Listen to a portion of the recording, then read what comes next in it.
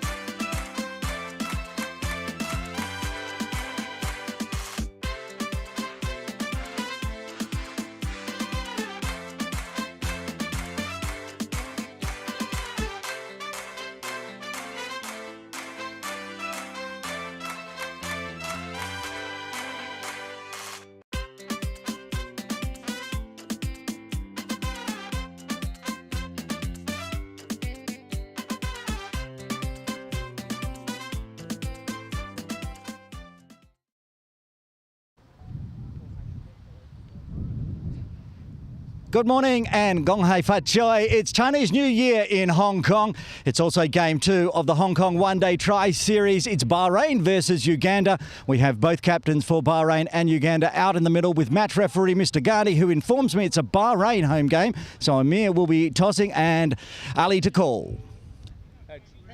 Heads is the call. Tails is the result. So Amir, congratulations and welcome to Hong Kong. You've won the toss. What are you going to do? We're going to ball first. Okay, and first time captain for you today for Bahrain. How are you feeling? Yeah, it's a big honor for me that I represent the Bahrain national team. So it's good for me and good for the team. And you're looking forward to having a bowl. You've had a look at the track. It's early morning. It's cloudy, windy, green. Yeah, happy to have a bowl. Yeah, we played before this kind of track in the UAE past. There is a Australian track, so we knew how to bowl in this kind of wickets. Well, good luck today. Amir bin Nasir, new captain for Bahrain. We'll have a chat to Riaz Ali Shah. Ali, didn't win the toss. Getting to have a bat. Happy, or would have you had a bowl? In this condition, we wanted to bowl first, grassy wicket, but we don't mind even batting first, because in an upcoming tournament we have to bat in this kind of condition. So we don't mind even batting first. Last time we talked, you were cramping up and had to retire hurt on a big score. The team more adjusted after 3 more days in Hong Kong? Yeah, especially with the weather now, because weather it's cold and we don't take enough liquids. Yeah, so now we know how to adjust in these conditions. Yeah. Well, good luck out in the middle. Captain for Uganda, Riaz Ali Shah. We're going to have a look at the pitch. We just talked about it. I don't think it's a bad choice to bowl on. It's a bit moist underneath, very green, as you can see. But the hidden secret of HKCC, it looks like it's a good bowling track, but it's going to be big runs today. Both sides are going to score big. It's not going to do much. It's certainly not going to do anything for the spinners. We have a quick little wander down this way. There's not many marks down near either of the bowling ends for the spinners. So it's going to be a seamer's day, but I really, really feel like this is going to be a big scoring event. It's game 2 of the Hong Kong one-day tri-series, live from Hong Kong Cricket Club atop the hill here in Hong Kong. We'll be live from 9 a.m.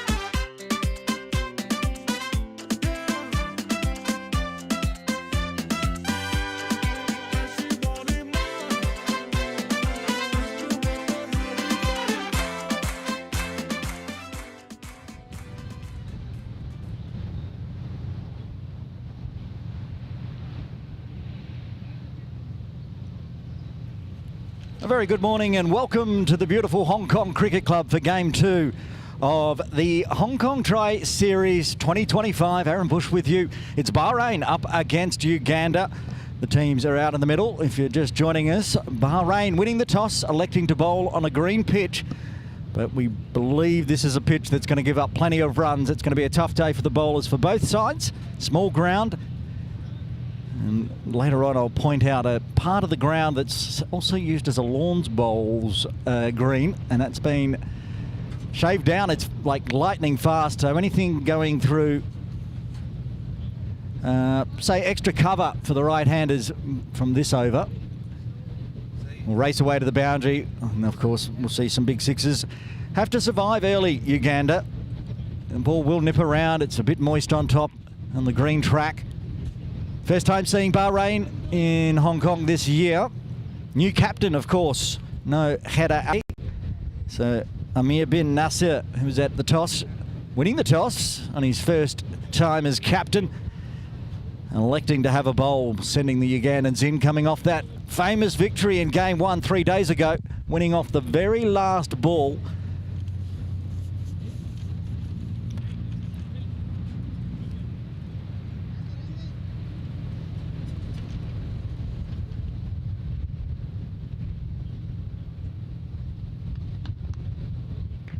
If you're watching on here in Hong Kong, day 3 of Chinese New Year, you can come up the hill. There's a spectators area. You can watch live here at the beautiful Hong Kong Cricket Club.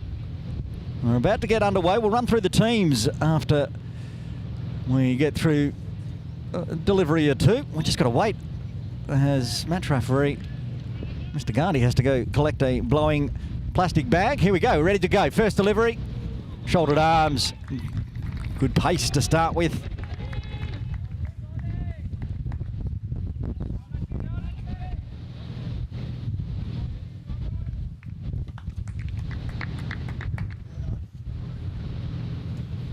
And joining me, as he did in Game 1, it is a very good morning to you, Asif Hussain.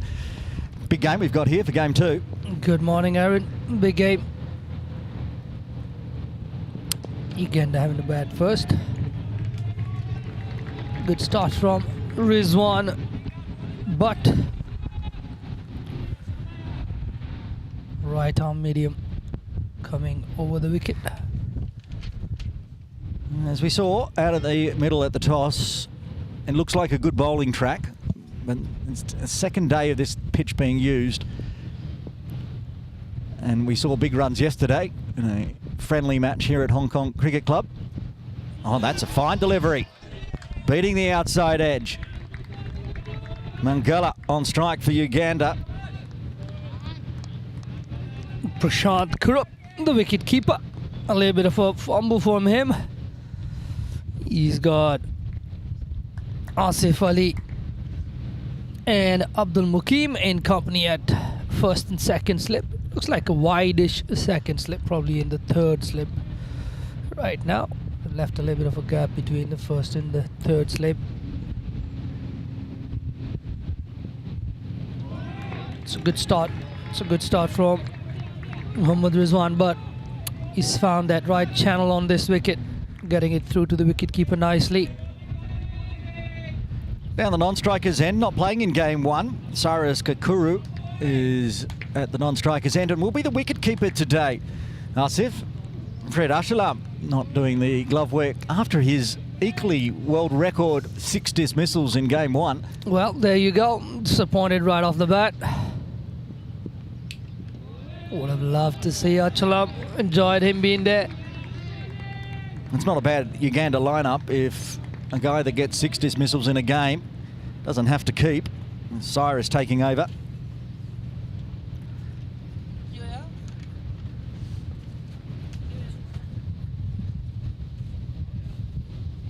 Very nice first over, as Asif was saying, from Mohammad Rizwan Butt.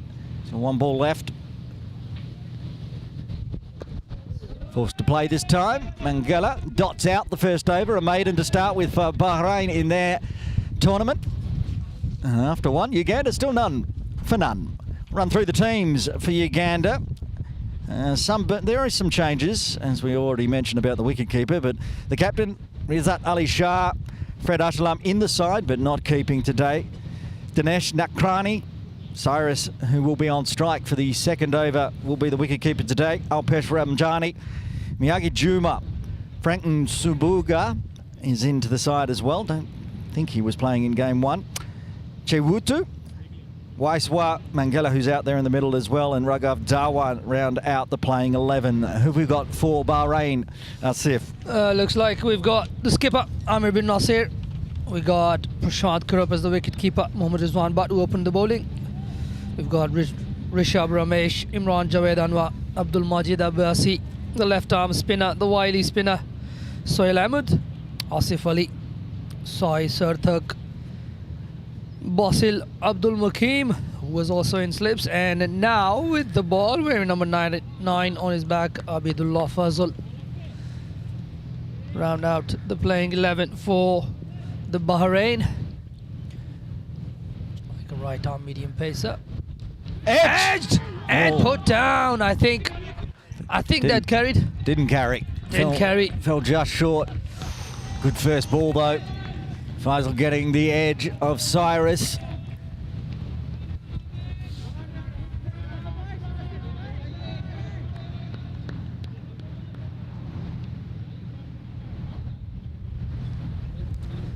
It's a good start, but the batsman forward, brought him forward, drew that edge, just didn't carry.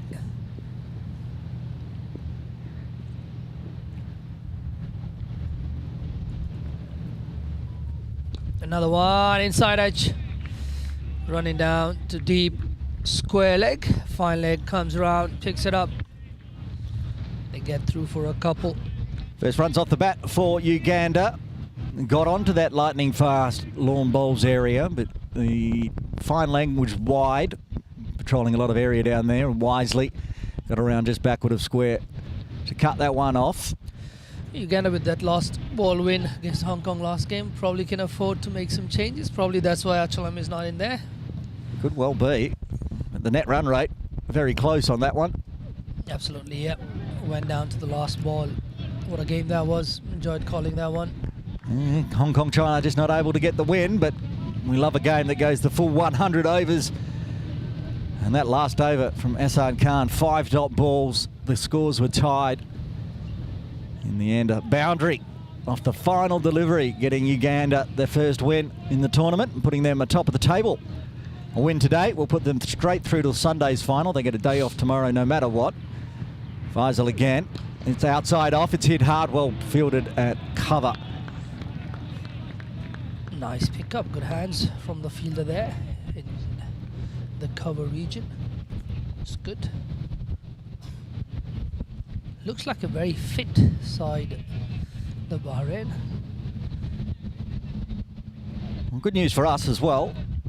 They've got a nice, lucky red jerseys and a uniform and a nice clear number on the back. Oh yeah, got the numbers in white. Oh, beats the outside edge this time. It's really good. Love the length. His bowling has been really full.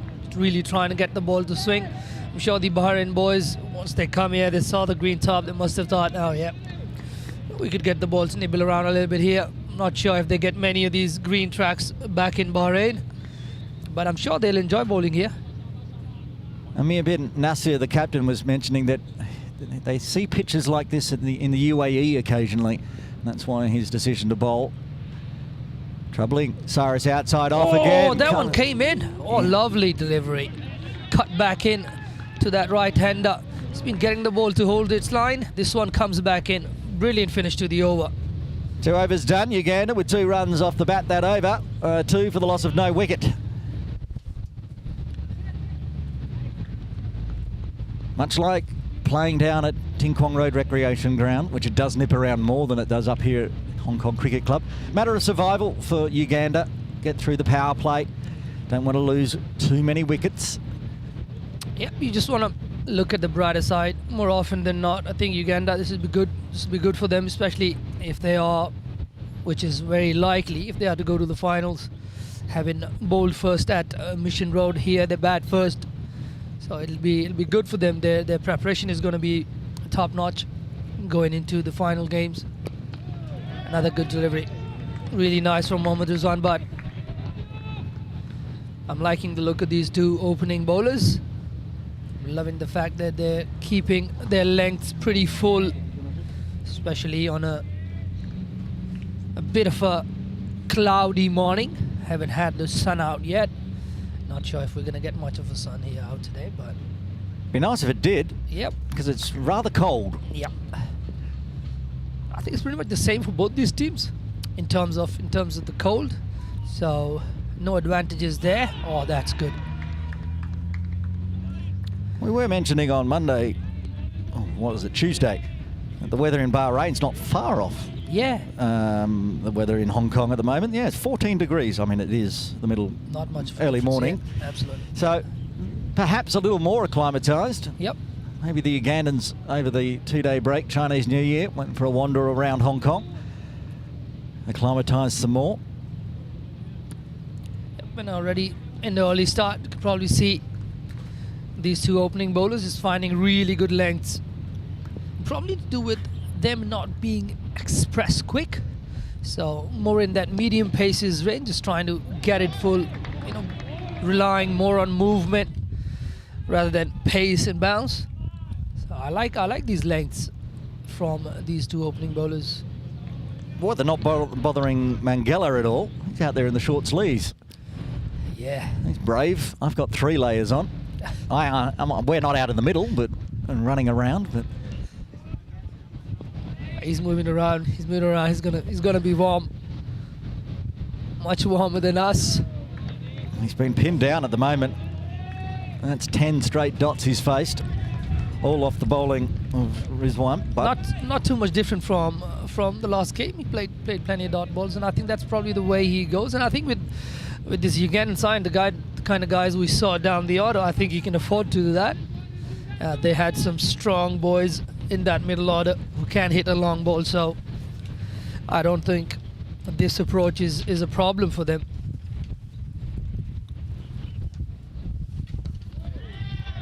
of course, both these sides will be featuring in the ICC Challenge League Group B Round 2 coming up, starting February 6. I have somewhere I'll be able to find out when these two teams meet. They're not at KCC. They must be playing each other at Mission Road. I'll pull those details up. But a good hit out early. Of course, the ICC Challenge League also has Italy and Singapore. Magela there just walked down the track, and I think the umpire's going to have a word with him. Maybe not. I just saw him take a couple of steps down the track as the bowler was about to start running in. Interesting approach from Magela. And Mohammad Rizwan Butt now bowled 2 overs, bowled 2 maidens, all to Shradeep Mangala. 12 dot balls. That's a good start, just what Bahrain was looking for under their new captain. And the 2 runs off the bowling of Faisal was squirted inside edge onto the leg side. It looks like they've got a gully fielder in from this end. Quite close as well. He's pretty close. Probably with that one, the first one not carrying. Here's Faisal to continue. This time Cyrus shoulders arms. He's going to have to be wary of that outside off, as we saw that final delivery of Faisal's first over. Nip back in, searching for the top of off. And it makes the batter have 2 minds when he gets a delivery like that. He's got the edge, didn't carry to slip, and then one nips back in. Abidullah Fazal doing enough off the wicket so far. This one comes in in the air, doesn't carry. Bottom hand there, almost popped up. There's only 2 fielders on the leg side, one of them being Ribash Ramesh, sitting at mid-on. He's not back on the circle either, but didn't carry. It was probably the batter looking for the outswinger there. The ball came back into him, trying to adjust right at the end. Played it up in the air a little bit. And again, it doesn't carry. This is really interesting. Looks like on that fuller length, it's not really carrying through to the cordon. But this is really good from Fazal. It looks like he's just trying to keep it full, nibble it both ways. So far, he's controlled it well. We haven't really seen a wide. I don't want to jinx him, but this looks good.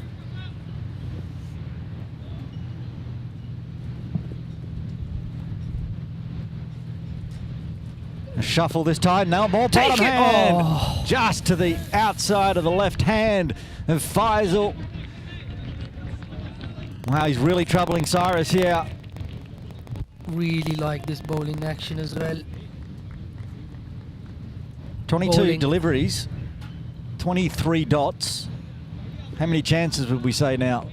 Almost carries to mid-iron, like 2, almost carrying to slips, 1 just wide of the bowler on the offside. They've tried to cover that now, put an extra cover in catching position. Wise. Aaron, this is such a good situation in the game to call because you know something is going to happen. You know, the bowler gets the batter, the batter finds a boundary or something. Oh!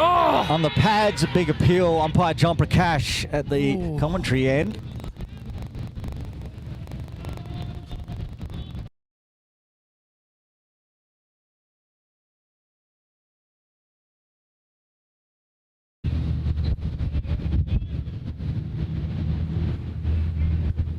Another one there, nipping back in. Really impressed with this young man. Looks like he's got both these in-swinger and out-swinger going, which is really nice.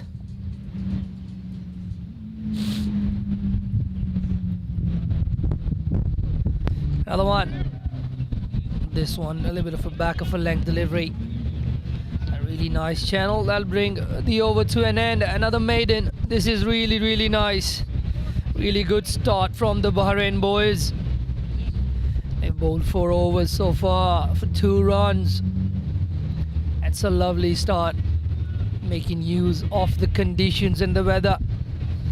Abidullah Fazal with his first maiden.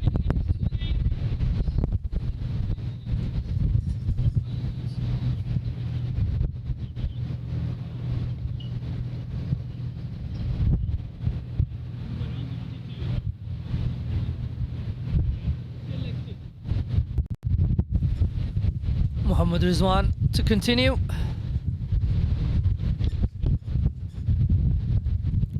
Looks like he's coming around the stumps to Mangala.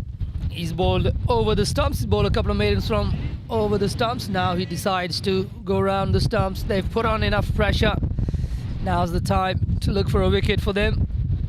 Seems like they've gone that way. Oh, that's good. It's really good. Good channels.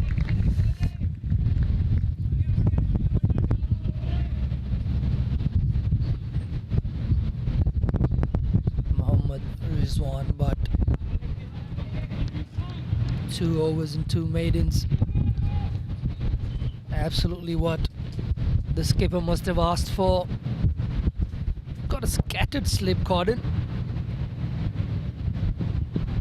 Oh, left it on length. Looks like he's left it on length there. Not really the line, which is really good. Shows he's assured of his stumps. He's assured of what he's doing. Mangala. And in a one-day game, you can afford to take your time. This is really good. Good cricket. Good cricket to be calling. Both these bowler and batter trying out their scales. They look for 1. I think they're going to get through easily in the end. That's the first runs of Mohammad Rizwan Butt's bowling. It's also the first runs for Mangala after facing 15 deliveries, or 14 deliveries, gets 1 off his 15th, which means Cyrus will get to face Rizwan Butt for the first time with half an over left of the 5th.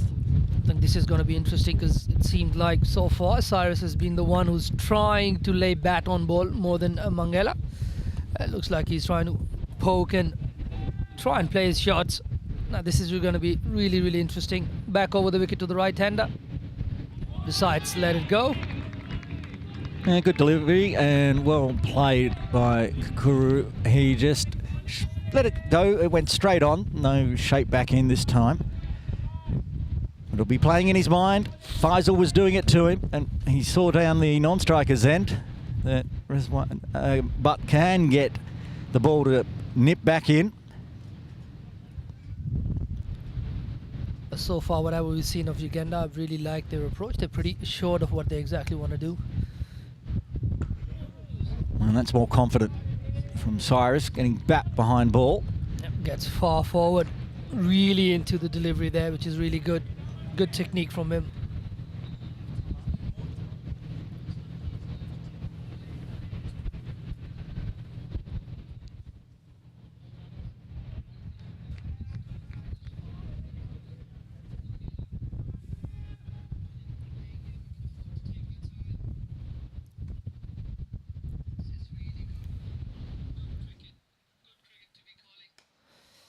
Nice.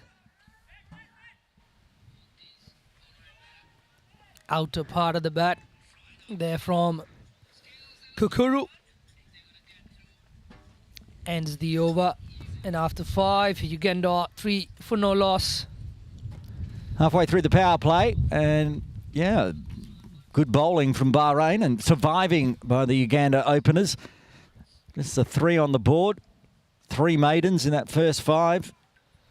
Mohammed Rizwan Butt, 3 overs, 2 maidens, none for 1. Faisal, of course, will continue. 2 overs, 1 maiden, none for 2. He'll be bowling to Mangela for the first time. And he's been able to get the ball to go both ways. It'll be interesting what he starts off with, because that delivery coming into the left-hander is a very dangerous delivery. But he's got the ability to bring it into the right-hander, so he'll be able to take it away as well. 30 deliveries, 28 dots. Plenty of chances in that first half of the first power play.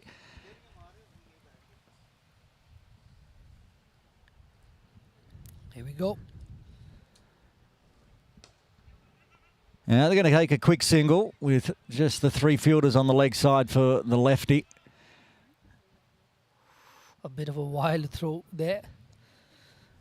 That's going to sting in these cool conditions in the morning, backing up, and good backing up. Keeps it to 1. Sai Surthak. Sai Surthak was there at short mid-wicket for Mangela. Vadiraju. Back to the 7-2 offside field for the right-hander. Nobody anywhere through mid-wicket or square leg. Pops up, almost carries to that gully fielder. Again, just falling short. Bounces off the knee down to deep third. They'll take another single, another edge, almost carrying.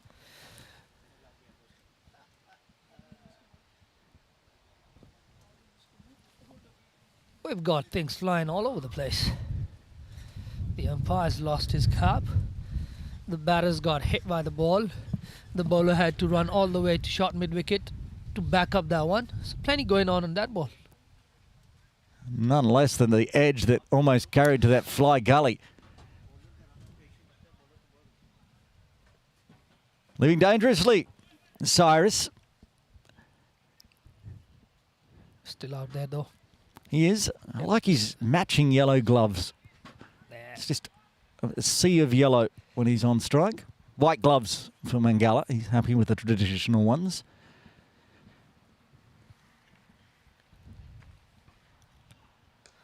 Oh, nice. This one rolling along the ground to gully.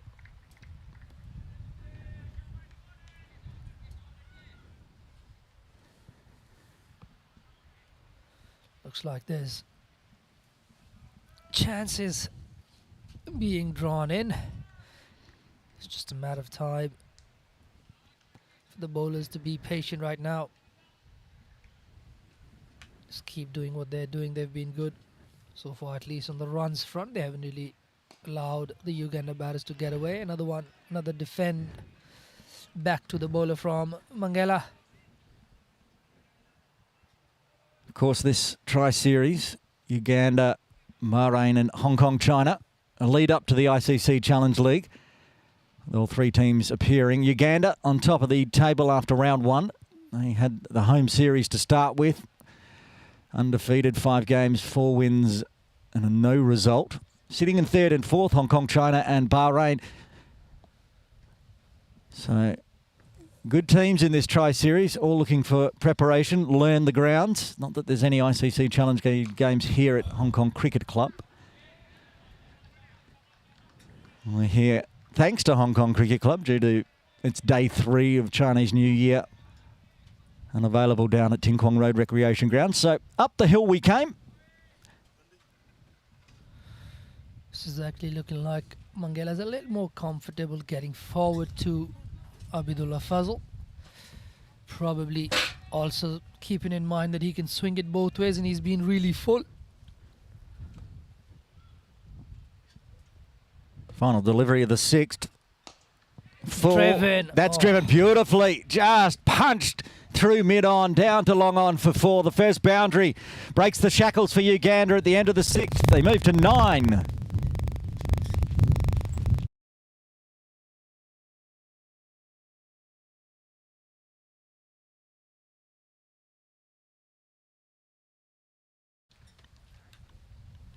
It's a lovely shot. That's what you get if you're being patient. He was patient last game. Took his time, but that was such a beautiful shot. Fuzzle there, just getting a little bit too full for him to find enough swing in the edge of the bat. It was too full. He got his foot forward and just caressed it straight down the ground. Good shot from Mangela. There's one putt to continue from the Castle End. We like to call it the Castle End at Hong Kong Cricket Club because there's a very big mansion up the back that looks like a castle behind. Something that I've just learned. It's interesting. It may not be called the Castle End. I may be the only person in Hong Kong that calls it the Castle End. But no, what I just learned was that I've been up here so many times in my life. In 20 years, I've never looked up and seen what the houses up there look like. Never. They're mansions overlooking the city, of course. You could call it the mansion end, I suppose, but Castle End seems to work. Another good delivery from Mohammed Rizwan Butt. Owning the Castle End at the moment. Beautiful settings out here. Beautiful place. I've never quite come up with a name for the end we're broadcasting from. That's the Forest End. The Forest End, the Snake's End. Yeah. Plenty of snakes in the forest behind us. Let's go with Forest End today. Yeah, but this is a very picturesque ground. Set amongst beautiful mountains around here. Right in the gap, the Wong Nai Chung Gap. Wong Nai Chung Gap Road, absolutely. Chance. Oh, direct hit. Appeal. Nothing coming from the umpires. Good running. Decisive. Good fielding as well. Good cricket all round. Taking a cheeky single. Been tough going to find runs off Rizwan Butt's bowling. So they've put a bit of pressure on the field and get through safely. For any youngsters watching, I think it's so important as a batter. For Karuku there, he got it a bit high on the bat. He knew it wouldn't really run as quickly to the fielder. So decided right after it hit the bat, he knew it's not going to have enough pace towards the fielder, so ran around for that single. Oh, good bounce. I think it might have just got a bit of a round of applause. Turned him inside out. Really good delivery there. We saw one that Mangela left last over. Similar to this one. This one couldn't leave it. Couldn't get much bat to it either. It's a big play and miss.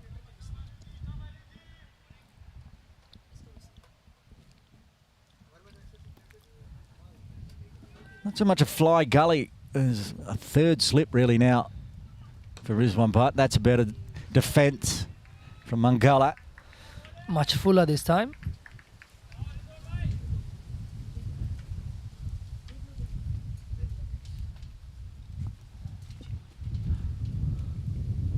Someone promised me from Hong Kong Cricket Club that it's going to warm up once the sun comes out. If it does. That's my issue. Where is it? We're already nearing 9:30 a.m. Cloud Yeah. cover. Probably still around Mission Road, not going to get down here. Down. Oh, great that's a fielding. good pickup. Right mid out.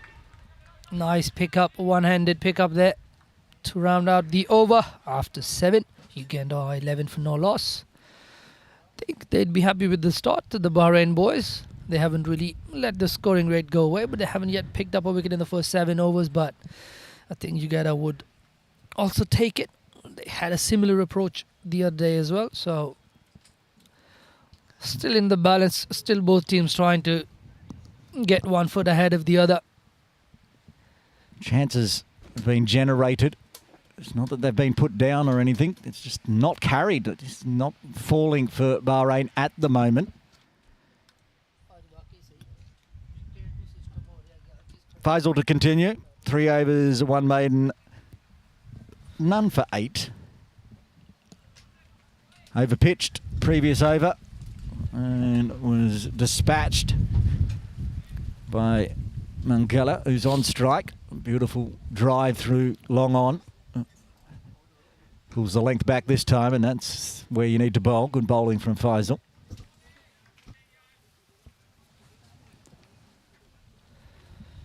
The wicket's playing all right so far. No demons in the wicket. It's not a demon wicket. It's to survive the new ball wicket.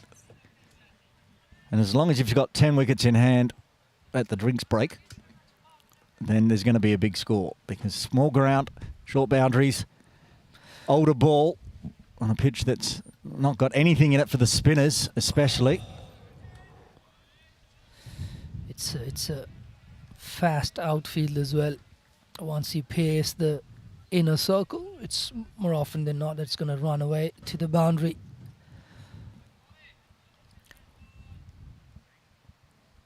Dropped a catch here a few years ago. You did. I was playing for KCC. So one of the HKCC boys, he smashed it at me. It was a very young kid. Hit my knee. It was a 1 bounce 4. That sounds about HKCC. Well, Bahrain, maybe they've got their ears burning because they've just put square leg back on the picket fence on the leg side for Mangala. He's got a lot of work, a lot of ground to cover on a shortish boundary. Oh, maybe it was a trap because Faisal's bounced one. Was probably looking for the bouncer there. Maybe looking to draw Mangala into the false stroke through square leg, because whatever it was a one-off, because square leg now back inside the circle and fine leg back down outside on the ropes. Just saying, the number of deliveries Mangala has first. If this was on the body, I reckon he'd probably put that away. Just really didn't really get up that much from... Oh. Squared up this time. That was not aimed at point, but that's where it ended up. Now, jump to avoid the throw. Kept the bat down, though. I was keeping an eye on that one. We've talked about that one last game. That was wise. Used the bat as a cane to jump up in the air, so at least the bat was behind the crease.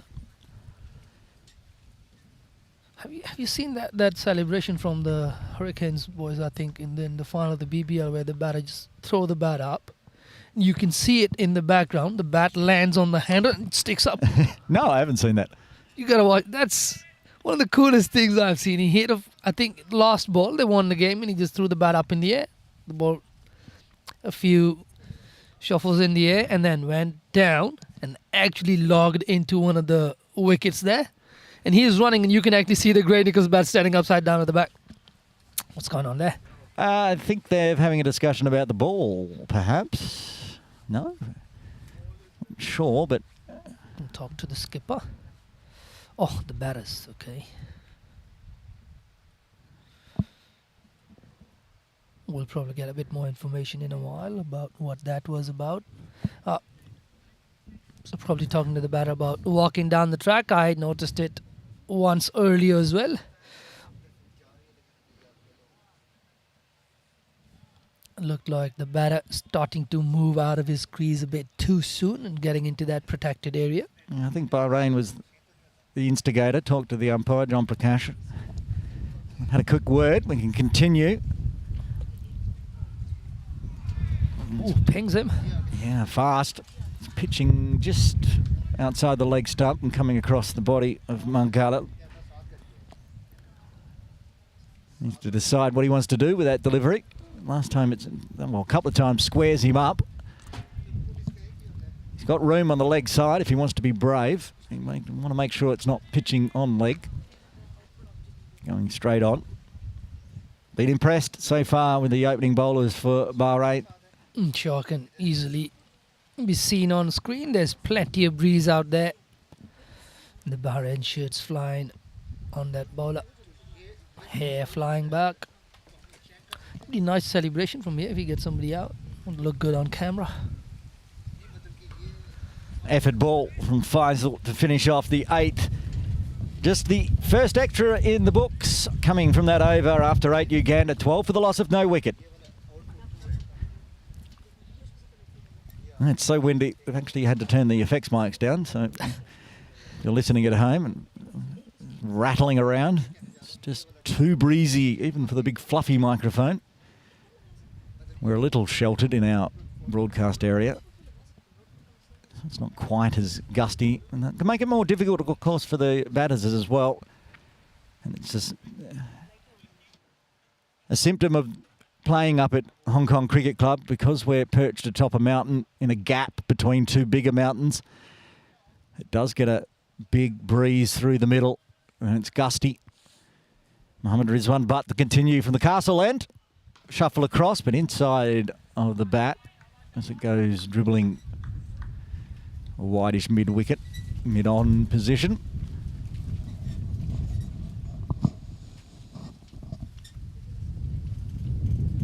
Into his 5th, Mohammad Rizwan Butt. Will be interesting to see who follows up after these opening bowlers are done with their spells. Will be interesting to see who comes in, because I think generally with Bahrain, playing in Bahrain, or more often than not, they turn to spin very early. They've got some good spinners. Oh, it's driven hard. That's 4 straight off the bat, going through cover point. Pow! Off it goes, racing. Another boundary for the Ugandans.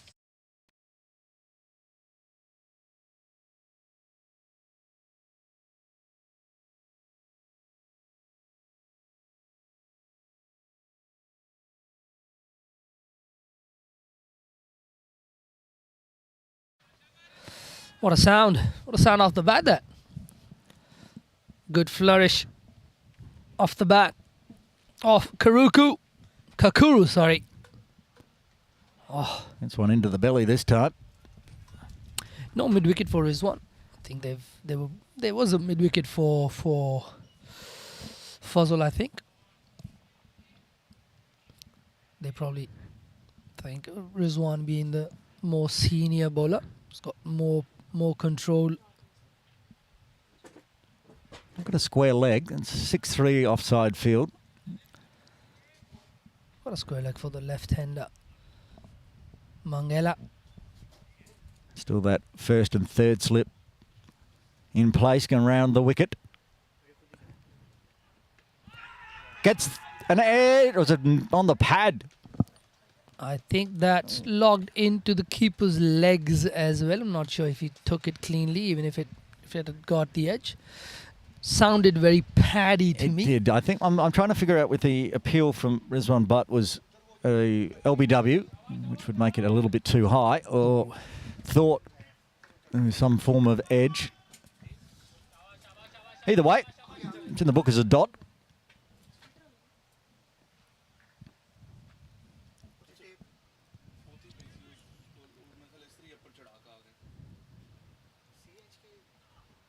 Oh. What a delivery that one is. Another good one. Too good. Find the edge. And that's one of the things with playing on different or newer wickets. It's hard to properly gauge what length would be hitting the stumps.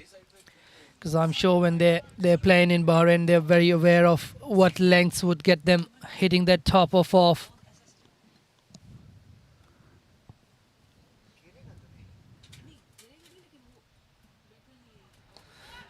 Up in the air, it goes Found a through gap. extra cover. It's not going to make the short boundary. They're running hard, get back for 2. I think had that hit, that probably would have been out. Looked like it was a risky run. Discussion who should have been at the stumps, but in the end, it is in the books as a 2. Uganda moved to 19 for the loss of no wicket after 9.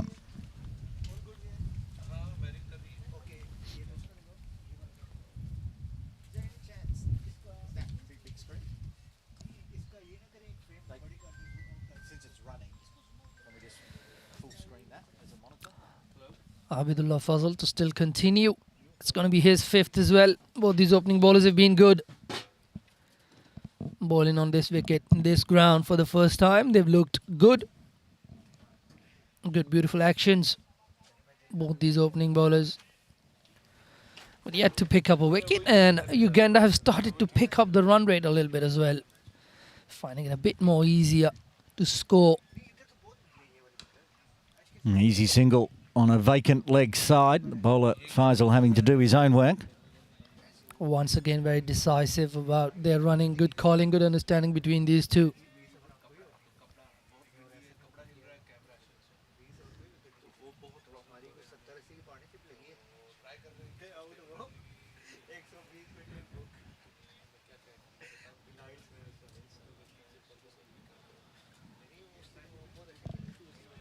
Sridev Mangala on 9 from 32 deliveries. Kakuru 10 from 23. It's nicely washed, plays it late, drops it into the ground towards point.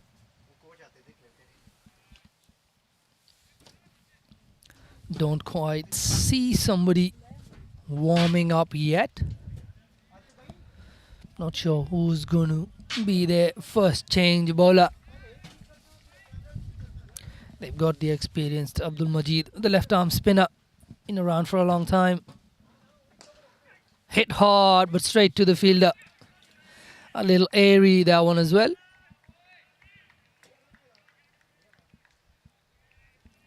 A number of balls in this first power play. Falling short of fielders. So Bahrain have created chances. Unfortunately, it hasn't gone their way yet. They haven't really been able to pick up a wicket. 20 on the board. Lost 3 balls off the first power play. A little agricultural that one, but I think that's going to run downhill down to the mid-wicket boundary for a 4. It's a good shot from Mangala. It's the second boundary.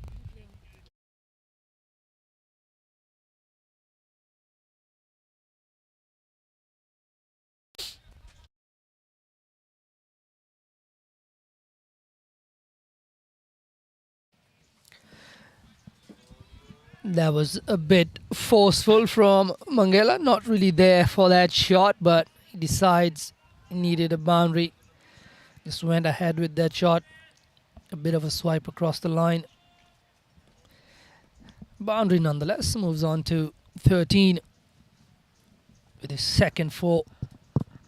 Goes full again. Driven really nicely. That's more of a shot of a top out of bat. Lovely shot straight down the ground for a 4.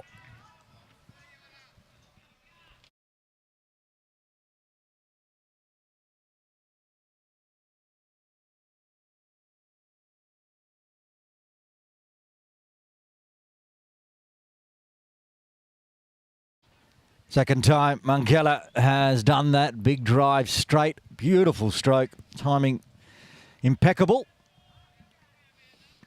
Just saw the Bahrain coach, or one of the coaching staff up in their tents, stood up and just signaled to Faisal to just calm down a little bit. Because I think that boundary came on the back of that previous boundary, which was a good length. He swiped across the line. Fazal there thinking he's got to go full. He goes really full, misses his length and then just gets tonked straight down the ground. Big over for Uganda. And the power play done. They are 28 for the loss of no wicket after 10.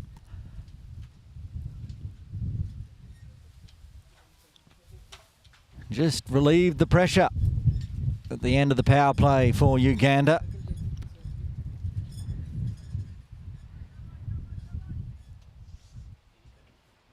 No Robinson, Bayu Ubaya in the side today for Uganda, who opened against Hong Kong with Mangala. That as well, I think it's good planning. They're getting their players, giving the players a run. I think them winning that last game just gives them that little bit of margin. They can try different things. Rizwan continues a little wide, but Kuru lets it go through to the wicket keeper. Cyrus Kukuru into the side for Robinson Aboya, opening the batting today. Bahrain have not been too bad, but maybe it's just me. I feel like there've been a few butterfingers in just like there haven't been many runs that have come out, but a number of fumbles from them this morning. More confident as the ball gets older from Cyrus. Just shuffles down, smothers the ball. It's cold up here. Yeah, it just seemed like Ball's into the hand early on. Bouncing. Not sticking in the mitts. I see some of them holding both their hands together, just trying to keep him warm. There's only 3 Bahrain players in short sleeves. Another shuffle pushes through point. Safely home, even with the direct hit. Good backing up. That's all Uganda need to do. They can find the boundaries occasionally with the overpitch deliveries, but it's the singles. They're taking the fielders on. Yeah, it frustrates Bahrain. They feel like they probably should have got a wicket or 2 in that first power play. And now, all of a sudden, the power play's done. Runs are starting to flow. No wickets yet. So for Mangala, they've got a deep square leg and a wideish fine leg outside the circle, plus mid-on, a bit wide. Big leading edge, doesn't carry again. Standing back on the circle point. So, unfortunately, not carrying to Sahel Ahmed. I kind of agree with the bowler there. He just pointed to his fielder saying, "Hey, you could probably, this was one of those ones which probably could have been taken, but I think just last over, especially Mangala finding 2 boundaries. Sometimes as a fielder you think, you could probably stay a little bit on the circle, not walk in as much as you would do in the first 5 overs. Shuffles in a little bit this time, Sahel, but it goes on the leg side. Backward of square. Yabash Ramesh doing the fielding. The problem with that point fielding position at Hong Kong Cricket Club, for the left-hander at least, you're on the circle. And you're still pretty close. You're closer to the boundary than you are to the batter. Yeah. That's how short that boundary is towards the pavilion here at Hong Kong Cricket Club. It's 5 paces if you're running between the circle and the picket fence. So you're caught in no man's land at times. That one's got him on the glove, on the thumb. It looks like... No, it's got him on the elbow. Apologies. Ooh. Looks in pain. Does. That's not anything funny about that bone, but that's where it looks like he's hit him.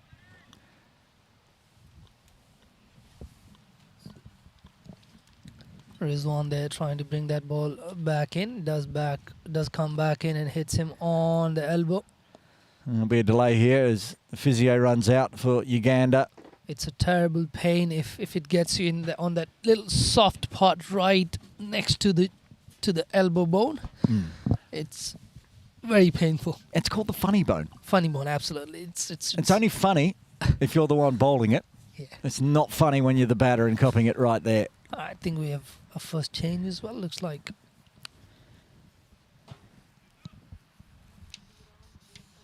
Looks like Imran Anwar, the left arm quickie, just had a little mimic mock run from our end. He's either going to have a bowl or he's very much indicating to His Amir skipper. bin Nasir that I want to bowl. He's done the full run up and run through the pitch.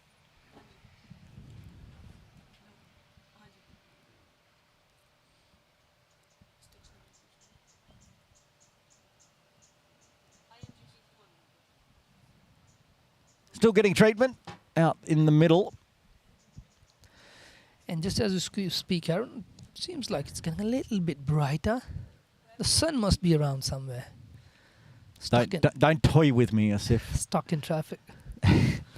It's Chinese New Year. Maybe he's gone out to meet the family, give out the licee. There is blue skies to the south of us, but unfortunately the breeze is blowing from the north. And it's quite cloudy out to the north towards China, the mainland. Hopefully it breaks up. It's still gusty. Can't pick it up on the cameras, but we can see the sight screens covered in the black mesh just fluttering in the breeze. And the flags over near our camera person, Emma Lai, who is rugged up like she's about to climb Mount Everest because it's freezing cold up in that corner, but bringing us all the great camera. And also Wakas Ali, who's on the scoreboard. Not sure how warm it is up there either. I'd rather be down here than up there, put it that way. Cheeky from Wakas, he just found the right spot where it's not as high as where Emily is. But I think Emily has been here around enough times. She was happy to be up there. She's probably got seating. I'm not sure if Wakas has got a seating place. There's actually heaters up there, so she should drag one across into the corner. She could. If anybody knows HKCC well, Emily does. Exactly. She plays here. She used to work here. She used to work here, and I remember the first time I saw her was through a development program which HKCC ran, and I was coaching that program. She got hooked on to cricket from there, and we've seen her represent Hong Kong plenty of times, which is brilliant on her. Led her Hong Kong Cricket Club T10 team to a victory just recently. It is Iran 2, steam in. Good first delivery. And the left arm quick. Action. Something to talk about. Not a very conventional action. It looks like the left-hand version of our very own Muhammad Waheed. It's a very unique action from Muhammad Waheed. So, Imran Jawed Anwar. Yeah, I see what you're talking about now as it's picked off the toes, runs slowly, doesn't even get to the circle down at fine leg. Another run in the books. It's the off step. Yep. While bowling off, having the back foot down at the same time as the arm rotates. Hard to control, but also very difficult for the batters to pick what's about to come. But you need to have a super quick arm swing for that delivery to go down to the batter at that pace. So he's got strong shoulders. And Cyrus back on strike. His elbow got the magic spray on it. And quickly takes an easy single onto the leg side. So no real delay in that bowling arm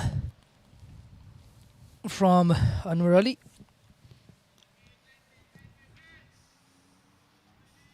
Anwar Javed. Corrections. Imran Javed Anwar.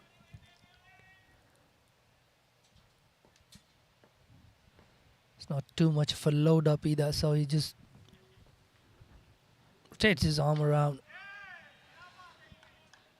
It's good lengths.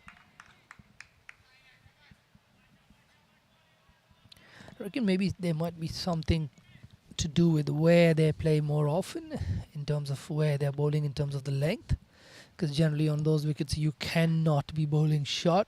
You know, you generally asked to bowl as full as possible and not be too full. But here again, it's really good lengths from these guys. Mangela there just runs it down to third man for a single. Looking at more ease, scoring a bit more freely now. That's what we expected. Survive. And then the runs should come. And it's going to be another one of those pitches where it's going to be the batter that's going to need to make the mistake. Once the ball gets a bit older, the pitch is not going to assist. Really don't think we're going to see any spin on this pitch today. So good bounce through to the keeper on that one. That was good. Good finish to the over. Yeah. After 12, Uganda 33 for no loss. It's a good start from Uganda. They'd be happy with this. They haven't yet lost a wicket. They'd like to go into drinks with 10 intact. That'll be a big win-win for them. We'll see if they follow the same sort of batting lineup. Perhaps expect to see Ranghav Dhawan come out at number 3. Got a nice 28 against Hong Kong in the first game. Then they've got Kenneth Waiswa and the big wicket, the captain, Rizat Ali Shah, 84, retired hurt. Cramped up too much in the cold weather with the dryness. We didn't have any humidity. Looks like Abdullah Fazal changes end now. Interesting tactic. Bowled Rizwan Butt 6 straight through. Now giving Fazal a chance from that end.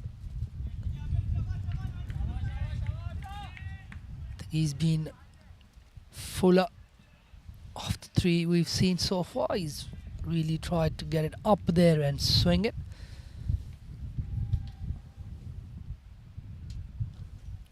Abdullah Fazal got good figures so far. 5.1 overs for 18 runs.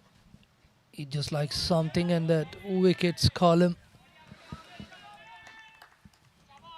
Sooner rather than later, the Bahrain boys would slowly start feeling a little bit of pressure if they don't get any wickets soon.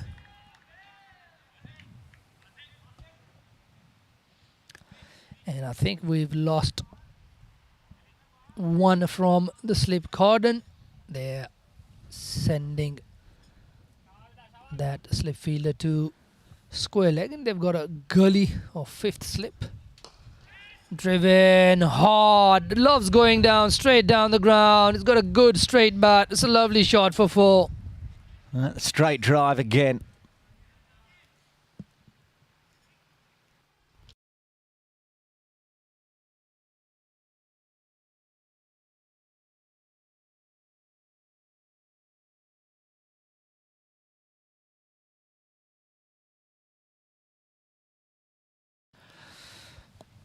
Liking the bowling of Faisal when he over pitches. This one trying to dribble through gully. No chance of a run, but yes, as if an over pitch from Faisal, and it's being dispatched by Angela. Yep, not for the first time. I think he's taken a liking to Faisal. Early on, I think Faisal was bowling more in the first 2 overs to Saris Kakuru. And I think from the moment Mangala came on strike to Fazal, he's taken 4 boundaries, all his 4 boundaries coming off Fazal's bowling. Nice and quick, and left alone as it floats on through to the wicket keeper, Prashant.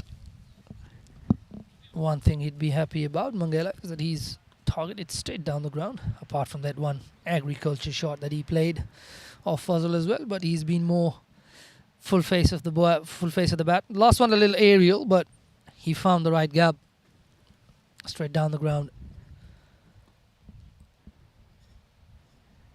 One left of the 13th. Cut away where they got protection. A good diving effort in the outfield. Saved 3 there on the very short point boundary. I think it's Sai Sartak there doing a diving effort, keeping it to 1 to end the 13th. Uganda, 38 for the loss of no wicket. It's a good stop from Sai Sartak there. Looks like a good fielder. Quick across the turf. Was doing point from this end last time. Got around to the ball pretty quickly. He's got a decent arm as well.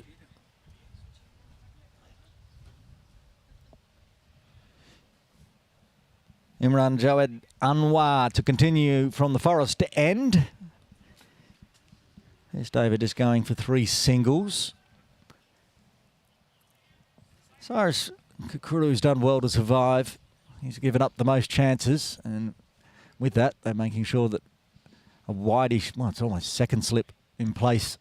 It almost seems like I haven't really seen on strike. I've seen him on strike for the last 2-3 overs. It's been Mangala. Mangala's taken 20 more deliveries so far in the game. But it is Cyrus who gets one drag down leg. Good keeping. That's all we can say about that delivery. Well taken by Prashant. Been good with the extras as well. I think they haven't really bowled too many extras. That would be the second or third. Yep, just 2 wides. They've been really good. Oh, generating some bounce with the left hand.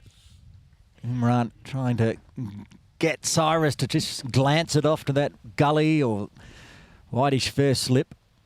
Navigates it well. Still Mangala on strike. Oh, that's Mangala, I should apologise, yes. Yeah, was trying to run it down to third man. He got a single there, last over as well. That's Looks like a very organised player, Mangala. That's his 50th delivery he's faced so far for his 25. Going at a strike rate of 50, obviously. Slightly less now as he leaves that one alone and wide again. It's the first time we're seeing a couple of wides in 1 over. That's 2 for him in this very over. 3rd wide of the morning. Been tidy. But would start to feel the fact they haven't really picked up a wicket yet. And they'd love to get that wicket. I'm just looking outside our broadcast area and I see sunshine on top of the castles. Hopefully it's coming our way. It's close. I told you it's coming, mate. It's coming. The players will be happy, that's for sure. Another single in the books. Not a fast start from Uganda, but just a nice start. No wickets lost. Finally puts Kakuru back on strike. 7-2 field to Kakuru. Some mid-on and deep fine leg. Very wide fine leg. And over on the lawn bowls area, a lot of paddock to look after, but he plays it on the offside, so no worries down at fine leg. Another single. That was well played. Got up on his toes. It was well run too, because that's a packed Absolutely. offside field. I think that's what I was talking about earlier as well. I think it's so important as a batter to practice this as well, because we sometimes probably overlook the fact that singles can come off of just not timing the ball well enough sometimes. So this one up high on the bat, just drops it close enough to him and then runs around for a single. That's good. Another single off the inside half of the bat towards that leg side. You still don't just stay there and watch the ball. Get through for a single. And just soft hands it onto the leg side, making sure that the run is on. And just keeps Bahrain having to switch back, left, right, left, right. There's some sun there on that mountain there. That's as far as it's got so far. To our right, towards Hong Kong City. Needs to come a bit south, further south. Oh, goes for the cut. Misses that delivery. That was there to be hit, to be honest. It was short, outside off. Just went over that bat. I think if he got an edge on it, it would have flown away for a boundary anyway, but it's looking to go over the top of point to the shorter boundary. Yeah, Towards the boundary cafe. It was going exactly the way with the old notion. If you go for the cut, go hard.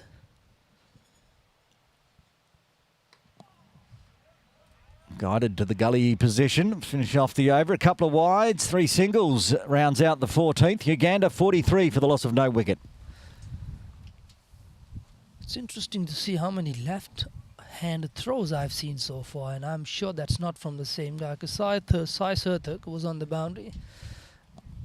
That fielder in the gully as well just had a left-arm throw. They might just be really talented that they can throw with both arms, or we have quite a few left-handers in the Bahrain side.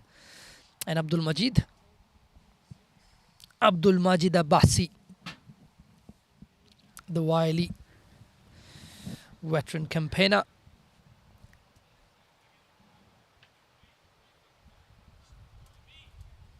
He's going to bowl the 15th from the Castle End.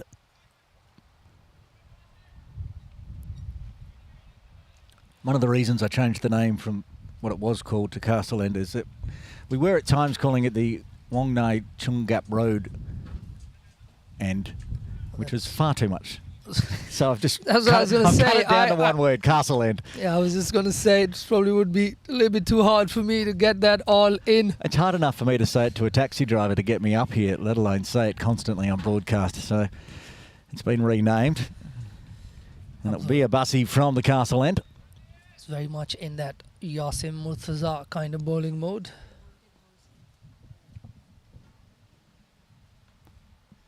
Starts a little short, but straight enough for Mangala to just knock it back towards him. Another one of your left-handers for Bahrain, using both ends, left armers at the moment.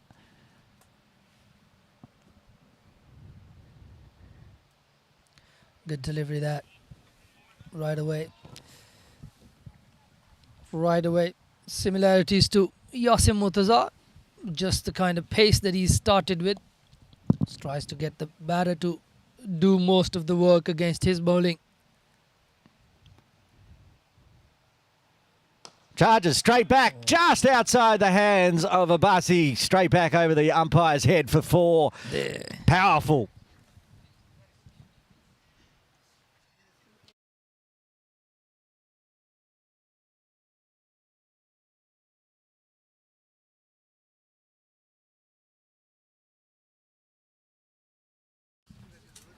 Mangala loves it straight, doesn't he? 5th boundary. 4 of them have been straight down the ground. Pushes, beats cover, so Whiteish mid-off comes around. They'll take the single. And that boundary moves him into the 30s now. Shrideep Mangala, 32 off 56, as you say, 5 boundaries. It's a measured innings, 40 dot balls for Mangala, but also the 32 runs. Handy. Very handy. He's got... Just 2 away from a 50 now. The team score. Indeed, we're probably 5 minutes away from the first drinks break, and if Uganda go in with 10 wickets in hand, they'll certainly say they've won the first session. Cyrus Kakuru, who's been lucky at times, back on strike. 13 off 32. Smashed it into his pads. Hasn't quite got his timing right even yet, Cyrus. Feels like he's looking like he's trying to break out. Start the runs flowing for himself as well.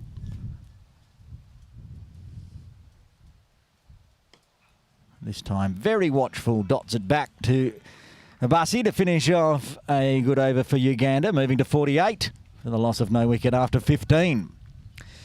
Probably the last over before drinks. Should be. Imran Anwar to still continue.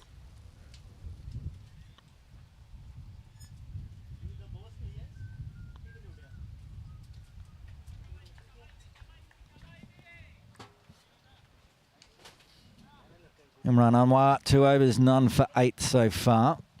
Couple of wides start of his previous over. Need to work on his line. That's a good ball. That's going to go through for 4 byes. Yes, it will be.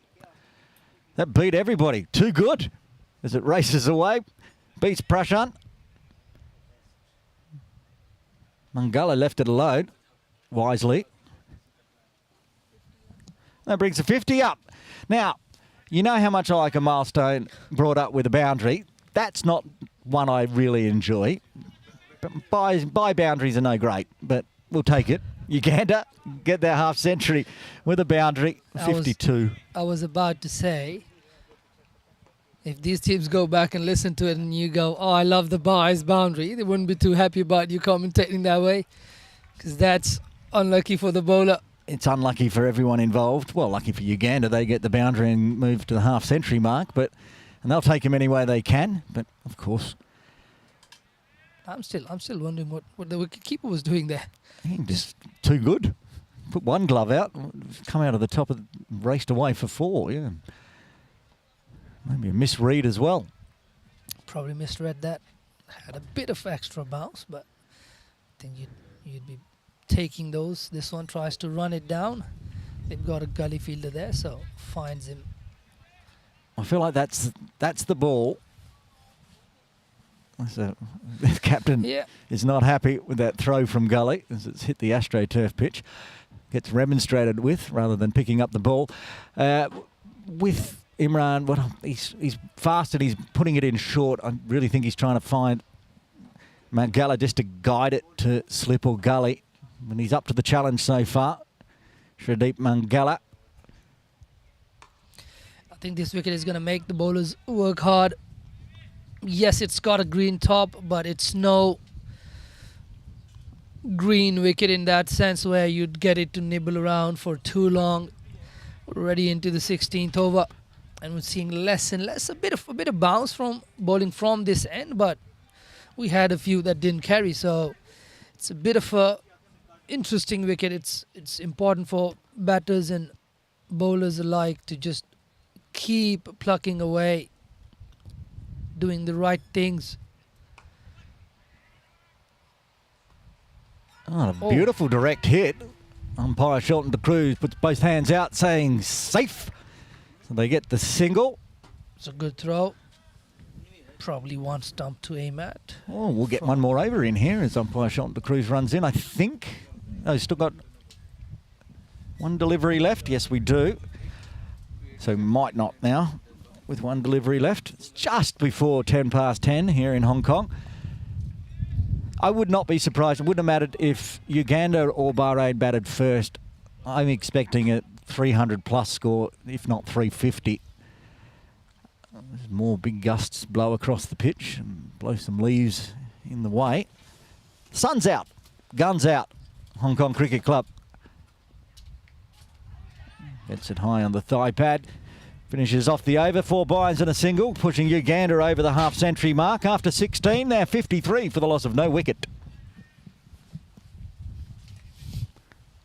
And it will be the drinks break here at the beautiful Hong Kong Cricket Club, with Uganda surviving. No wickets lost in the first session. They're 53 after 16. Join us very shortly after the drinks break here at Hong Kong Cricket Club.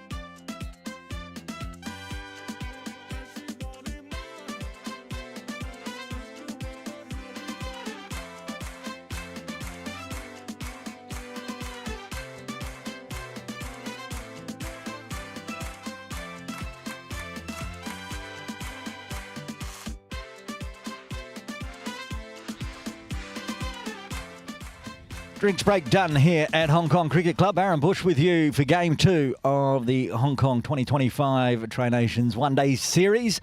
Joined, of course, by Asif Hussain. And you'd say that first session was Uganda's.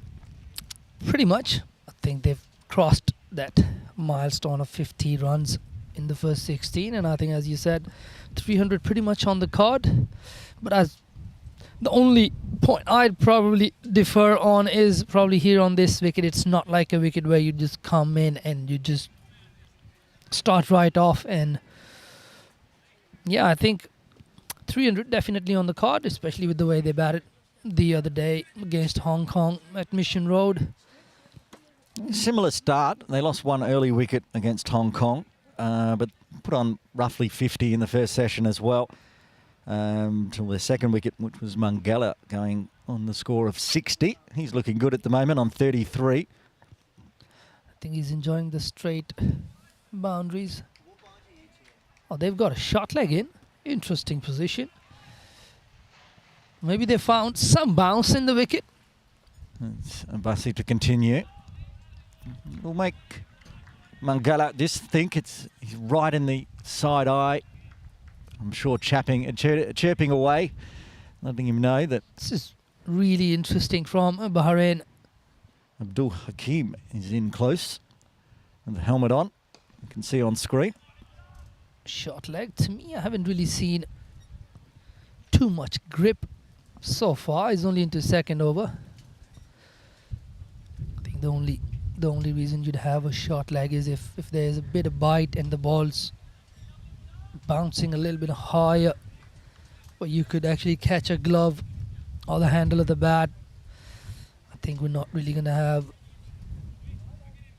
batters driving and getting a bat pad, but they must know something we don't. Well, Oh, that's love. coming our way.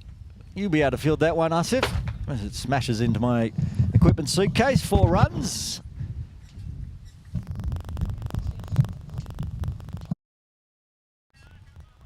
You can watch on the replay as sweeps away. Not where it was supposed to go. 4 runs in the books. Just as I got that ball, I just feel like this ball is 9 overs old. Looks like there's been some work done on the ball. Sweeps it hard. Misfield by the fielder at mid-wicket.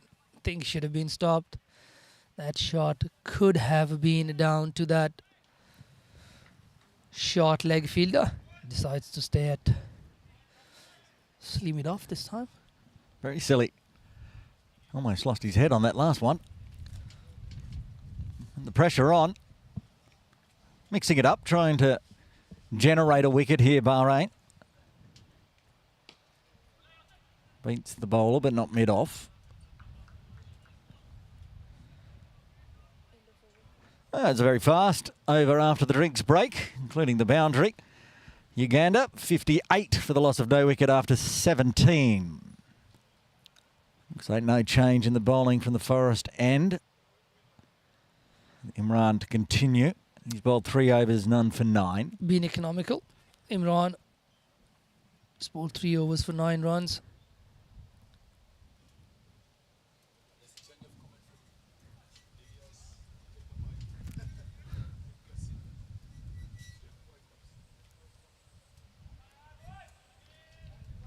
A bit more sunshine trying to break through here. You can see on screen, we can see some shadows. Finally. Finally, Aaron. It's nicely played. Really nicely played. Just let the ball come on. Played it right under his eyes. And yes, we have good amount of sun out there, buddy. It's about to go. Don't get too excited. I hope it stays and it doesn't. It's gone. Yep, commentator's curse. You got just too excited about the sunshine. It'll come and go. It's only patchy clouds at the moment up in the sky. Oh, brilliant delivery. In between, there have been some really, really good deliveries. Probably a bit too good to get back to that. Especially having been out there for 17 overs. It's been that kind of morning for Bahrain, hasn't it? Where Another annoying throw for the skipper from one of his fielders. Just off camera. Looks very disappointed. Another beauty. Mangala just thinking about getting the bat involved, then tucking it away at the last moment. A nice little battle between Anwar and Shadeep. Seen Sohail Tanveer ball live.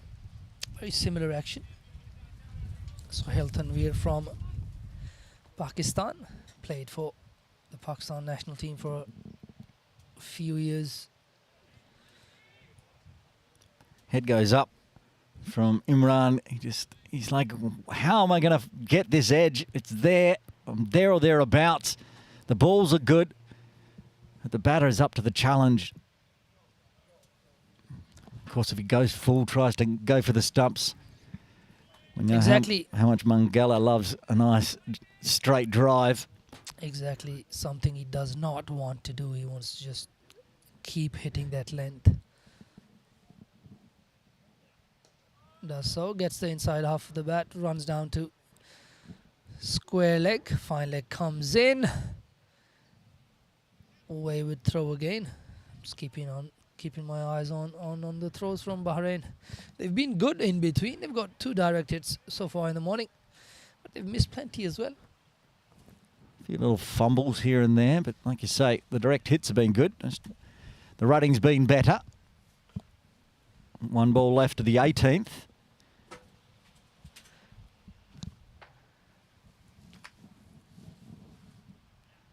Comes down, tries to push through mid-on. Cannot beat Mohammad Rizwan, but waiting there. So just the single. And coming from the 18th, Uganda 59 for the loss of no wicket.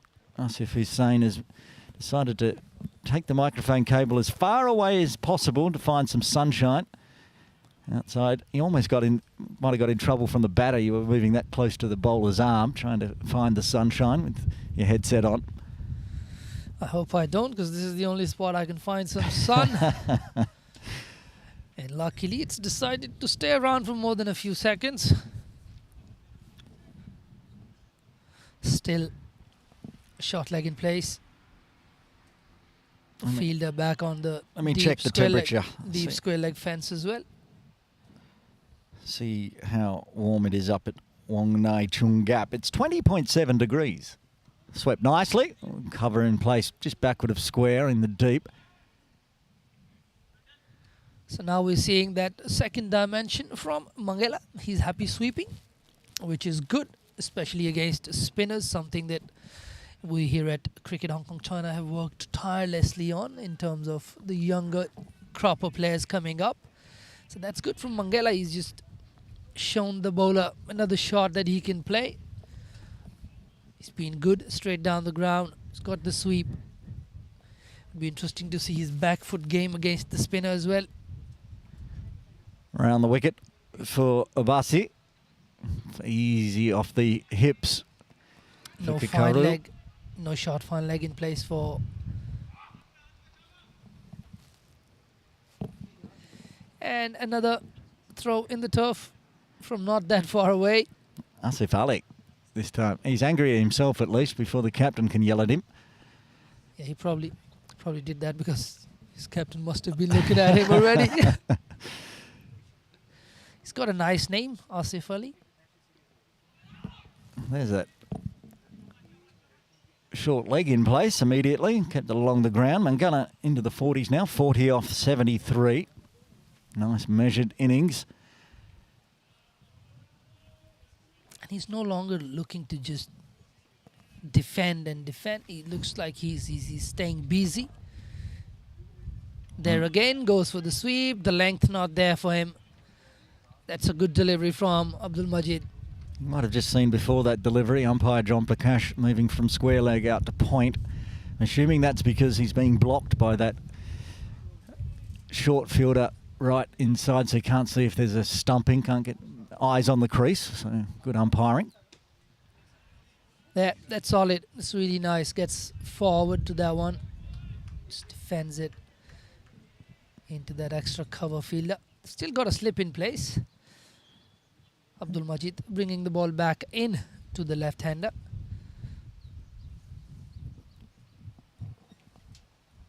Comes down, goes over the top. Beautiful stroke. One bounce into the Ugandan dugout. They do their own fielding off the boundary.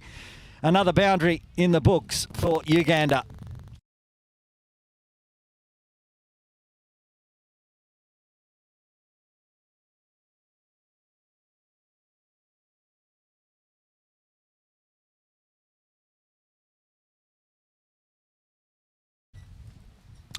So Mangala once again looking straight. I think it's good. It's good awareness more than anything else. Yes, it's skills, but you've got to be aware of the situation. They've got their mid-off pretty close for the spinner, and they had an extra cover which was up in the circle as well. So he just danced down the track, just didn't try and hit it too hard, just up and over the fielder there. One bounce into the fence.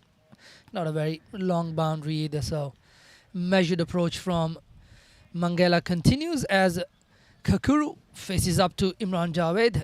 Imran Javed with his 5th over now.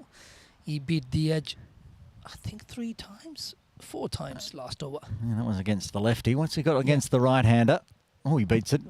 This time outside off. He wants a slip in place, I think. He's immediately said, we need somebody in first slip. And his request has been granted.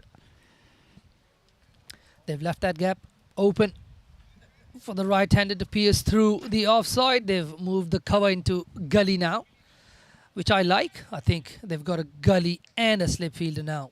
Like this field placement from Bahrain. Yeah, Abdul Hakim moving from gully to first slip. And again, wild slash outside off. Cyrus not managing to find bat on ball. From the looks of it, looks like Cyrus Kakuru is not very comfortable with the cut shot, because the last time he tried to play that one, the ball went above his bat. He played under that delivery. This one, delivery went under his bat. So he's not a very confident cutter of the ball. He's certainly having a go. He's just yet to find a bat on ball, so comes forward this time. Tip and run, flat-footed from Mangala, but they went to the non-strikers end. It's going to be 4 overthrows on the short boundary. They're going to get 5. They got a direct hit, went for a boundary. It's 5 to the batting team. Wow. Lucky but unlucky. It's a good throw. Moved in quickly, picked it up one hand. Probably one stump to aim at. Got a direct hit. My problem is I still believe that was to the wrong end, because Mangala did not think there was a run involved. He was flat-footed, standing at the non-strikers end. Had to take off as Cyrus came. Cyrus got through and ended up getting a 5, but a direct hit at the other end. Mangala was going to be stranded, but he's safe. He's on strike. Really good delivery again. Really good in that channel, going away from the left-hander. Mangala giving it the due respect as well, just letting it go through. And I think to the fielder's defense on that last directed, I think it was just a little bit, for him, it was much closer towards the bowling end. And then the batter obviously having played that shot, you'd think the non-striker would find it easier to be home. Probably just like me, missed out on Mangala not being ready for that single. There again, Mangala drops it to the leg side, just jogs around for another single. It's been really good. I think this partnership, it's been some good running in this partnership. They've taken good number of singles, just drop and runs. Some good shots in between boundaries from Mangala. I've got a sneaking suspicion this one's going to be fast, a little short outside off. Not as short and not as outside off as I thought. Trying to convince Cyrus to slash at it. Leaves it to a dot instead. Finishes off the over. 20 done, 30 remain. Uganda 71 for the loss of no wicket. As Shadeep Mangala moves towards his half-century mark. 45 off 78.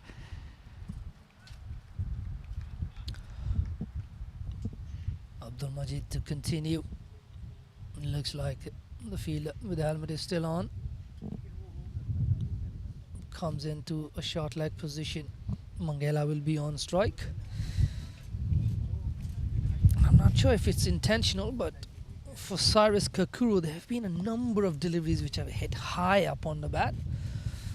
So probably something he'll go back and have a look at with his coaching staff, whether or not that is intentional or just something that he needs to work on as a batter, especially up the order.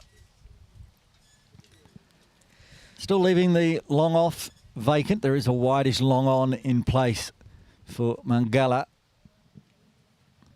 Pretty conventional, I think, this time around. They've got 3 on the boundary on the leg side, long on, mid-wicket and a deep square. Got a short mid-wicket as well. Smothers it. He's going to do his own fielding. Mangala doing it all. And they got the deep mid-wicket, backward square and a wide long on. Trying to cover around a cow corner as well. That's the longest boundary here today. But if it goes along the ground, it will go for 4 through the lawn bowls area. Now, are they pushing long off back now? It looks like they are. They are, so they've decided they need to cover that long off area as well. But there's an easy single, of course, then between there and cover. It'll be interesting to see how long they continue with that short leg fielding position, because very easily they could put it into one of these open spaces where an easy single is available. So they've really got to decide which way they want to go. Can't afford to. Swept hard in the air. Oh, good fielding. Picked it up with one hand on the bounce. Fine work in the deep. Sai Surthak again. That man, he's got glue to his hands. He had to have, because otherwise, that was 4. Such a good fielding effort there on the boundary. That's the second time he's saved 3.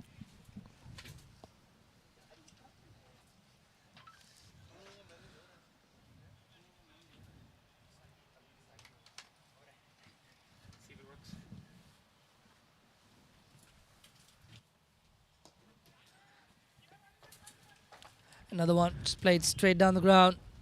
Cyrus gets off strike very quickly. Might even have had the long off back for Mangala, but brought him up in the circle to a long on to mid on position to Cyrus Kakuru, but he's managed to take a single.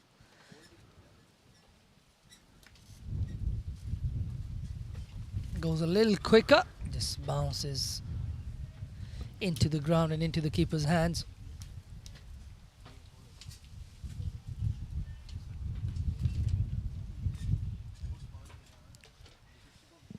Same field to Mangala, who's already on to 46, just 4 away from his little milestone of 50. Goal in the air! It up! Has it got enough on it? It doesn't! It's going to be taken! He gets dismissed. The first wicket falls for Uganda. The big wicket of Mangala out for 46. Uganda lose their first on 73.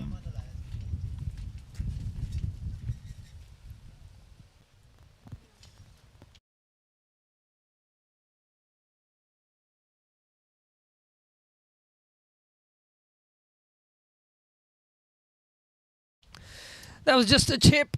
Checked his shot last minute.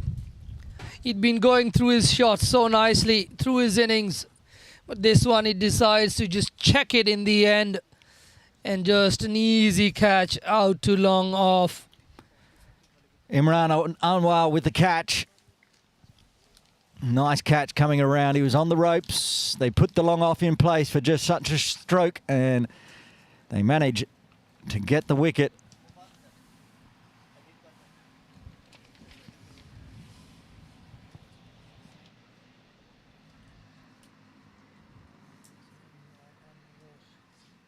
Apologies, yes, it's been updated in the scorebook. It is Ribash Ramesh with the catch. Ramesh with the catch. They're at long off to Mangala. Not the hardest ones he must have had in his life, but that's still a good innings from Mangala, but he'd be disappointed. Didn't kick on to a big score. He'd done all the hard work. Played 83 deliveries for his 46, so was out there for a long time. Laid a very good foundation. Still a good foundation for the batters to come in and kick on from here. We did say it's going to be one of those kind of pitches where it's going to be the batter that needs to make the mistake, and it was a mistake from Mangala, checking the shot, thinking, okay, we're live from the Forest Street end now with Anwar continuing into his 6th. Quick single. I think they've bumped up Almesh Ramjani from 5 to 3, or maybe even lower than 5 the other day. 7 he came in, and he's coming in at first drop now. And he didn't look like somebody who takes a lot of time to get in. I think scored a 4 off his very first delivery or something. 10 off 13. 10 off 13, didn't get a boundary. Must have been Nakrani. I think it was Nakrani. Yeah, it was Nakrani. And went crunch. Yeah. Ramjani, the left arm spinner, works it towards the leg side to deep square leg. Work for him to do. Just picks it up easily. Single to Ramjani of the first ball. Yeah, nice way to start. Just easing it onto the leg side. Get down the non-striker's end. Probably keeping the left hand, right hand combination going. The Ugandans. Yeah, you're right. It's maybe bumped up the order. Wasn't at number 3, but with Mangala going for the first wicket. Bahrain will be happy with that. He was the danger man. Cyrus still looking a little nervy, but they've removed the slip now.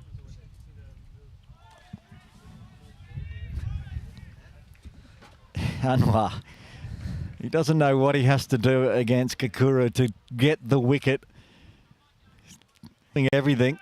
Such a good delivery to a guy who's played around 50 deliveries already. To beat him on the inside of the bat is fantastic. So good from Anwar. This one looking for a single, not there. They've got a square leg close in.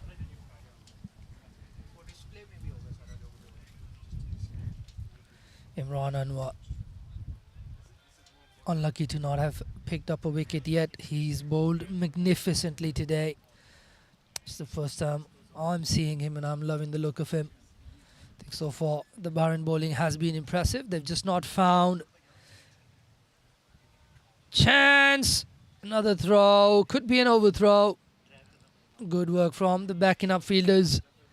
Single there, another one, drop and run, and I think Uganda are one of those teams that I've seen after a very long time working a lot on their drop and run, which is so good to see because it's almost gone out of the game with all these big hits that have come in and the scoop shots and all these innovations, but still the way to go, I think.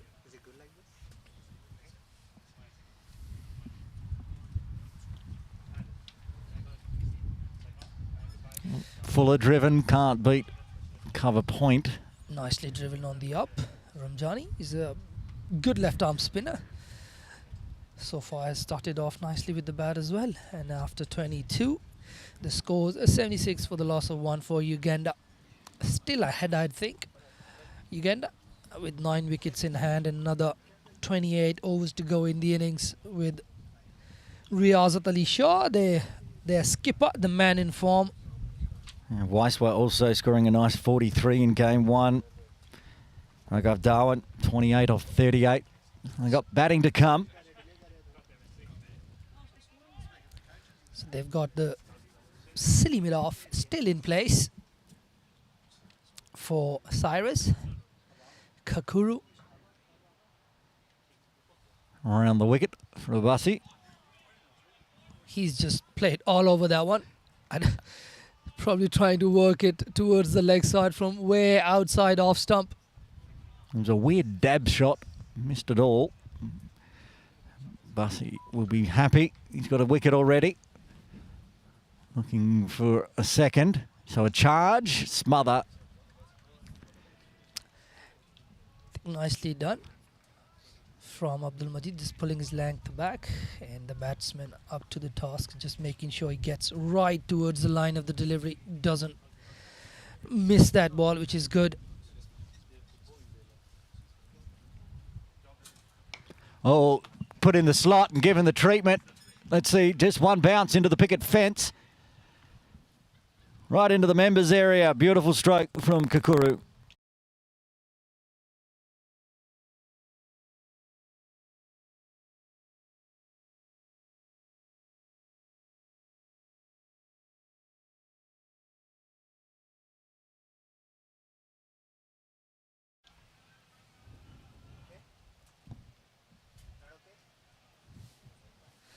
That's good. Bahrain happy to sweep, which is good. Well, that's a cheeky little single. Well run. Good call. Johnny. He wanted to take the single and was off like a jackrabbit. Quickly down, making the keeper Prashant do the fielding.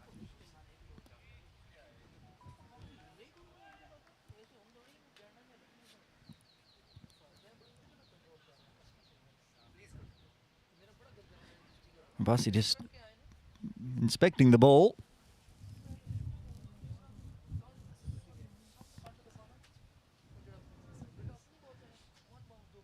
Pretty much the same field set for Ramjani as there was for Mangala. Oh, good one. That's why that short leg's in place, just in case it pops sideways.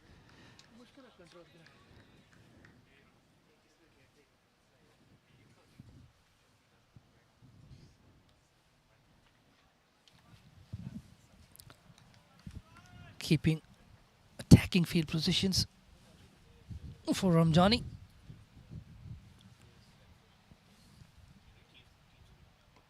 Thought about coming forward, then shuffles back. Slight bit of turn.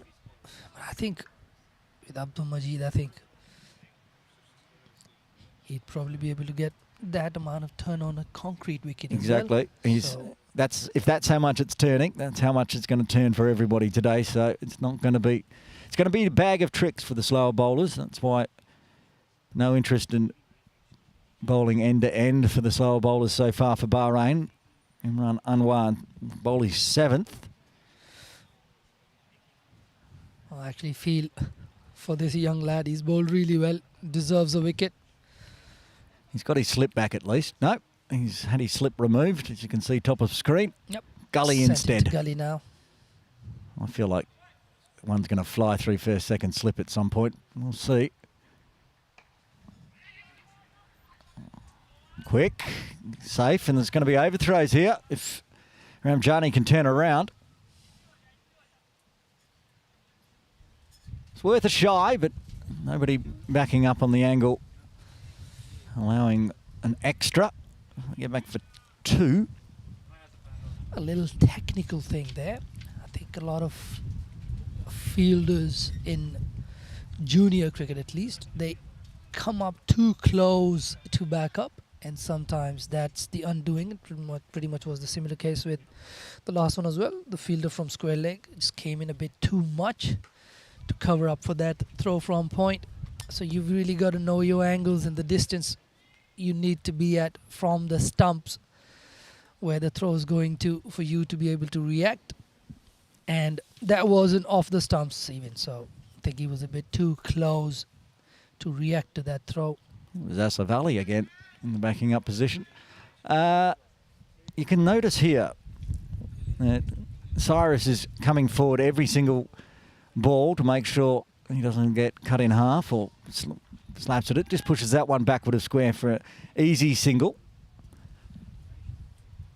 And it's a good approach. He's had no love being kept on the crease against Anwar. So coming forward, pushing it, take the single, rotate back to Ramjani. Shelton de Cruz, the standing umpire today, at square leg now, doing a bit of running with the left hand, right hand change. He's a young man, can do that, still an active player. Another one, work down the leg side. Too fine leg for a single from Ramjani. And another throw gets through the wicket keeper. They celebrated a birthday recently. Umpire Shelton de Cruz, player Shelton de Cruz. Oops, pulled up the wrong spreadsheet. It's on there somewhere. Let's see.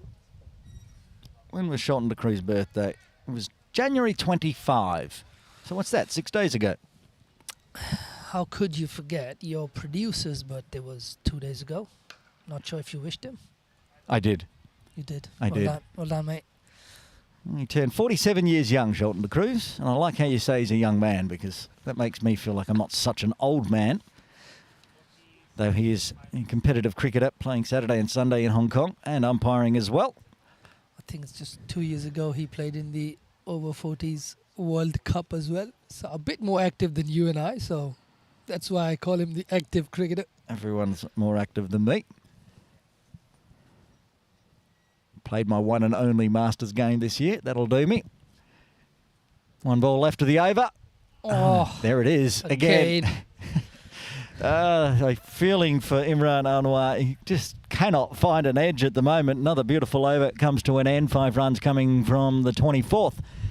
Uganda 86 for the loss of 1 wicket. It's so good. Just see Imran Anwar just go with both his arms wide open saying, what can I do? Yeah, you can't do much more. You'd have to be slightly, maybe a worse bowler. Yeah, I think he's too good at the moment. Probably the captain going to him, Anwar, you want one more? He's like, what can I do? You give me another one? I don't know if I can find the edge, but yeah, up to you if you want to give me another one. We'll find out after this over. Bussy to continue into his 6th. Still the same field positions. Shot mid off. Not shot mid off. Silly mid off. And a slip in place. Plenty of breeze out there as well. Premeditated sweep again. Wide from the stumps there.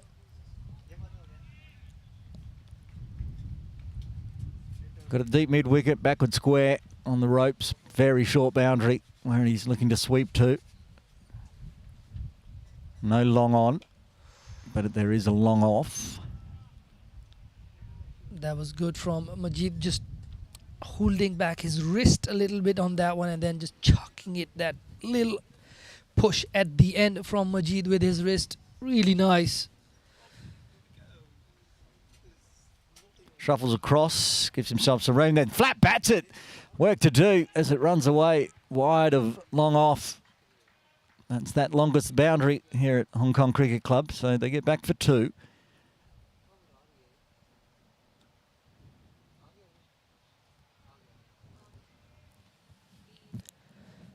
Kakuru now into the 30s. He's on 33. He's worked hard for his runs. Still out there. He'd like to carry that on. Get a big one. Pulls hard, just forward of square. Protection in the deep makes it 1. That's a better line to sweep. Not going too square either. So important to really pick your areas with the sweep. It's easier said than done. Against spin, it's better to sweep the ball in this and all the notions in the game, but you really got to know which area you can pick depending on the wicket and the bowler. Fast one fired in from Abassi, defended by Ramjani. Computer projector saying 285. The runs haven't come as quickly as I thought it might do after the 15th. Still working hard out there, the Uganda batters. I think Ramjani's looked organised. He doesn't look too bad for a number 3 so far. He's done well. He's defended nicely. He's been beaten on the outside edge a couple of times by Imran Anwar, but who hasn't? Everybody that has faced up to him has had a number of plays and misses. I think he's going to bowl one more. At least one more. Maybe he'll bowl his full 10 out. No, he's been dragged. Took the jumper off and has been told to put it back on. We're at the halfway mark. 25 overs done. Uganda 89 for 1. We'll just wait and see who picks up the ball. Jumper on, jumper off, jumper back on for Imran Anwar. That's where we're broadcasting from, that tent. 2 tents. MLI with the camera up the top. Just above Looks that like logo. Sohail Ahmed. Sohail Ahmed to ball. So we said they weren't going with slow bowlers from both ends, and now, after the 25 over mark, they've decided time to pull the trigger, get through some overs.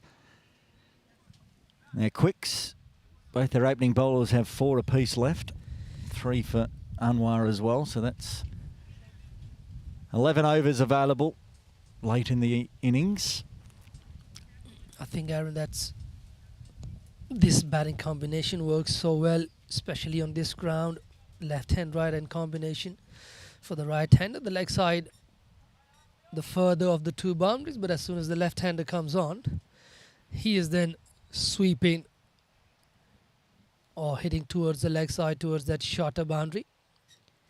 But good from Bahrain as well, deciding to give the ball to the off spinner from this end, which is going to go away from. Wide called immediately. It's just going to be extra runs, and how many? 2 more.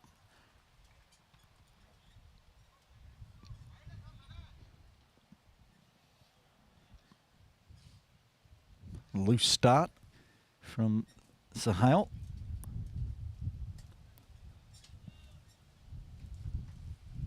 Going around the wicket. That's a better line. Just an easy poke through square leg for 1.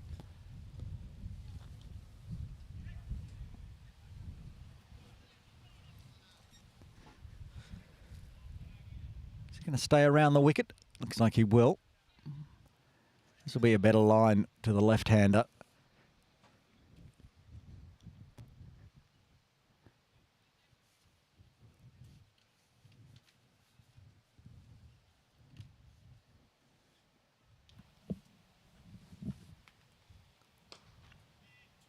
Quick arm action, very similar to Haider Ali Butt. Very quick action, and a misfield by the captain, allowing a quick single. Tough place to field where he's standing because there's an AstroTurf pitch. You can see on screen right now, number 20, the captain. He got the bobble, and it's a stinger as well. Just trying to shake it off with a sore hand. Oh, that's been hit hard and hit well. Button bounce, 2 bounces, backward a square for 4.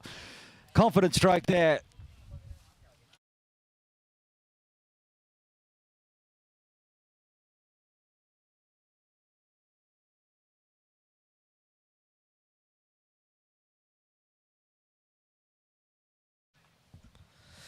Yep, once again, happy to sweep, happy to get down on his knee. Found the placement on that one, it was good. Played behind square leg for a 4. Wide, crunched hard, back-to-back 4s, races away towards the swimming pool here at Hong Kong Cricket Club. Powerful stroke, brings up the 100.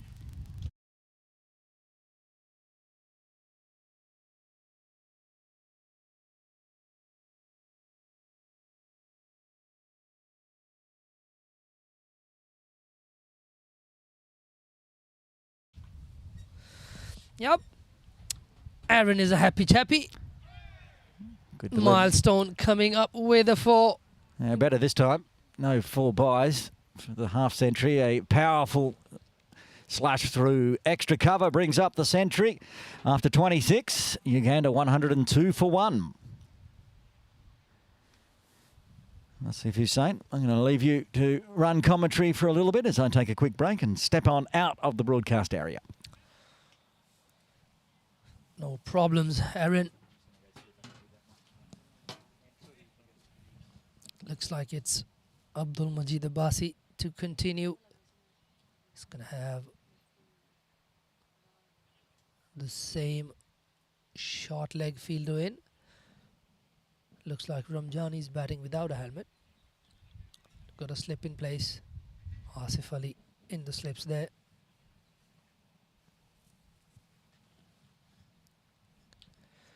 Abdul Majid, the only wicket taker so far. This one is worked away. Signaled no ball by the umpire, and that's gone for 4 as well.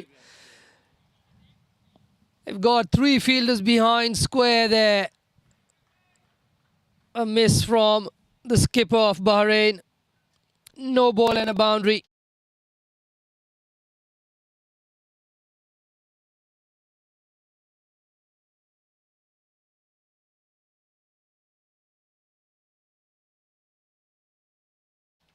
Free hit coming up to no fault of the bowler. Free hit to Ramjani. Can't change the field either. Pulled away. No fielders back there. That's going to be another boundary. And just through that little bit of a lack of focus, they've been able to get 9 runs off 1 delivery from Abdul Majid.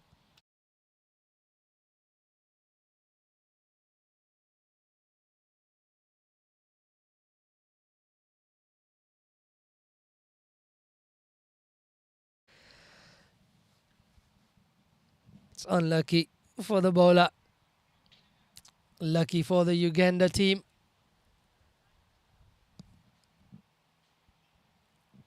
.111 on the board. Slowly picking up the scoring rate here. Ramjani, who batted number 7, bumped up the order today. On to 11 of 11 now. Goes for the cut again, doesn't time it, but they get through for the single. What I've loved most about the Uganda side, from what we've seen so far, they've run really well. Picked up a number of singles through miss hits and drop and runs, which is really, really good. It's been really good to see.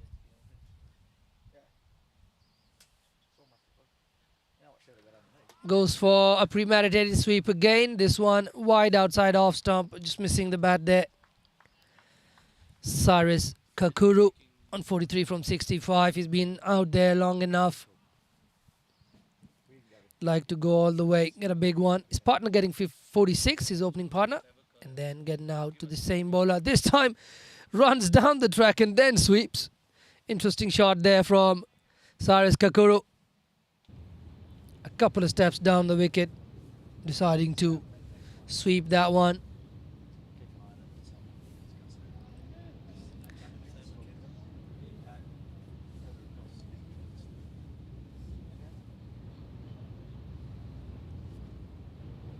Abdul Majid comes in again, balls it full, good placement, finds that gap into the walls with the Hong Kong Cricket Club written over it. 4 runs.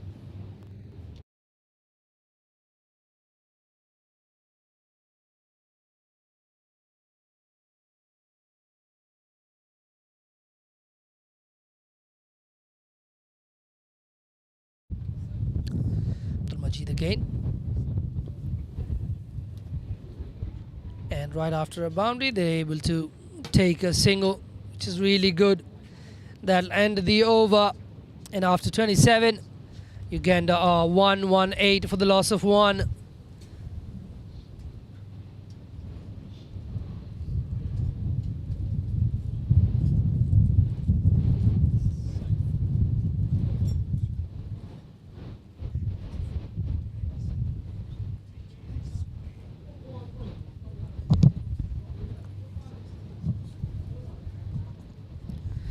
Looks like there's another change in bowling. Sai Surthak coming into the attack. Another left arm spinner. Sai Surthak.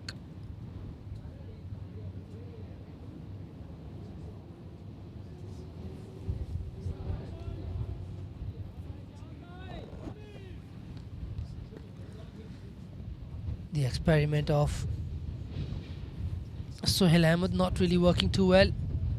The skipper right away doing away with it, bringing in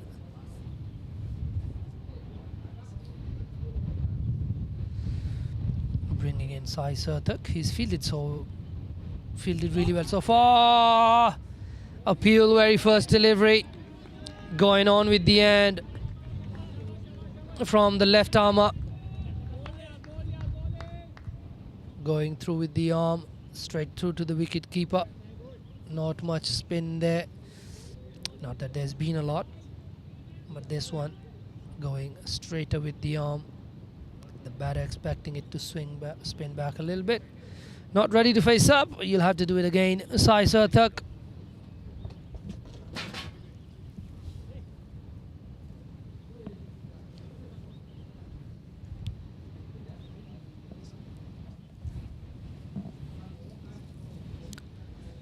They brought the deep extra cover in. Put out a cow corner for Ramjani. Ramjani's spanked that for 6. Bring the ball back. Lovely shot.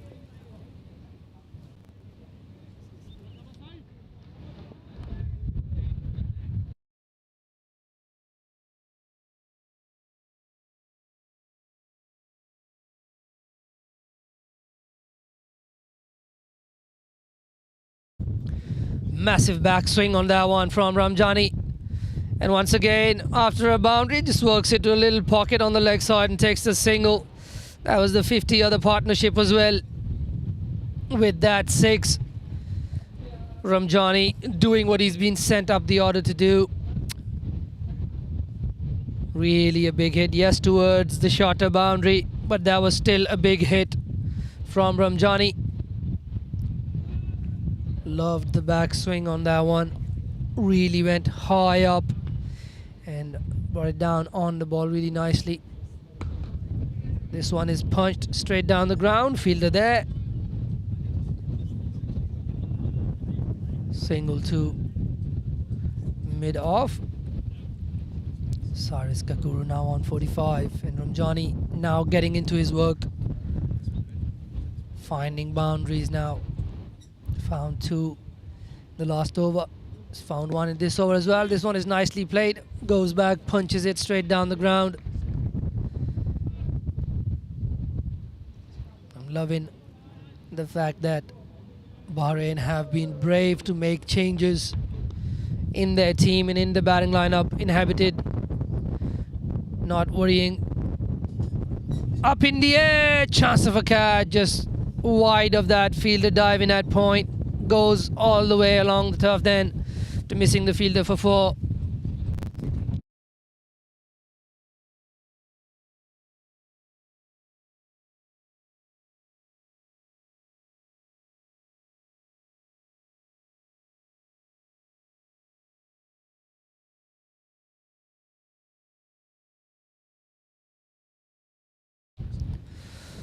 Saris moves on to 49. That's the end of the last over. And 28 overs gone, 131 on the board now. Scores ticking along quite quickly now.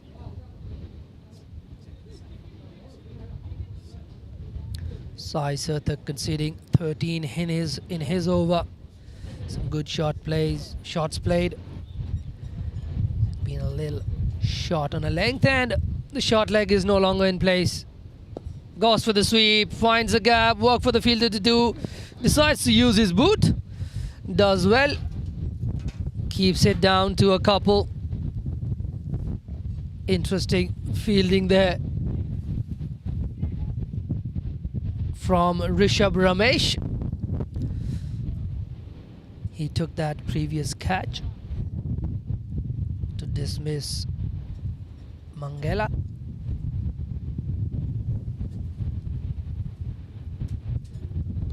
And again on the legs, just walked away for a single. They've been so good, the Uganda batters.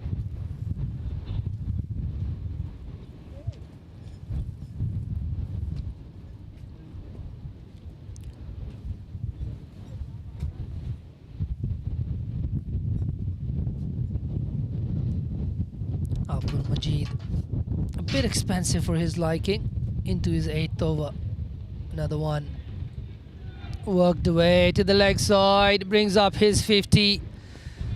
Saris Kakuru, 50 runs for him off 69 deliveries. He's picked up his strike rate as well. He's done well. Opening the batting today with Mangala. Both these openers laying a very good platform, and he's on 50 now. In the air, and that's going to miss the fielders again. Uganda have been rather lucky. Plenty of balls falling in gaps, missing the fielders, dropping short of fielders. But as they say, fortune favors the brave. They've been very decisive in terms of the shots that they want to play. So far, things looking on the up for Uganda. Bahrain have to find the answers. Full again. Keeper thought that was a catch.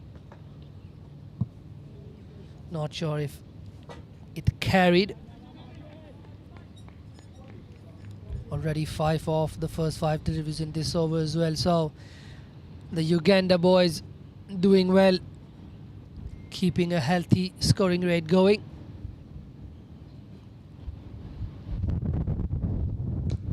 Fall finds a gap, 1 bounce, 2 bounces into the walls. Lovely shot again from Kakuru. He's on the move. Another boundary for him.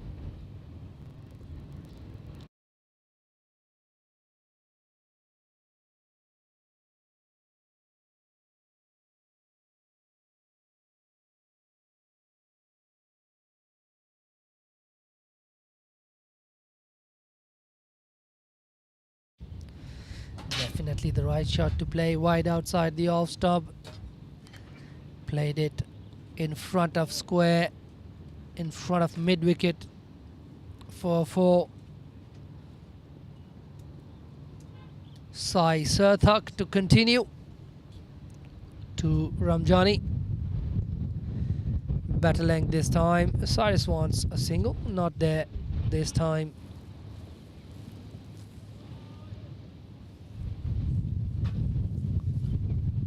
.140 on the board already for Uganda.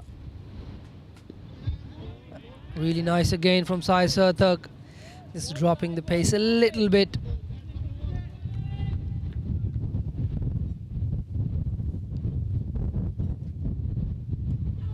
Another one outside edge, running down to the third man fence, will be cut off.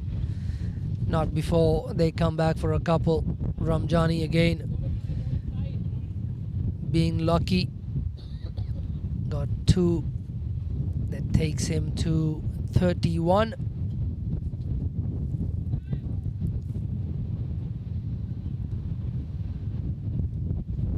Plenty of wind blowing around in the ground. Chance for catch, not really find the right gap. Ramesh on the boundary at long off to the left-hander. Cyrus on strike again. He's looked a little bit more aggressive since after his 50, looking to play attacking shots.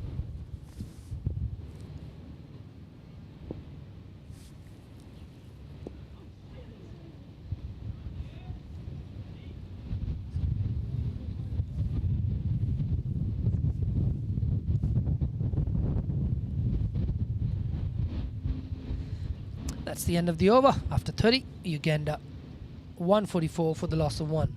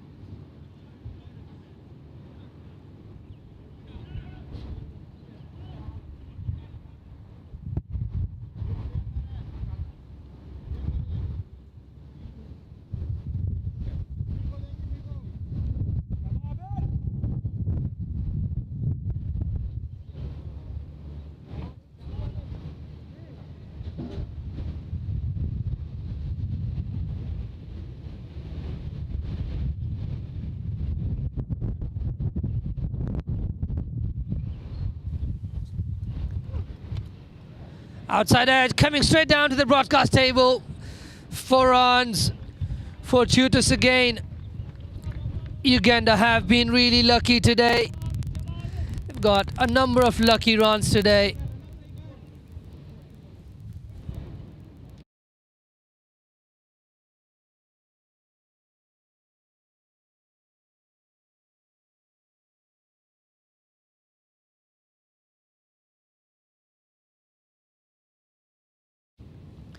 Abidullah Fazal back into the attack.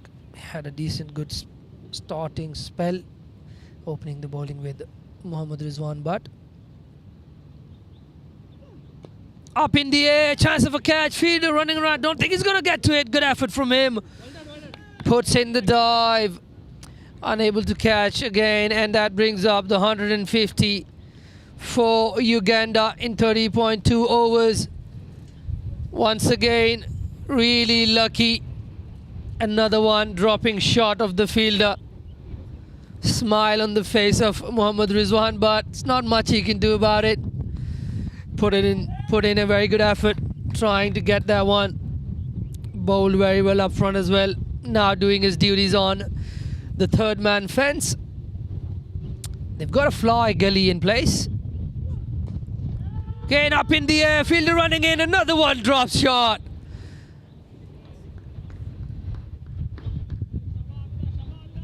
I want to know the mantra to this from Cyrus.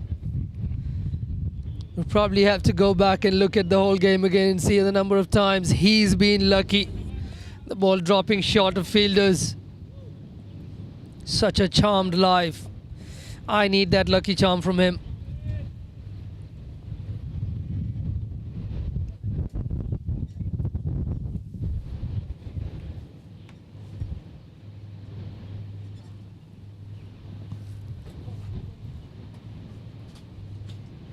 Ramjani on strike. On the body. Just played really nicely, softly for a single. 4-2-1-1 reads this over. The comeback over from Abidullah Fazal. He's created chances again. Unfortunately, they haven't gone their way.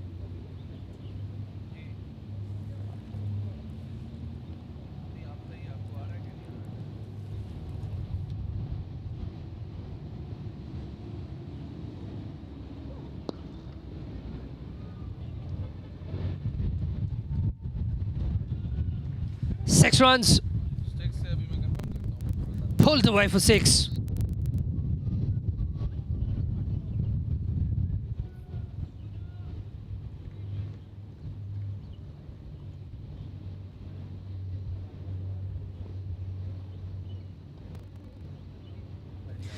Just a little walkie-walkie down the track and then smashed away for 6 by Kakuru, the right-hander. Looking much more attacking now, much more at ease. He's past 50. He's been around for 30.5 overs to be exact. That was a very good shot.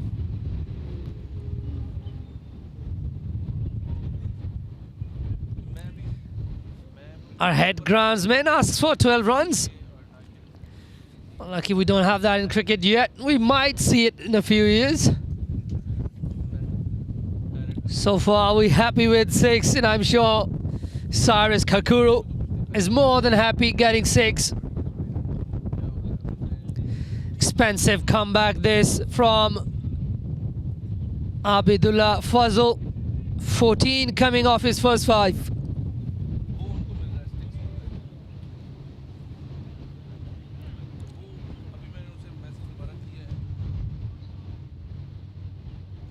Still a fly gully in place. Comes down the track, work for the fielder to do. Just gets it from the inside half of the bat for a single to end the over.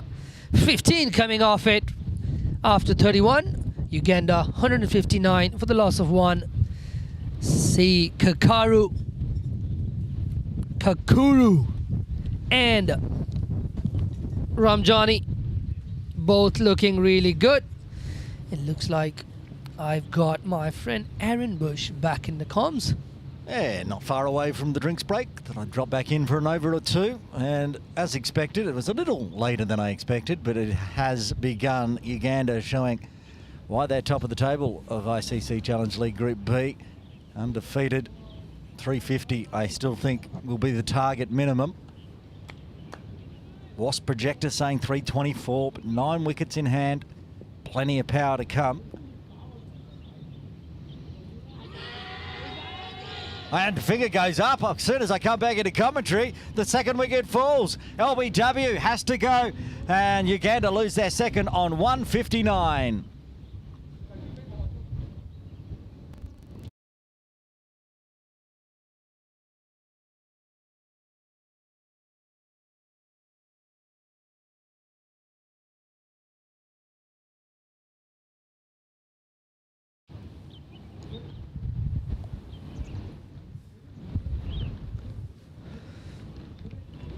Kakuru goes, not after a very good innings. He would have liked to have got to that 3 figures mark, was definitely there for the taking. He was looking good. But the shot that brought him plenty of runs, doing his undoing. Going for that sweep again, missing the ball altogether. Sai Surthak, who started over the wicket, going round the stumps that time, targeting the stumps, which is good from him. Brings Bahrain their second wicket. Maybe some respite, because the last few overs have leaked plenty of runs. Was on almost ribbed before wicket. He was down so low. Raghav Darwin, who batted at number 3 in game 1, coming in at number 4 for Uganda. It's a very important wicket for Bahrain, though. They've toiled away.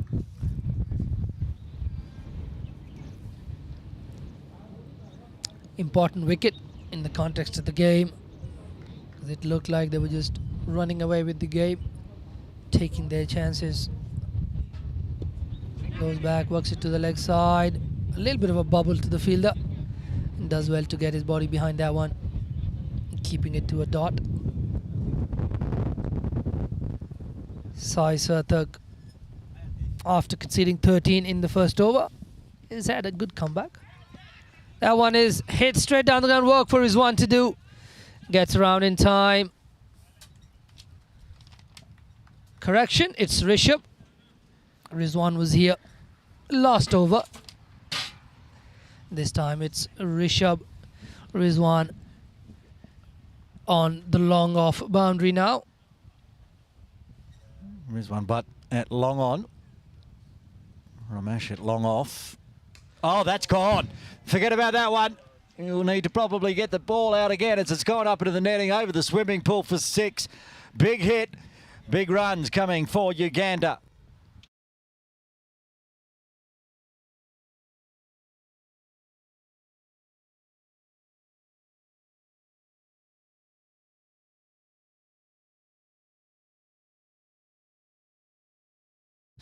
Ramjani with that massive, massive bat swing. Loves it shot.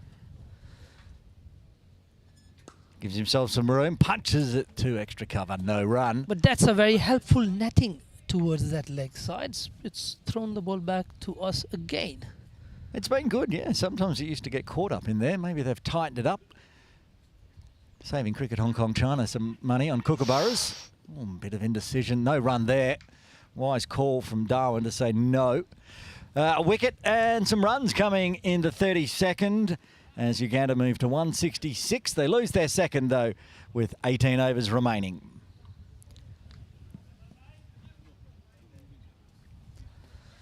Looks like they're not going to take drinks yet. 2 minutes to go, so another over in. Last over before drinks. Abdul Majid to continue. Unfortunately, he's not been the luckiest. None of the Bahrain boys have been very lucky. Uganda have had the luck on their side so far. But Abdul Majid into his 9th over. Bowling unchanged from that end. Or maybe not. Last over was bowled by Abidullah Fazal, which didn't really work too well. Leaked 15 from that over.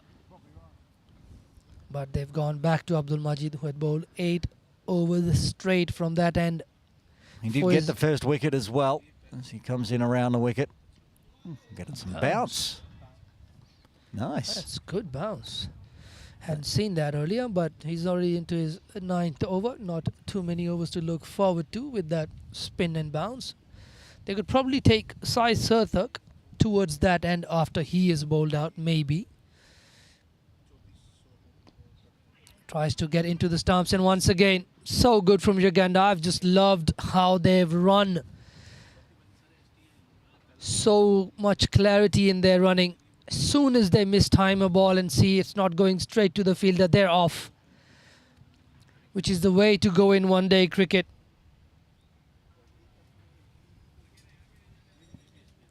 It's 300 deliveries that you play in one-day cricket. You've got to make use of all of them. Singles, to me, are one of the most important parts of the game in one-day cricket. Shot again, tries to put it into gap, can't find the gap, straight to the fielder. And a backward point, trying to cover for the left-handed cut on that short Imran boundary. Anwar there. Imran Anwar, probably the unluckiest of all the bowlers. We've enjoyed the way he's bowled, but he's got no wickets to show for it. Chance of a run out again. It's the captain. Amir having a shot. I think a direct hit.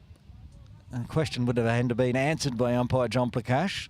He came a long way down, but the throw was a little bit wide. Survives. They want to lose a third wicket before the drinks break. Just work their way through these final 2 deliveries, the Uganda batters. Oh, And it is an iffy run again, but they get through safely, taking the singles as they can. 1 ball left of the 33rd.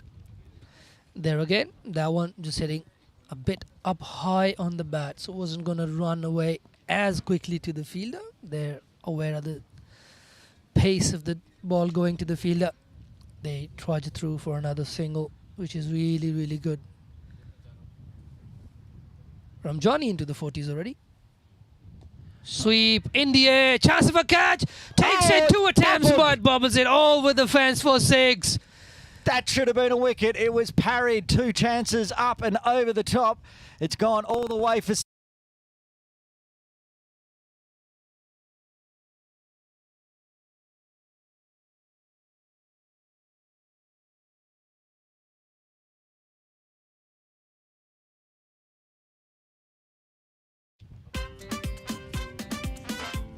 So there we have it. It's the second drinks, and once again, Bahrain find themselves unlucky. One that was in the air should have been taken, but that's drinks. Uganda 174 for 2 after 33 overs. We'll take a short break.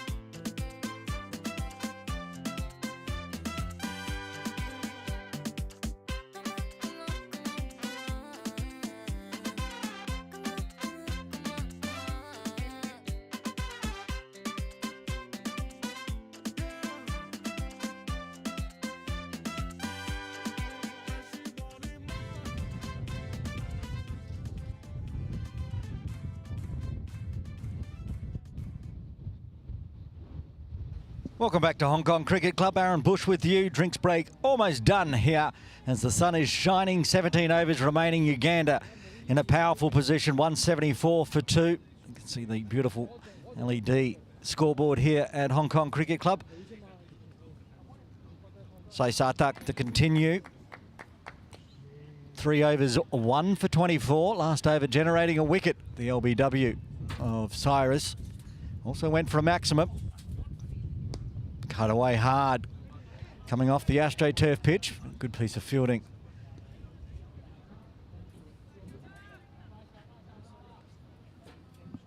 It's Faisal there having to guard the point region with no deep point in place. Gets down, hits hard. Straight into the picket fence for 6.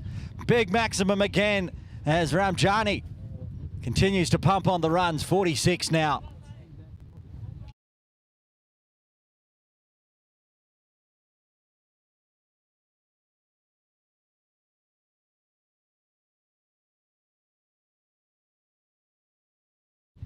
I'm back live. Wanted to get that one going quickly and he's just punched it away for 4. Brings up his half century. Ramjani, what a 50 it's been. 50 off 34. 50 off 35 deliveries. 4 fours and 3 maximums. One of each coming this over. 10 off the first 2 deliveries. Just have your phone ready. Yeah, have your lunch.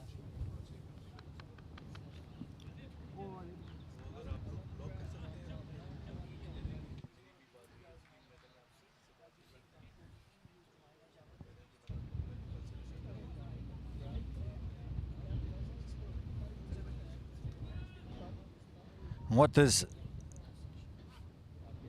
Buddy Raju do now? How does he stem the run flow? Right, Ramjani backs away at the last moment.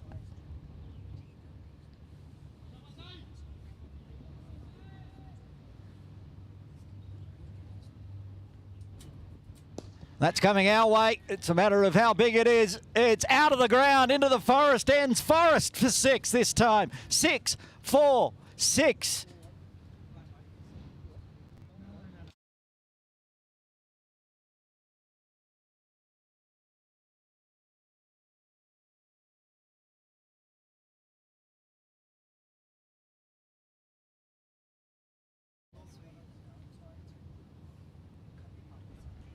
Now what do they do?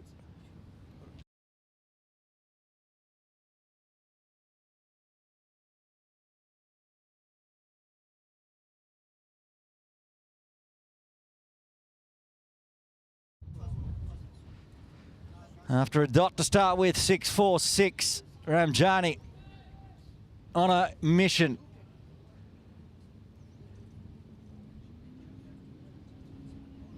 He's done it again. Walked away.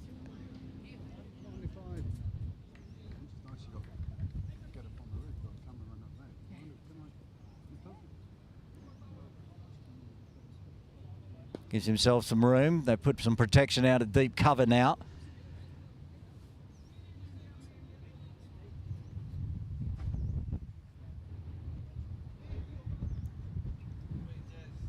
You can see the Wasp projector on screen, 328. Even if Uganda get to the 350 mark, it's certainly chaseable at Hong Kong Cricket Club. We've seen scores bigger than that in the domestic leagues plenty of times. Also pushed Ribash Ramesh back to long on. Oh, there's a mix-up, a big mix-up. Could be disaster for Uganda.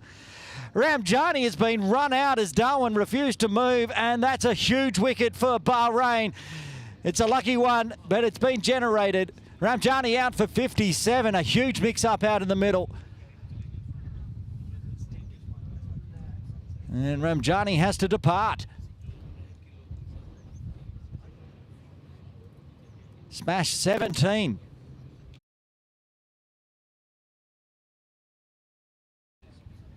$17 off the over. But then a huge mix-up. Darwin not interested in the single. I think the single was there. Ramjani was a long way down. Either way, A wicket has been generated. Dinesh Nakrani comes to the middle. Two reasonably new batters now for Uganda. Just what Bahrain wanted. They had very little luck in that first session. And even Imran Anwar had no luck in the second one. But just a little mix-up out in the middle between the Uganda batters. And it gives Bahrain hope to try to stem the flow of runs. Wicket coming at the end of the over. So Nakrani will be at the non-striker's end. Raghav Darwin on 8 will be on strike. Apologies, got that back to front. Nakrani will be on strike, as Ramjani was coming from the non-striker's end. Majid Abbasi to bowl out here. 9 overs, 1 for 59. And got some good bounce previous over.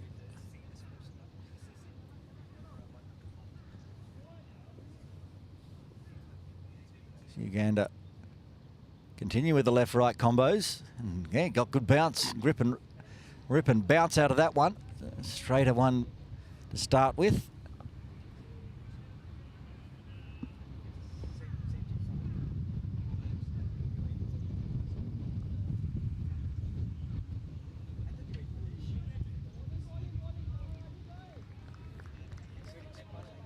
Bahrain can somehow generate another wicket or two. I'm sure they'll know that the captain for Uganda is likely to come in next.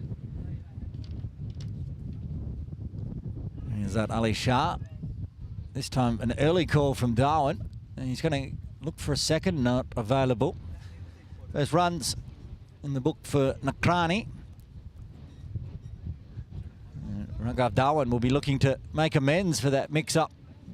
Getting rid of the big hitting Ramjani.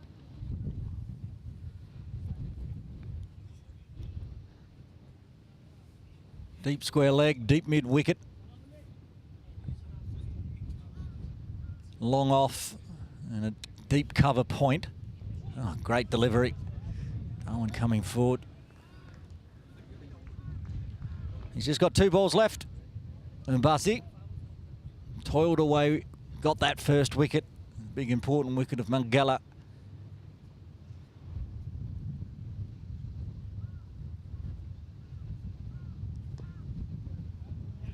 Gets that one up a bit fuller, defended. And it's very tidy after big runs coming off other bowlers.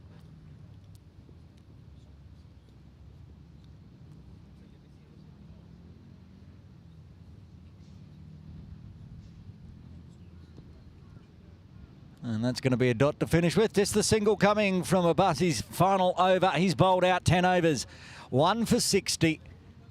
As we've got 15 overs remaining, Uganda 192 for 3.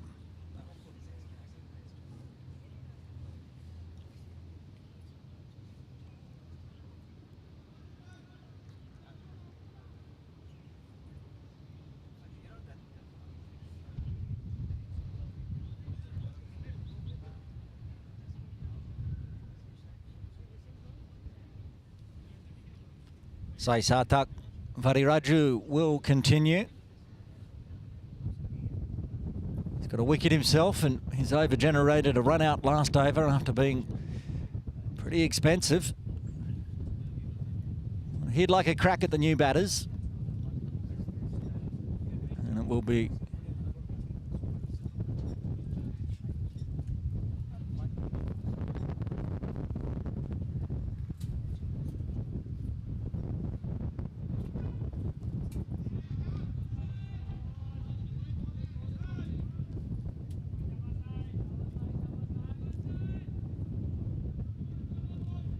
Dinesh Nakrani starting with a few dots, then decides to wind up.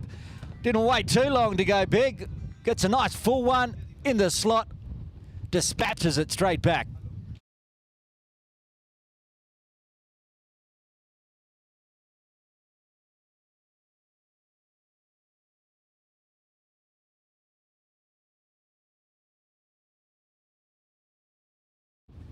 Back live. And this time a fresh area outside off.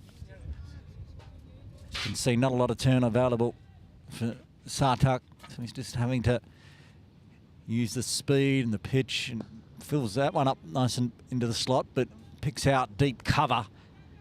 Takes one.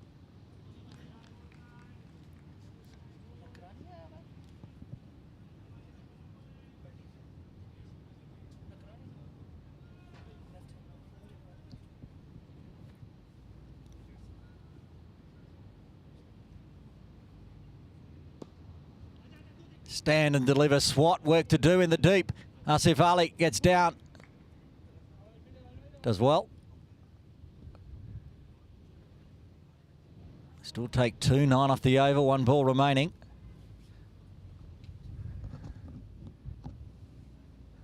Have to see a different bowler from the Castle end after this. Chip and run single. Good running this time. No troubles at all. And 2 bringing up the 200 for Uganda. They move to 202 now for 3 with 14 overs remaining.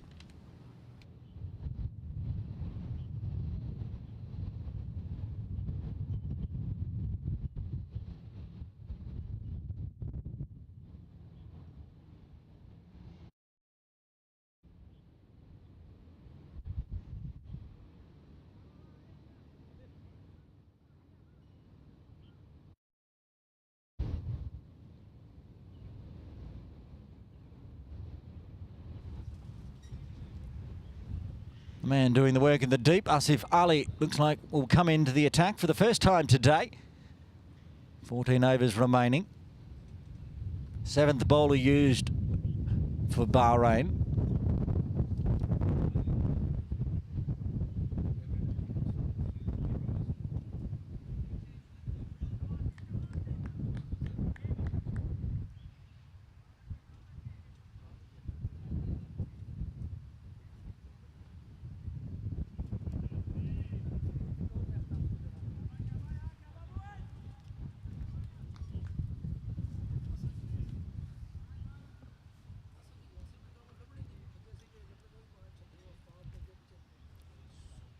The left armer of Asif Ali. Bowl from the Castle end.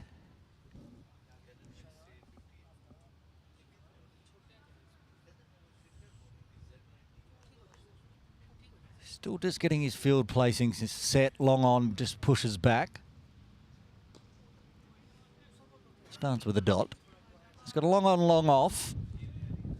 Deep point, deep mid wicket. Cow corners available. Deep square, nothing, or backward square. There is a backward square inside the circle. That one goes straight to point. No run. Ramesh, bit of a ball magnet on him today. Wherever he seems to go, the ball seems to head. He's at point at the moment.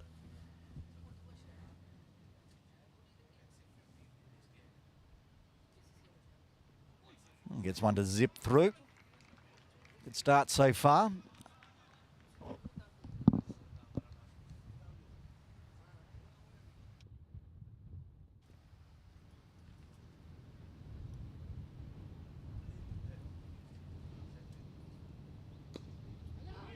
Again, can't beat Ramesh.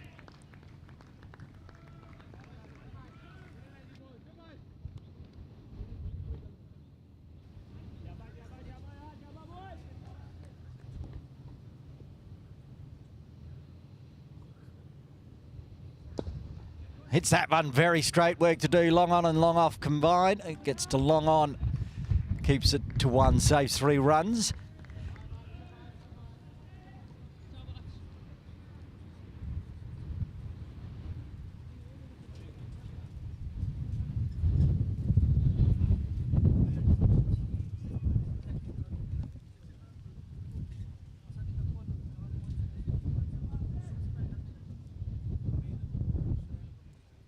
Nakrani to face the final delivery of the 37th.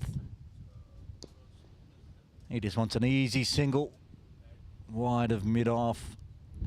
Gets through safely, will retain strike. A tidy over to start with for Asif Ali, just the 2 singles coming from it. Uganda 204 for 3 with 13 overs remaining. Morse projected, dropping down a touch to 315. Noticed Uganda happy to keep the left-right combination. Resurgence Ali Shah didn't come out at number 5. He sent the left-handed Nakrani out.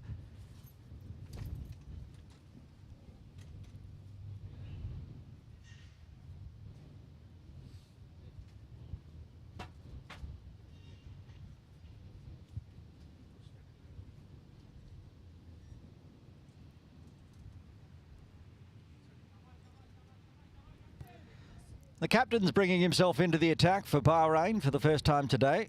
Amir bin Nasir, captain for the first time for Bahrain. The absence of Haider Ali. Haider Ali last seen hiking through the hills of Hong Kong yesterday. Oh, gets one in the slot and dispatched out of the ground. I think that one's gone. Big 6 into the forest.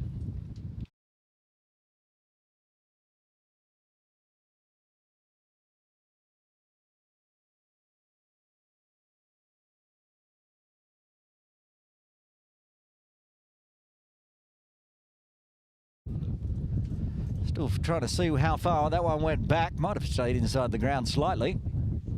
Into the netting. Big hit.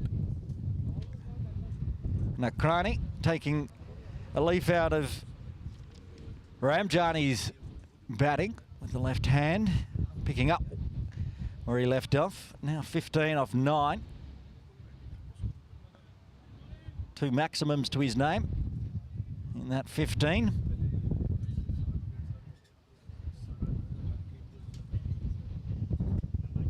Not the start that Amir was looking for.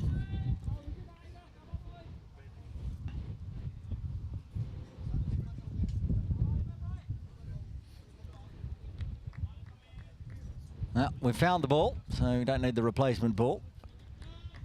Again, good for the Cricket Hong Kong China budget. Again, around the wicket, drops it a bit short onto the thigh pad. Lots of protection on the leg side. Rotates the strike for a single.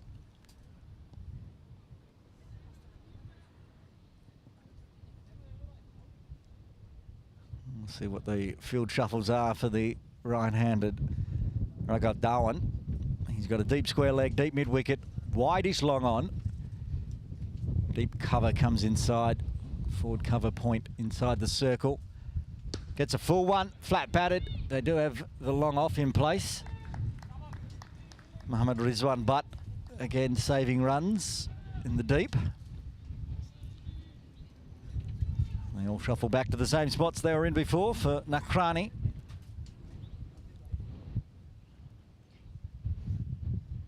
He winds up on this one, sort of inside toe of the bat. Almost finds the boundary anyway, and he does. And rolling effort from Rizwan Butt, not able to save the boundary, and he gets the 4. Even a miss hit from Nakrani going to the boundary.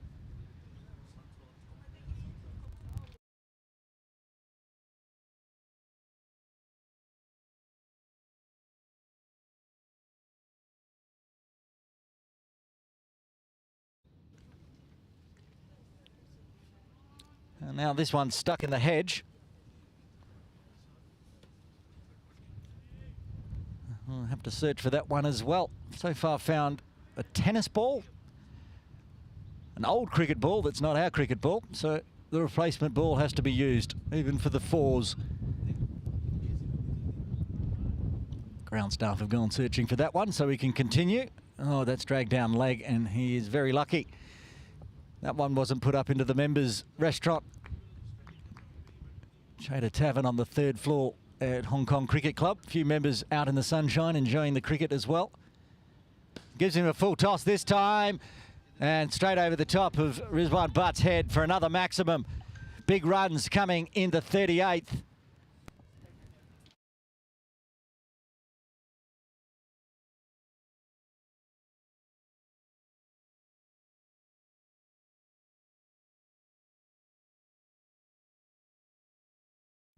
Sails over the top of Mohammed Rizwan Butt's head.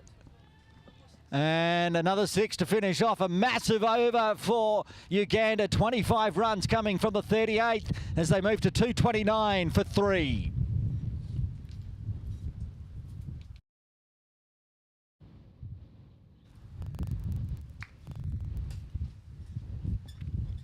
Three maximums, a 4, 2 singles and an extra. Big over for Uganda. Nakrani already up to 32. Partnership up to 38, you can see on screen. Obviously, most off the bat of Nakrani. Dinesh Nakrani, 32 off just 13 deliveries. Not even into the final 10 overs. That's cut away for 4 more. This time, Raghav Dhawan getting in the boundaries. Goes backward a point, down to the scoreboard, and keeps the runs piling on.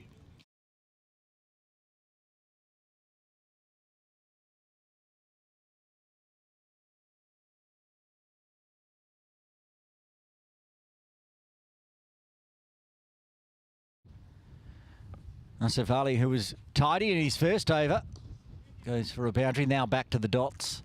Just 2 runs coming from his first, 4 coming off the first delivery of his second.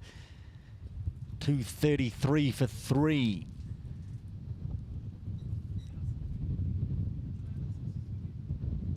Tries to go big, doesn't get enough on it. Should be caught, is caught. Another wicket falls. Asif Ali gets the breakthrough.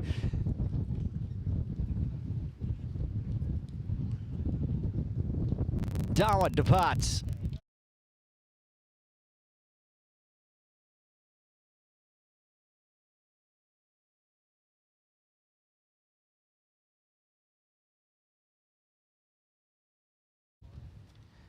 Abdullah Faisal coming in off the boundary from long off and taking a nice catch. He had a lot of ground to cover, but he got there in time and gets the 4th wicket. Dhawan departs.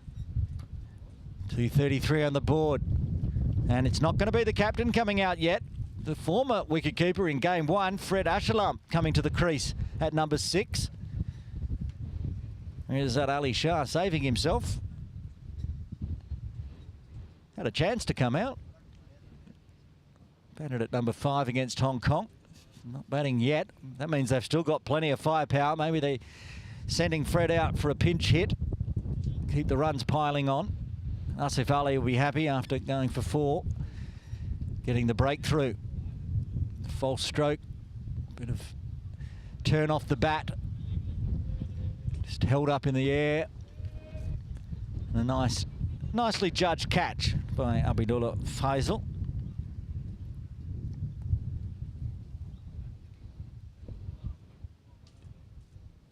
Ashalam now gets a nice short gift of a first delivery to just tap it through cover for a single.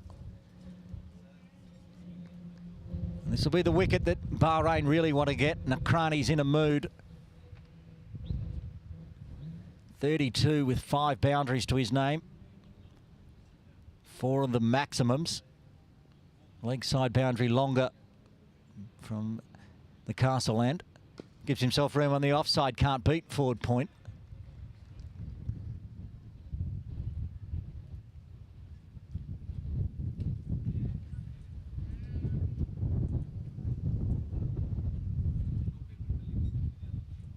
Winds up on this one. This could be another wicket. 2 getting underneath it. That getting there, gets there, takes the catch. And the dangerous Nakrani now departs. 2 wickets in the over for Asif Ali as Uganda lose their 5th on 234.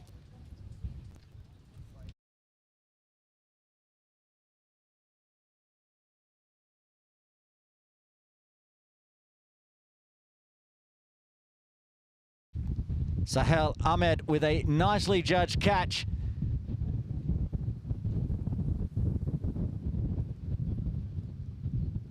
And deceives 2 batters in 1 over, Asif Ali. He's got 2 for 7 now. And all of a sudden, a little bit of a wobble on here for Uganda. They look set. They were 233 for 3. Now they're 234 for 5. Again, discussions on who's coming out. It won't be Ali Shah again.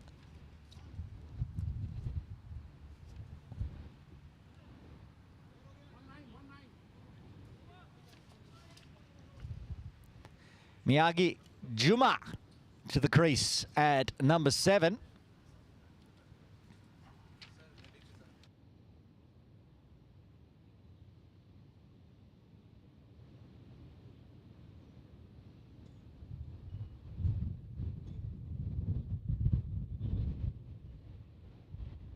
What an over that was from Asif Ali, really getting Bahrain back into this game. Mohammed Rizwan Butt back into the attack from the Forest end. Open the bowling, 6 overs, 2 maidens, none for 12. Really bowled beautifully.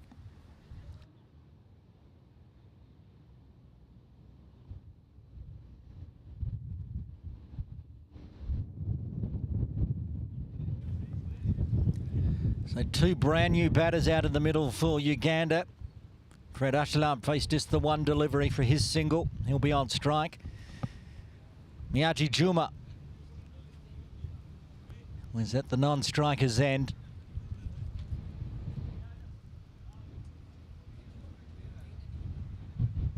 And a pivotal part of the game here with 11 overs remaining. Another wicket.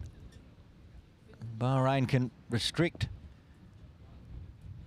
Uganda to perhaps under 300. Well, nicely played off the toes. Oh, another direct hit from the deep this time. Fred was safely planted in the crease, but nice throw in. Seen quite a few of those today. Might be the 4th time we've seen a direct hit by the Bahrain fielders. Oddly enough, none of them gave up a wicket. They did get a run out, but that was just a mix-up.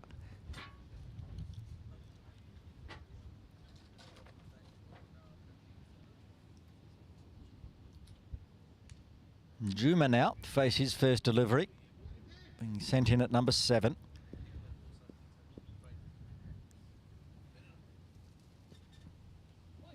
Gets one outside off, pokes at it, gets nothing on it.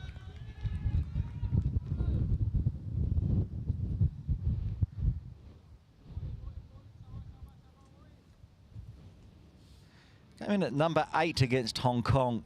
Actually, Juma putting on 15 runs late in the innings.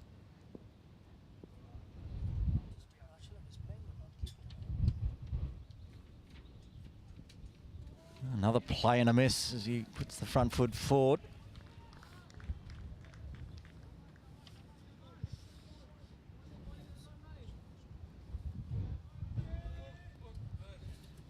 Well, this is going to slow the runs down, you'd expect, for Uganda.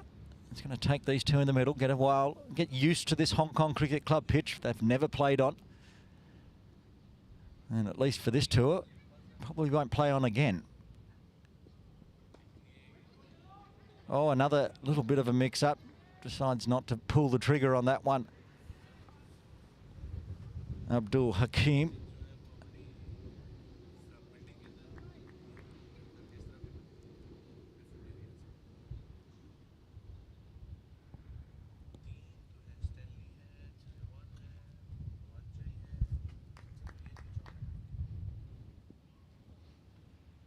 Tidy return to the bowling lineup for Rizwan Butt.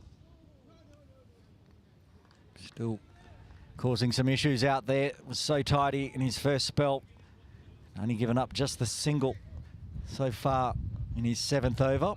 1 ball remaining. Take us to the 40th over mark. And I'll step out of commentary for 5 or so overs. And Asif Hussain will take you through and get us towards the halfway mark of game 2. And another big fresh area to finish off with. Just the single coming from the 40th. Uganda 235 for 5. And welcome back to commentary, Asif Hussain. Thanks, Aaron. It's a good comeback from the Bahrain boys. They picked up a couple of wickets, a couple of quick wickets from the arm of Asif Ali. He's only bowled a couple of overs, but he's looked really good. The couple of overs that he's bowled. Mohammad Rizwan, but he's looked good all day. For his 7 overs, he was very good up front with the new ball.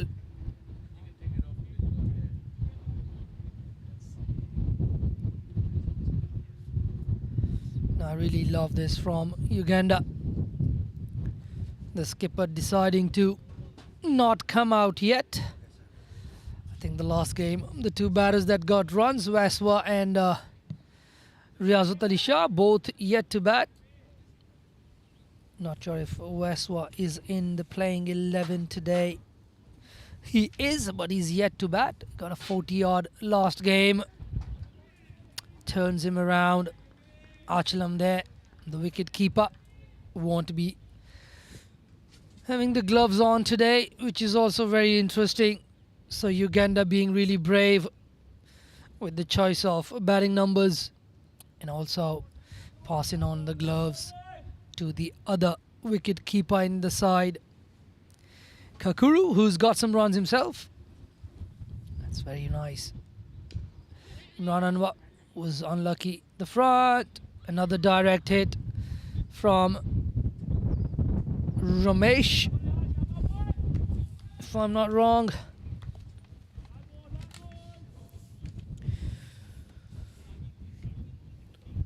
Rishabh Ramesh, got that right. Rizwan Butt on the 3rd man boundary there. Imran Anwar was rather unlucky in his first spell, coming back for which could likely be his last spell. He's into his 8th over. Another one pops up in the air, but that'll be an easy single. Out to point. And getting a little bit of extra bounce there, Imran Javed.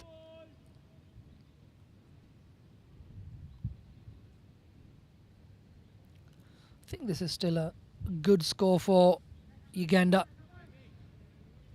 but Bahrain would take anything under 300.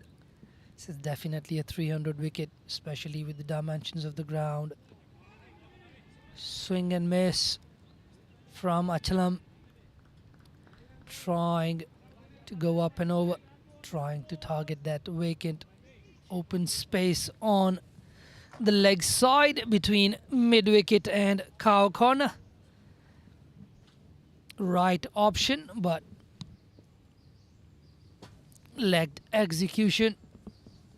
Javed comes in again, pitches it on a length, run away to the 3rd man. Direct hit would have had him in trouble. Misses it this time.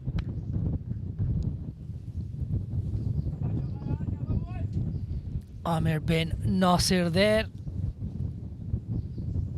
having sent out Rishabh Ramesh to the boundary. Took up the point fielding position, Amir bin Nasir. Short ball, tries to run it away, another chance. Fails to pick that one up, trying to attack that one, stop them from the single. So far, I've loved the kind of strategies Uganda have gone in with. So after 41 overs, Uganda 239 for the loss of 5.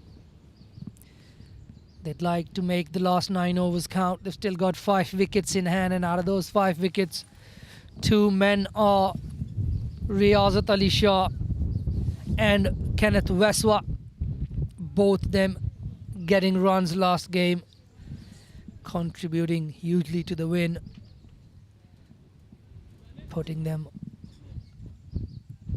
ahead of Hong Kong. They've looked good today as well. Shot goes for the pull, doesn't time it, gets high up on the bat, out to mid wicket for a single. Juma Miyaji did come into bat last game as well, batted probably around the same number, and he can definitely swing the willow. This Ugandan side, the makeup of the side looks really good to me.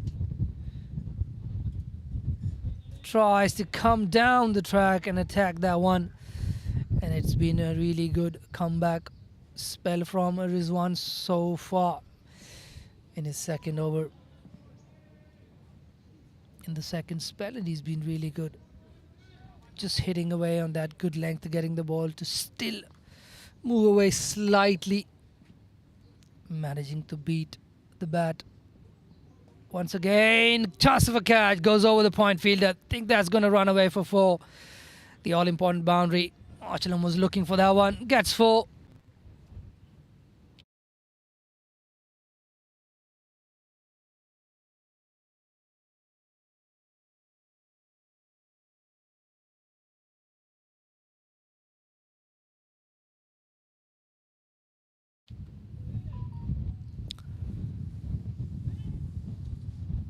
Leap of faith from the point fielder. Unfortunately, couldn't get to it. Up in the air. Chance of a catch. Fielder getting under it. And Abidullah Fazal with another catch. Another running in. Pretty similar to the one he took last time. But this one, down at fine leg. Good catch again from Abidullah Fazal.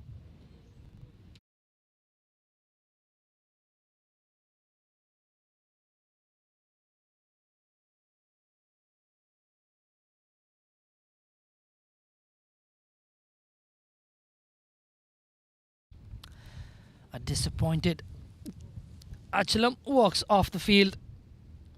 Was trying to up the ante, losing it. Losing his wicket in the process.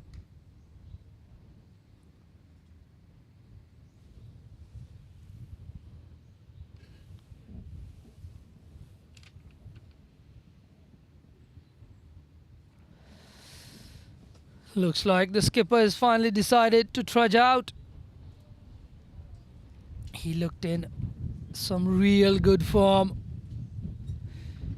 More than anything, the timing of his innings was fantastic.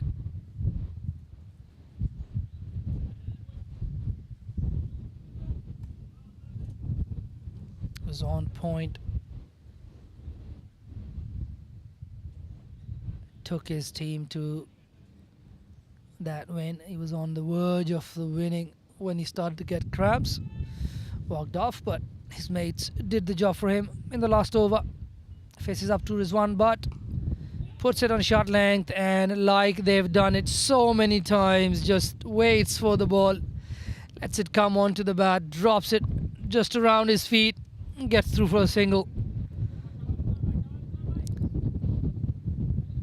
Clearly something that the Uganda team has been working on. They've been so good with the drop and run. Miyagi on strike. Pulls it this time. Will that be taken? No, that won't be taken. I think that's taken a couple of bounces and rolls into the fence. It should really have been taken, but that's 4 on the card.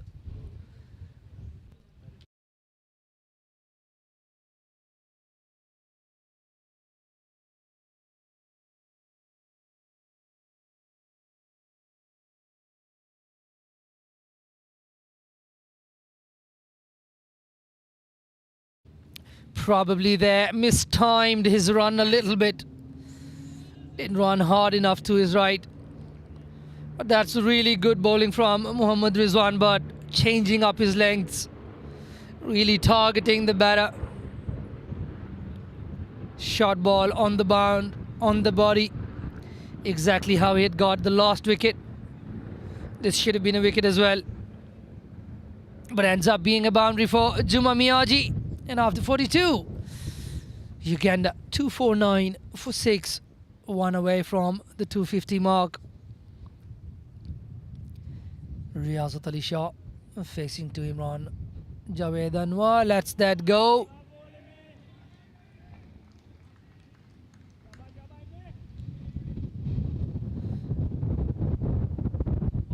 Riyazat Ali Shah just seems to have a very good head on his shoulders, really mature. Doesn't get flustered by the occasion. Stays very calm. Lovely shot, driven straight down the ground. Just from the sound of the bat, you can tell it's a man in good form, confident in his own skills. A spare a thought for Imran Anwar Javed. He's been so unlucky, yet to show anything in his wickets column. It's only conceded 29 runs and another play and a miss against his bowling. 250 on the board with that last single. Juma Miyaji facing up to Imran Javed Anwar. Into his 9th over, having conceded 29 runs, and a lot of those runs have been lucky runs for the batters. Up in the air, will that be the first in the wickets column? No, that won't be. That's been put down. How unlucky could you be on the day, Imran? Another one that really should have been taken goes through the hands of the skipper himself.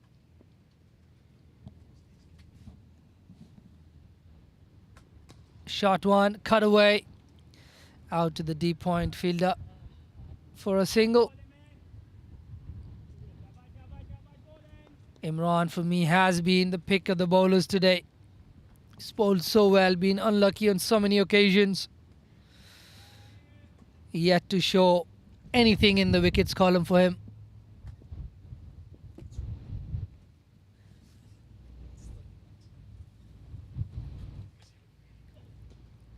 Tries to run it down to third man. A point intercepts, but not before it's a single. That brings the over to an end. After 43, Uganda 253 for the loss of 6. Should have been 7, but it isn't. Imran Javed Anwar unlucky with another drop catch. Looks like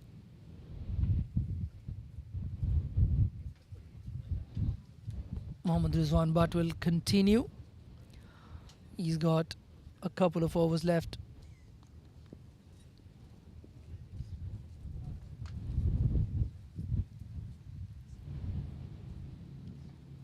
Bowling to Juma Miyaji, has a big go. This one should be taken. Fielders, and dropped again. Imran Javed Anwar himself this time putting it down. Had one put off his bowling last over. This time around, dropped by him.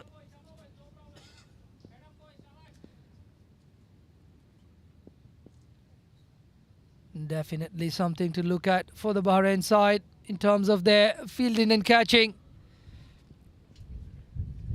Definitely an area of improvement for these boys. I'm sure they realize it as well.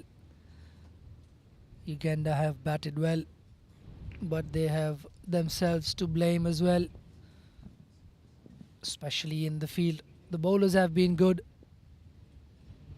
The lengths and lines they've bowled have been good, really. Swan, another one behind point. Really nicely played. What beautiful placement that is. Behind point for 4. Lovely shot, Riyazat Ali Shah.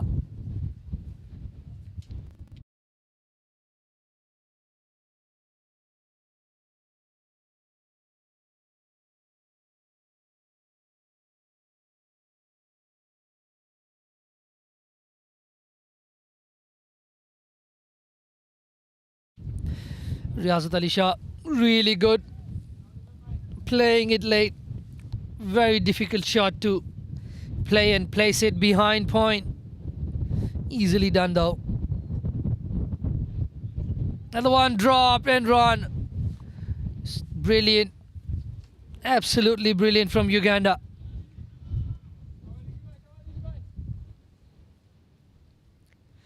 Getting on that front foot. Getting low, dropping it into the offside for a single. It looks like Juma Miyaji is going to have a change of stick. Maybe that's the 6th hitting bat. He's looked to go big. Hasn't yet been able to pull it off. Juma Miyaji.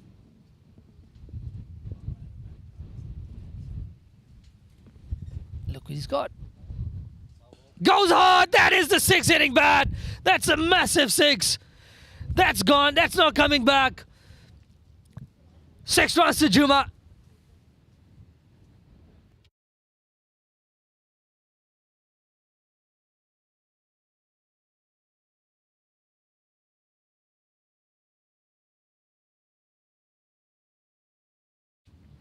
That was long. Towards the longer side. Over the scoreboards. Massive 6 for Juma Miyagi. That's really the first time anybody's played a very convincing shot of Mohammad Rizwan, but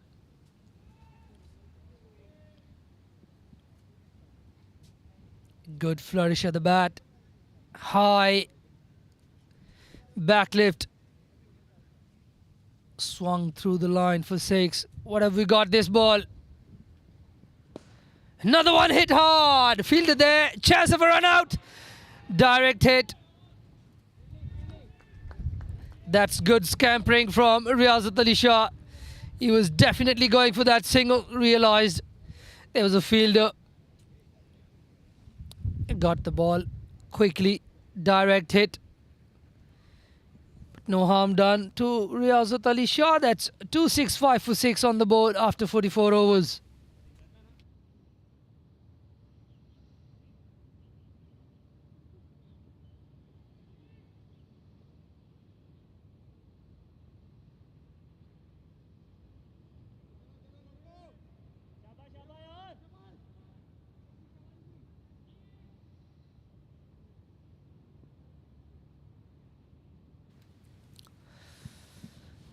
Anwar Javed with his last over. 32 runs off his bowling so far. Nicely driven again down the ground for a single.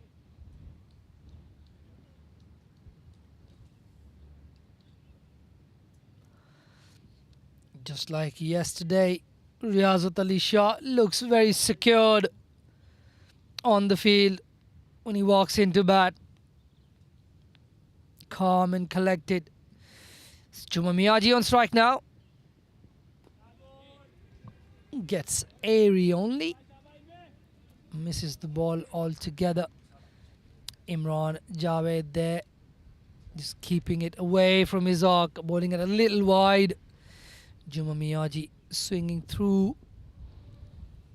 Trying to get a boundary up and over that vacant cow corner position. Goes hard again. Goes under the ball. Swinging away from the line. It's good bowling from Imran Javed. Just keeping it out of his arc.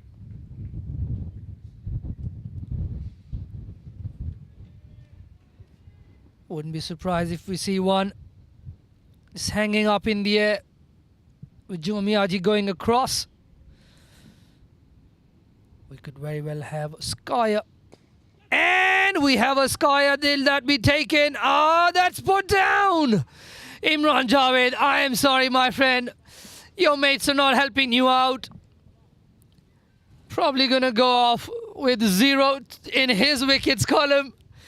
And just like me, Rizwan Butt on the boundary is disappointed. Unlucky for Imran. Cut away. Nicely timed for a single.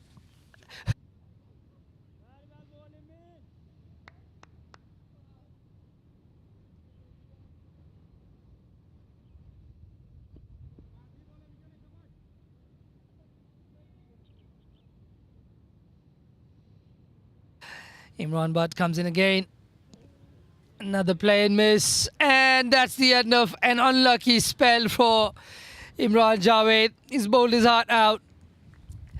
Definitely deserved wickets. And on the fall of the 45th over, 268 for 6 on the board. And I've got Aaron Bush for company again. Aaron Bush, how unlucky can you be? Oh, he's just been so unfortunate today. Deserved 3 or 4, maybe even a Michelle. And yet ends up having to bowl out. Did a fine job. 1 for 35. Should have been 3 for 35 by mind. But that's the game of cricket. Catches win matches as well. Bahrain, I'm sure the coaches are watching on. 6 direct hits in the field. None of them generating a run out, but so many drop catches, possibly the same amount. That last one, I think it was Faisal running in. It was a tough one because he came in onto the lawn bowls area, so there was a bit different footing. It should have been taken all the same. He's taken a couple down that, and then at the moment he started running in, I realized it's Faisal, and I was like, oh, yeah, this will be taken, but to my surprise, that also being put down. So, yeah, they've got themselves to blame. I should have held on. Mistimed down the ground. It's amazing the number of direct hits they've got, and they've got them all from really difficult angles. We've seen them from mid-wicket and point, almost all of them. Yeah, that last one was very, very close as well. Yeah. It was a great piece of fielding. One stump to aim at. They've got the direct hits, but another one up in the air, no fielder there. A fielder's under it, and he's taking it. That's a good grab. I think it's Looks like it's is it? Looks like it's Sai Sarthak. He's looked like the best fielder in this team. He's taken that catch. A good grab on the boundary.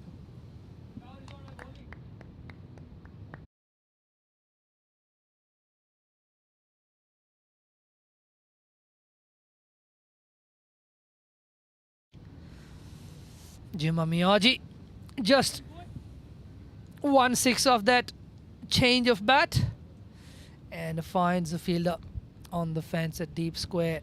He was given plenty of lives. Finally, took Sai Sarthak out in the deep to finally dismiss Juma. 7 wickets down now, 269. Even with all the missed chances by Bahrain, this is not a bad effort on what is a 300-plus pitch. 269, 4.5 overs remain. And one of the troubles for Resurgence Ali Shah coming in so late, he may well run out of batters, but he's got Westphal for company, who scored a 40-odd last game. He So I think it's just been really brave from Uganda, knowing they had that first win. They've really tested out their other batters. So I think they're going to go into the next game with a number of batters who'll be, having some runs under their belt. So I'm all for that strategy, and it's worked for them. if I thought a genuine number 9 was coming out now, I would have issues. But of course, Kenneth Weiswa came in at number 4 against Hong Kong, 43 off 62. He won't be facing 62 deliveries today, but he's got a platform set. Yep, really progressive thinking from Uganda. Good delivery.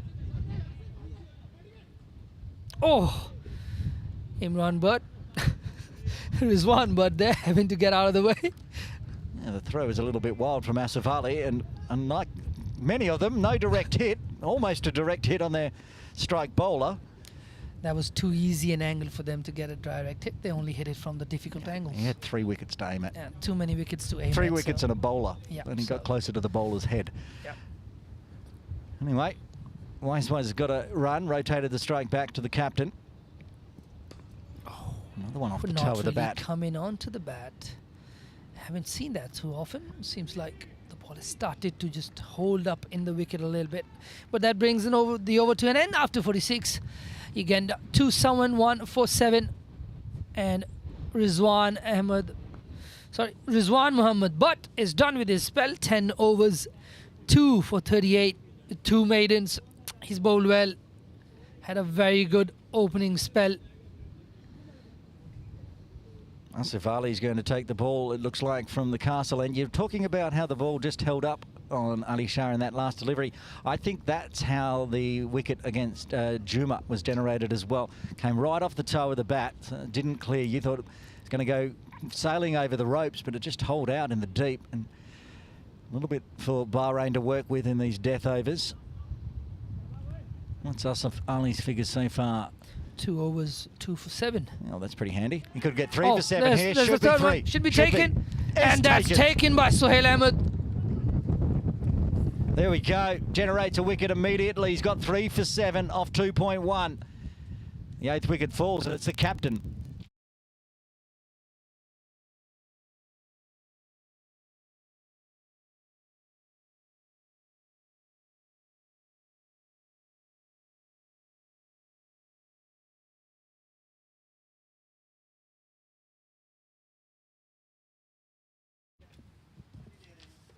हाँ हाँ वही ना बड़े ना Sai sir तक क्यों पाया Coming out to the crease at number 10.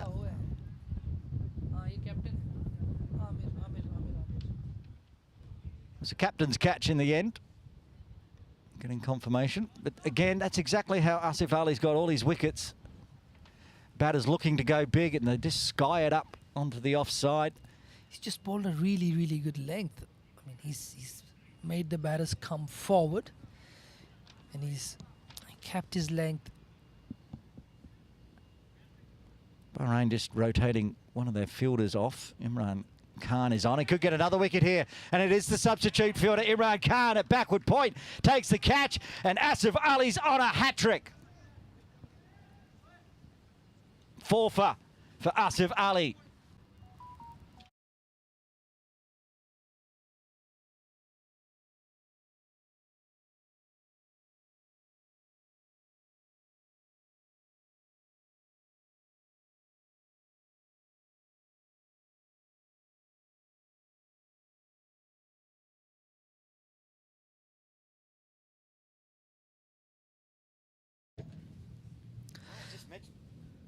Just mentioning how the sub just came on, Imran Khan, the sub for Bahrain, and straight into the action. My question is, why is Asif Ali only into his 3rd over? He's picked up 4 wickets, and he's looked the most short of the bowlers. He's just hit a very good length, and all those wickets coming out off of just bowling really good lengths and lines. He's only into his 3rd over. Franklin Subuga is into the... out in the middle, I should say, number 11. He's got the hat-trick ball. No pressure for Frank. A little bit of pressure. Asif Ali, 4 for 7. There's an appeal for LBW. There's an appeal for caught behind. And all of it is going to end in a dot ball. They're probably appealing for that bat pad. Asif Ali was appealing before the catch was taken, so he was going for whatever available wicket would be given. I don't blame him. Hat-trick ball. Prashant taking the catch, but another good ball. Oh, that's hit well. That's 4 runs. That's going to race away over the lawn bowls area for the longest boundary here. 4 Uganda runs. can all bat.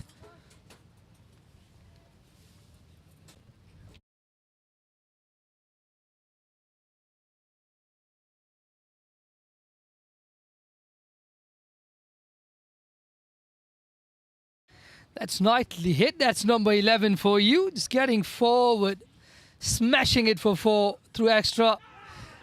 That's a 5-er for Asif Ali. And my question again, why did he only bowl 3 overs, not even completing his 3 overs? That's the end of Uganda's inning on 2-7-5. Aaron. Need to point out something very quickly. Asif Ali got a Michelle. He's got his 5-er. He also got a hat-trick. He got a wicket at the end of his last over and wickets with the first 2 balls of this over. So he got his hat-trick, he got his Michelle, he's cleaned up the tail of Uganda, and Uganda, who were looking at 350 possibly, are bowled out in the 47th for 275.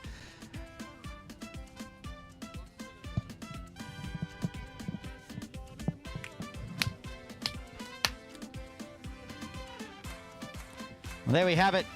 Bahrain back in this game. Here, game 2 of the Hong Kong Tri-Nation Series. Asif Ali, the destroyer of Uganda. There's the batting card. Got off to a great start, Asif. Mangala getting a 46, just missing out on his half-century. Cyrus, he just battled away to get his half-century for 69, and Ramjani with that 57. But that was the turning point for me when he was a run-out mistake between him and Darwin, and it sort of led to a bit of a collapse. But I think this is still a very good batting effort from them. Just really bowls them well for that final game if they get through. The bowling card there. Mohammad Rizwan Bhatt, 10 overs, 2 for 38 with 2 maidens was really good. Fazal was very good in his opening spell, conceded 15 in his comeback over. Anwar there, no wickets for 35, the unluckiest of the lot. Basi 10 overs for 60, 1 wicket for him. Ahmed just 1 over. And Surtak 5 overs 51, the most expensive with the longest spell. And Asif Ali 2.5 overs, 5 wickets for 11 runs. Probably and a hat trick. And Amir bin Nasir with 1 over. Amir bin Nasir probably will rue the fact that he gave him only 3 overs. But that's that for the first innings. Bahrain getting the Uganda side out for 275. They'll have to get 276 to win. And it's time for lunch, Aaron. Well, this is game on here because this is a 300-run pitch. So 275. Can Uganda, with their very strong bowling lineup, defend, or can Bahrain mix things up, get their first win, and make tomorrow's game against Hong Kong, China all that more important? Join us in around 30 minutes' time here live from Hong Kong Cricket Club.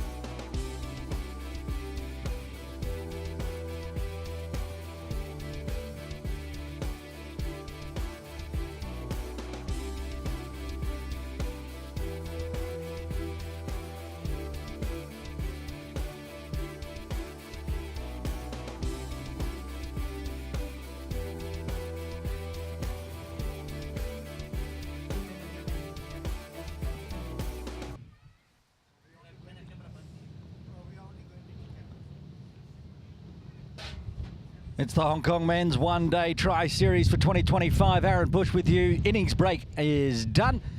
We're live atop the hill at Hong Kong Cricket Club.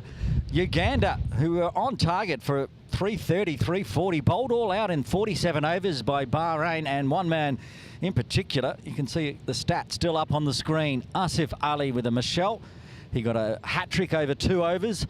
He got the job done and shutting down Uganda's tail end, and all out for 275, which means Bahrain, on a pitch that should give up 300 odd, need 276 for victory, but they'll be up against the very strong bowling lineup of Uganda, who held Hong Kong China to 240 odd in game 1.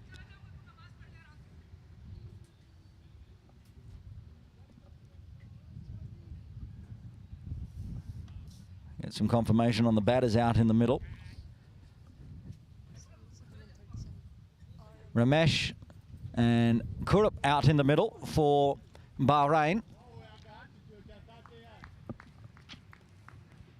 Opening the bowling for Uganda, Miyaji Juma from the Castle end.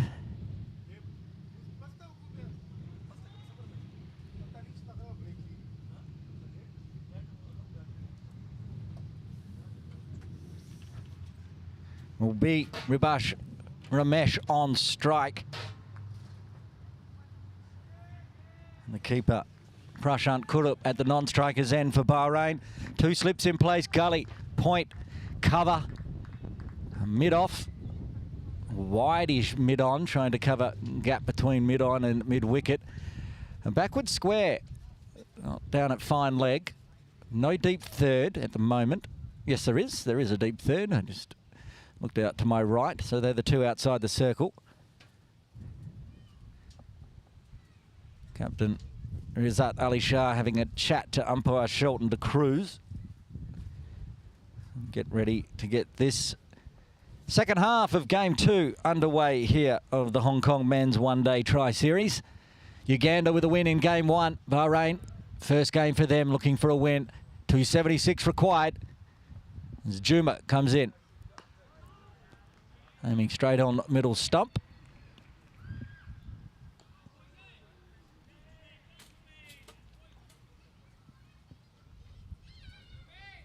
So an attacking field from Uganda to start with.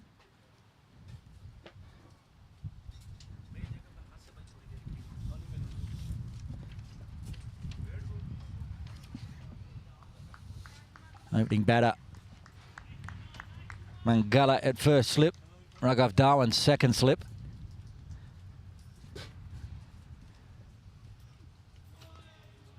Shoulders arms, leaves that one go through to the keeper today, who was the opening batter with Mangala, Cyrus Kakuru.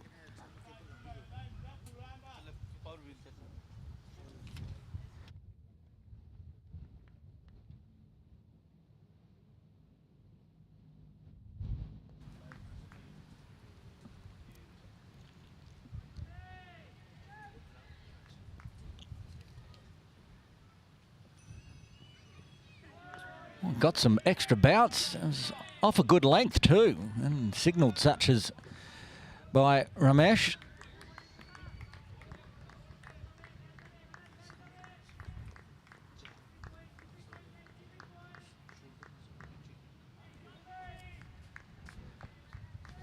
Well, I'll take that back. I said that Cyrus was listed to be wicketkeeper today, but it's actually Fred Ashalam with the gloves on again. A change from the instructions we were given earlier. Makes sense. Took 6 dismissals, 5 catches and a stumping in game 1. Very solid with the gloves on. I just looked out and went, hang on, that does look like Fred Ashalam standing with the black gloves on, and indeed it is.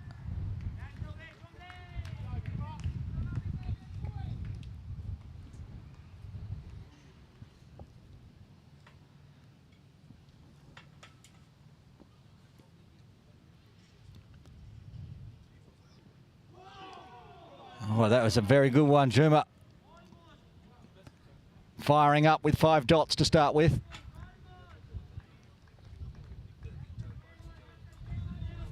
And much like that first innings from Uganda, Bahrain, they just need to navigate the new ball. It's a pitch that can give up runs and a small ground that can give up plenty. But the new ball, of course, these Kookaburra balls, what we use here in Hong Kong, can do plenty off the seam.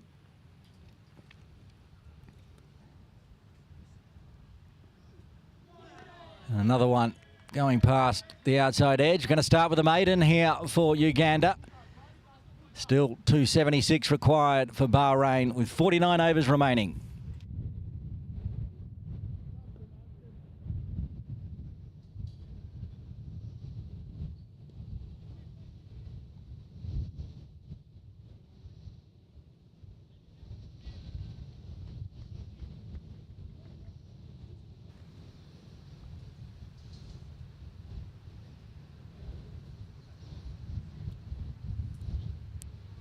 Dinesh Nakrani to take the ball from the forest end.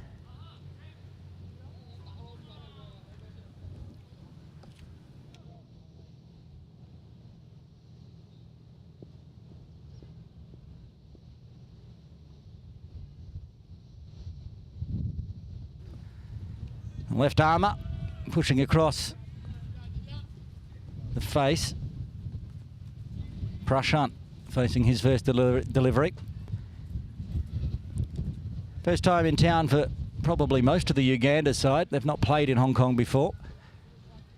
And the man with the ball in hand, Dinesh Nakrani, has said that he's really enjoying Hong Kong. He loves it, as we all do. If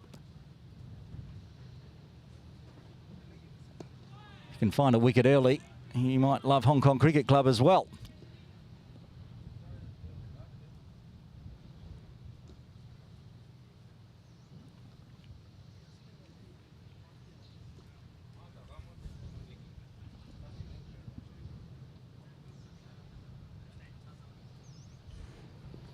Eight dot balls to start with for Uganda.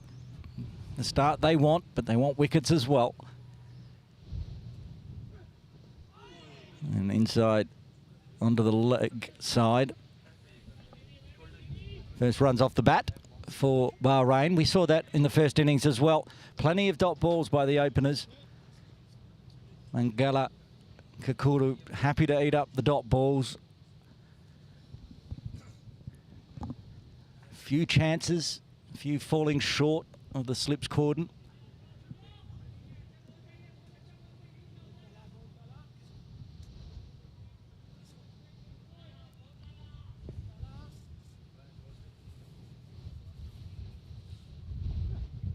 One on the toes, so this is going to give Ramesh his first runs. Throw well high of the stumps, safely through for the single.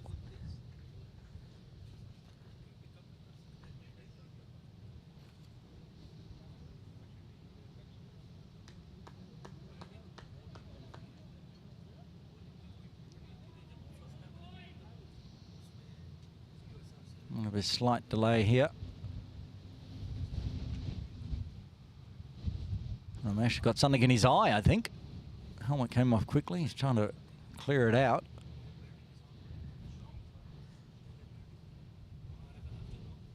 Seems fine. Helmet going back on.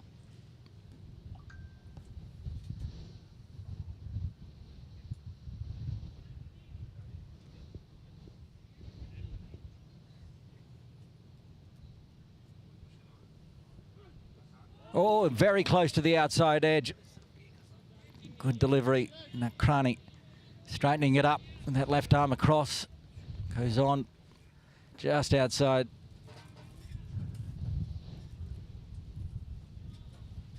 Past the outside of the bat of Prashant.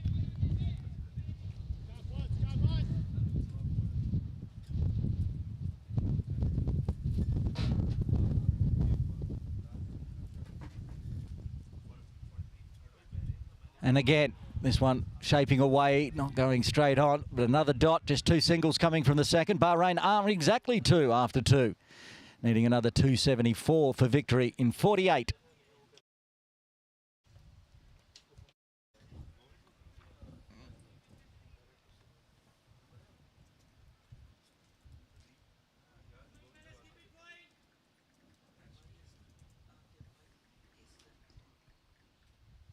Tidy start for Uganda. Cautious start for Bahrain. Uganda not losing a wicket in that first session before drinks this morning.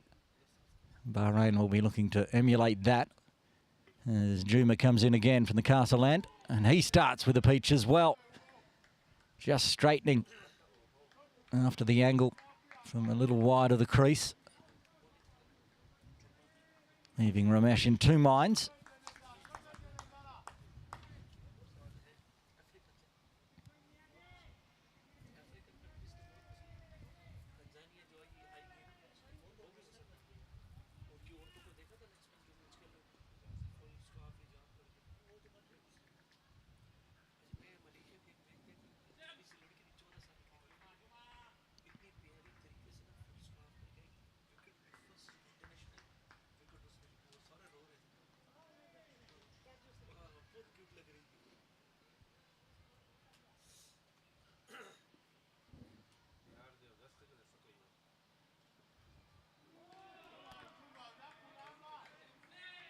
They're liking that bowling out there in the middle, Uganda.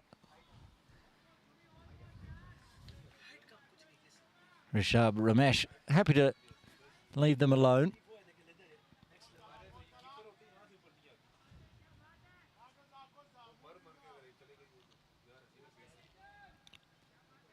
Wickets in hand will be vital for Bahrain. It's a big total, but it's not a big ground. This one runs on the leg side with a 7-2 offside field. Won't make it to the short boundary, but they will come back for the first two of the innings.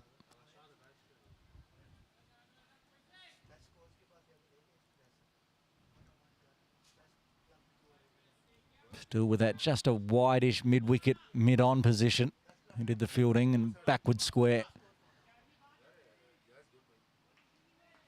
Not so fine, so just doing the angles so they can cover more ground.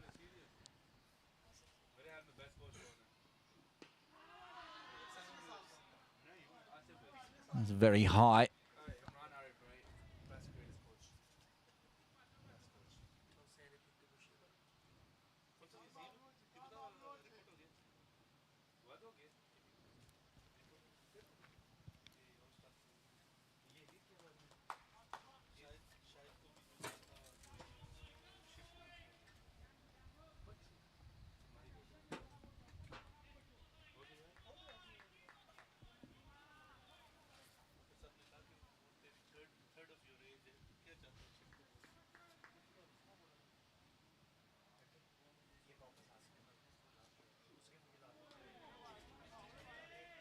Another shouldered arms, another dot ball in the books.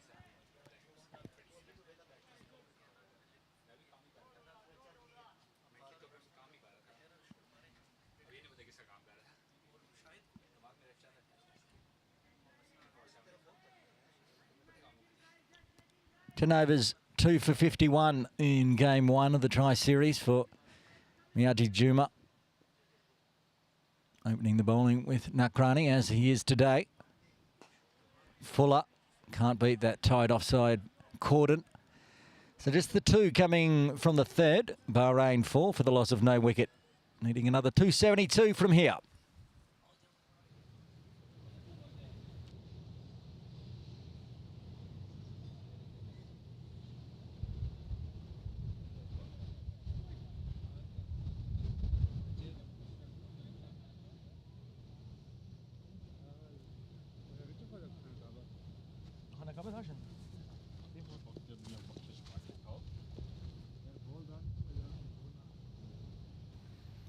Nakrani to continue from the forest end. He strays onto the pads, and again, there's probably two in this one. No, they've talked it out of it. Just don't want to run out this stage. Wise, it was a good piece of fielding. Again, just the two on the leg side. Mid-on coming around this time to pick up.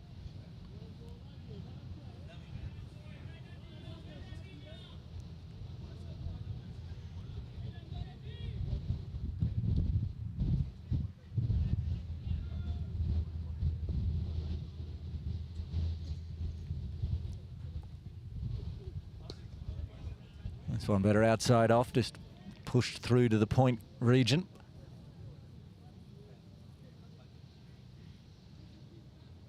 Almost identical figures for Juma and Nakrani in game one, whereas Juma got 10 overs, 2 for 51. Nakrani, 10 overs, 2 for 52.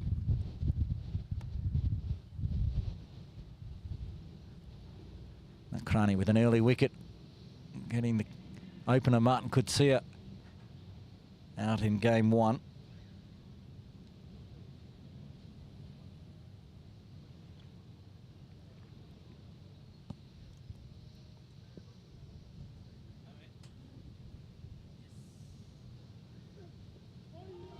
Oh, another perfect delivery.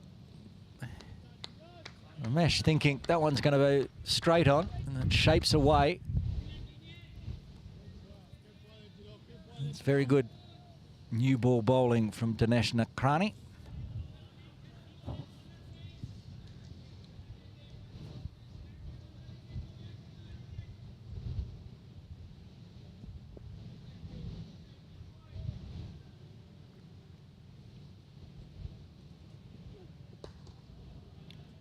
As for the stand-up punch, just to extra cover this time.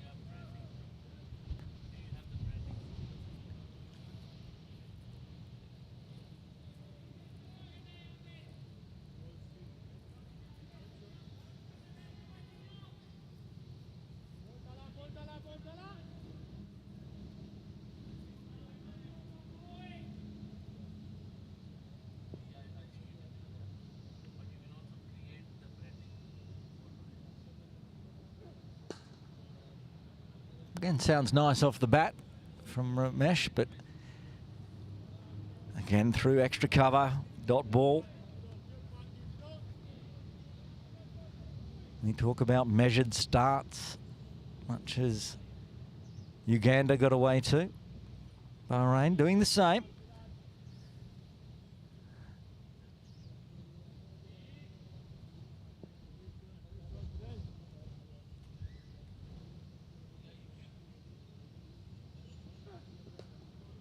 Just takes the hands off, makes it soft, so it goes down. Another dot. One single coming from the fourth. Bahrain 5 for the loss of no wicket. Again, about the measured starts. Comparison time after 4 overs. Uganda were 2 for the loss of no wicket. So it's how to work your way through the power play, the brand new ball from each end.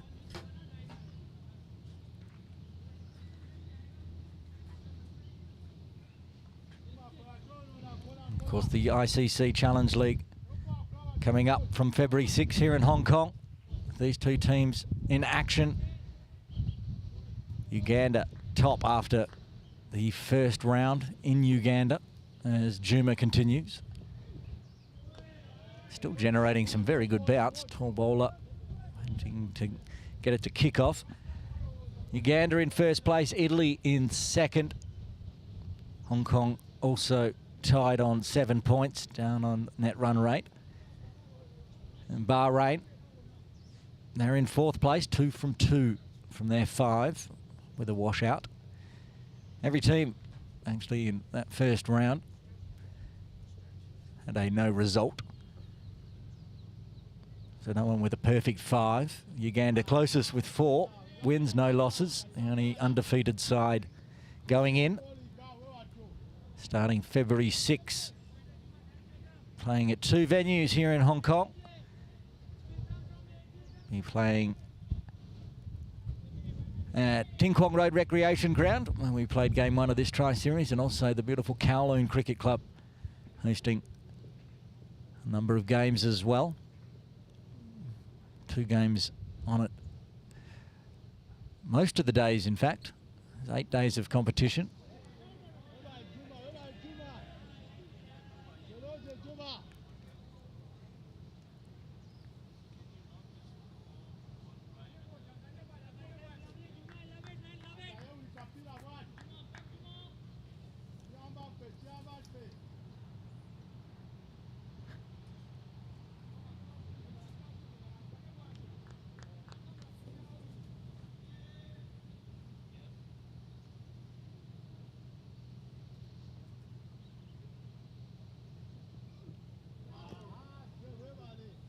Just ripping through with these dot balls.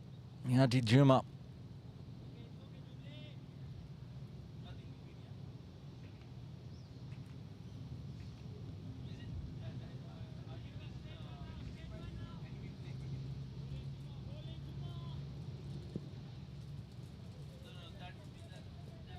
Prashant now getting to face a few deliveries.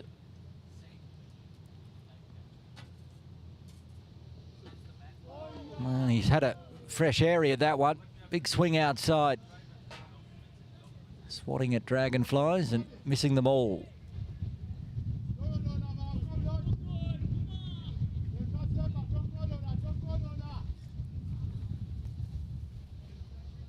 A little chat between Ramesh and Prashant.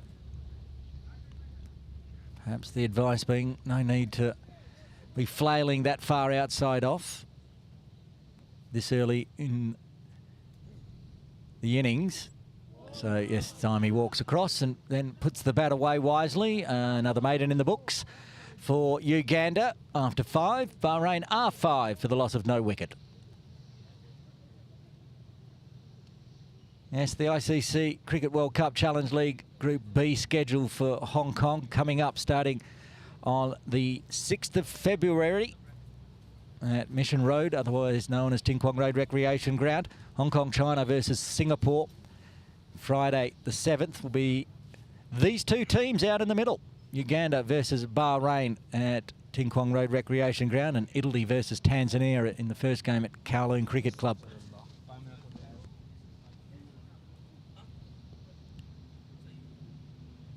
Now Krani from the forest end. Full, right on middle stump, chopped hard, straight to the captain for Uganda. There's that Ali Shah, just where most captains tend to place themselves, mid on or mid off. He's at mid off, so you can have a chat to his bowlers.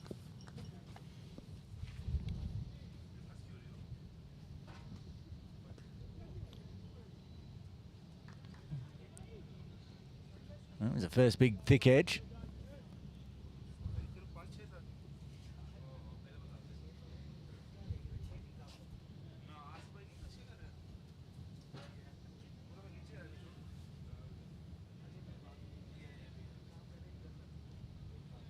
Saw that in the first innings as well, just not carrying to the slips cordon. Genuine edge though. That one's hit straighter and hard work to do for Ali Shah. Didn't quite know where it had ended up. He did stop it, but they will take a single and break the string of dot balls. So these two teams will be facing off again, if not in the final on Sunday of the Tri-Nations, but then again on Friday, February 7 at Ting Kwong Road Recreation Ground. The first game for Bahrain versus Hong Kong. Sunday the 9th at Kowloon Cricket Club. And that's another very good ball. Can't find the edge this time. Monday the 10th of February, Bahrain playing back-to-back. They'll be at Mission Road for a game against Tanzania. Uganda will play Singapore that day at Kowloon Cricket Club. And another break day on Tuesday the 11th. I get a rest because I'm working all 8 of these. As Krani this time managed to bat on ball for Prashant.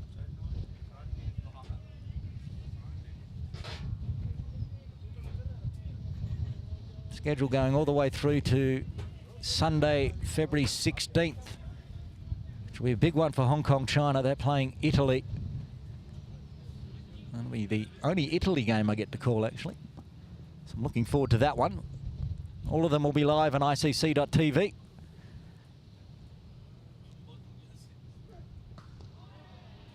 That one's the punch to extra cover we've seen a bit of so far. Just the single from the 6th. Bahrain going along and a runner over there. 6 for the loss of no wicket. Uganda was still taking their time as well after 6 overs. 9 for the loss of no wicket.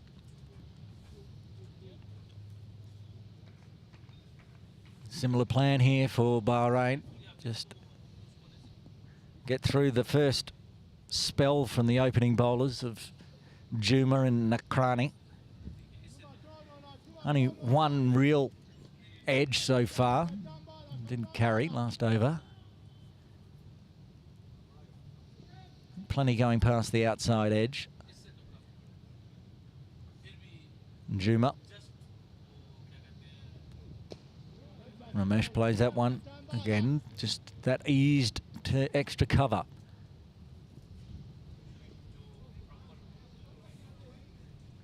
And it's a patience game, this 50-over match. Batters just need to remember plenty of overs available.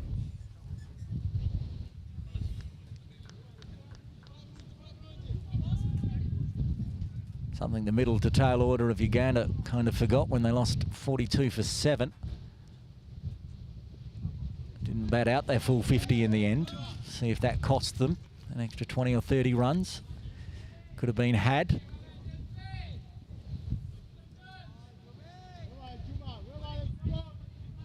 Wind starting to pick up again. Cloud cover coming over as well. Pretty similar climate to the first 10 overs for the Bahrain bowling, who won the toss, selected to bowl. And there it is again. Player miss, look down. Ramesh just wondering how that didn't go out of the middle of the bat as he was planning on.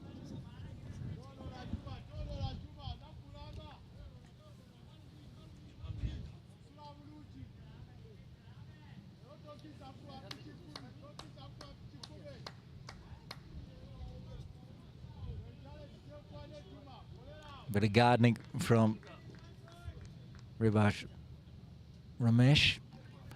finding that spot where it hit the seam. And no interest in that one at all. Very big shouldered arms.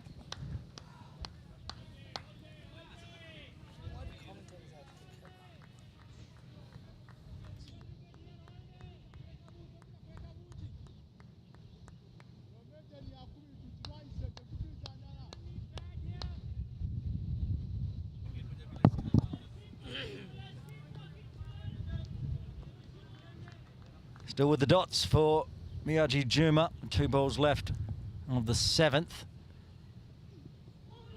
And it's going to be at least a run, leg by perhaps, or a little inside edge. No, leg by, signalled by umpire Shelton de Cruz. They'll take that one, Bahrain, and welcoming back into the commentary position after having to do 6 overs of camera work. Multitasker that is Asif Hussain. Good afternoon to you again. Good afternoon, Aaron. Good start for Uganda here. Really good start, very disciplined. Much like the Bahrain boys up front, they had a very, very good opening spell. If I'm not wrong, they had 12 on the board after 8 overs. Shot up straight to the fielder. I think they have some runs to play with, the Uganda. They've got 2 slips in a gully. Anyways, that brings the over to a close after 7-1. An over being scored by Bahrain so far, 7 runs off 7 overs. Uganda at the same time are 11, so it's what you have to do with these new balls. And at this point out, Miyagi Juma has bowled 4 overs now, 3 of them being maidens. Yep, really like the look of him the other day as well. Runs in so nicely, very rhythmical. Looks very, very athletic, Juma Miyagi. And if I've got my research right, he's probably the youngest of their fast bowlers. One guy on the horizon of becoming a mainstay in this team. Juma Miyagi, been impressed. Interestingly, he's bowling with sleeves. The batsmen so far have had no problem with that, which I'm absolutely all right with. Sometimes batters are fussy, aren't they? Sometimes they very much are. Sometimes umpires are fussy. You just tell them to take it off anyway, but...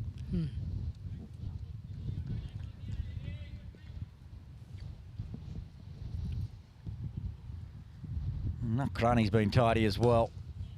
He's generated the actual real chance, didn't carry through to second slip.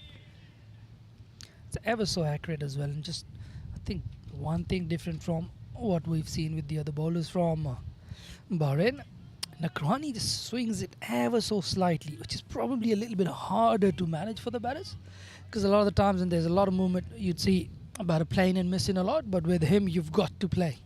Got to play. He gets that little tiny bit of movement, and just like the last one coming back into the right-hander just a little bit. And there again. A little bit too full from Nakrani, but got away with it and pushed cover back onto the circle. So it was hit nicely, but not able to find the gaps at the moment. So far, it seems like Uganda have a bit more energy in the field than Bahrain did. In associate cricket, Uganda is known for their fielding. They're a very, very good fielding side. They didn't really field up to their mark last game, but they're definitely a good fielding side. They hunt quite nicely. Even their good movement towards the ball, good anticipation.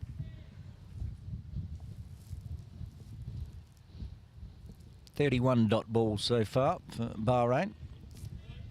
That's plenty, considering it's the 8th over. Is seeing off the new ball, and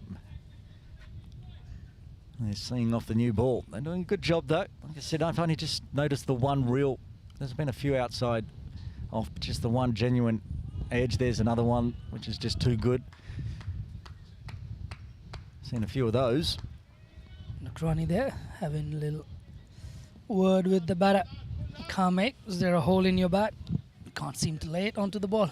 You can talk with Imran Anwar, who couldn't find the edge in 10 overs. And when he finally did get one to sky up, it was put down. So, as it is, it's that kind of pitch and that kind of day, really. At the moment, finding the edge is tough.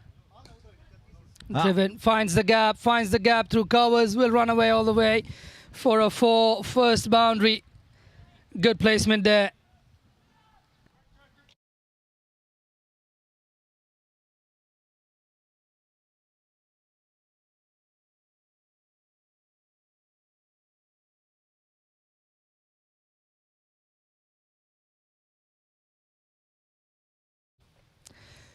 There's no catching that once it misses the fielder in the infield.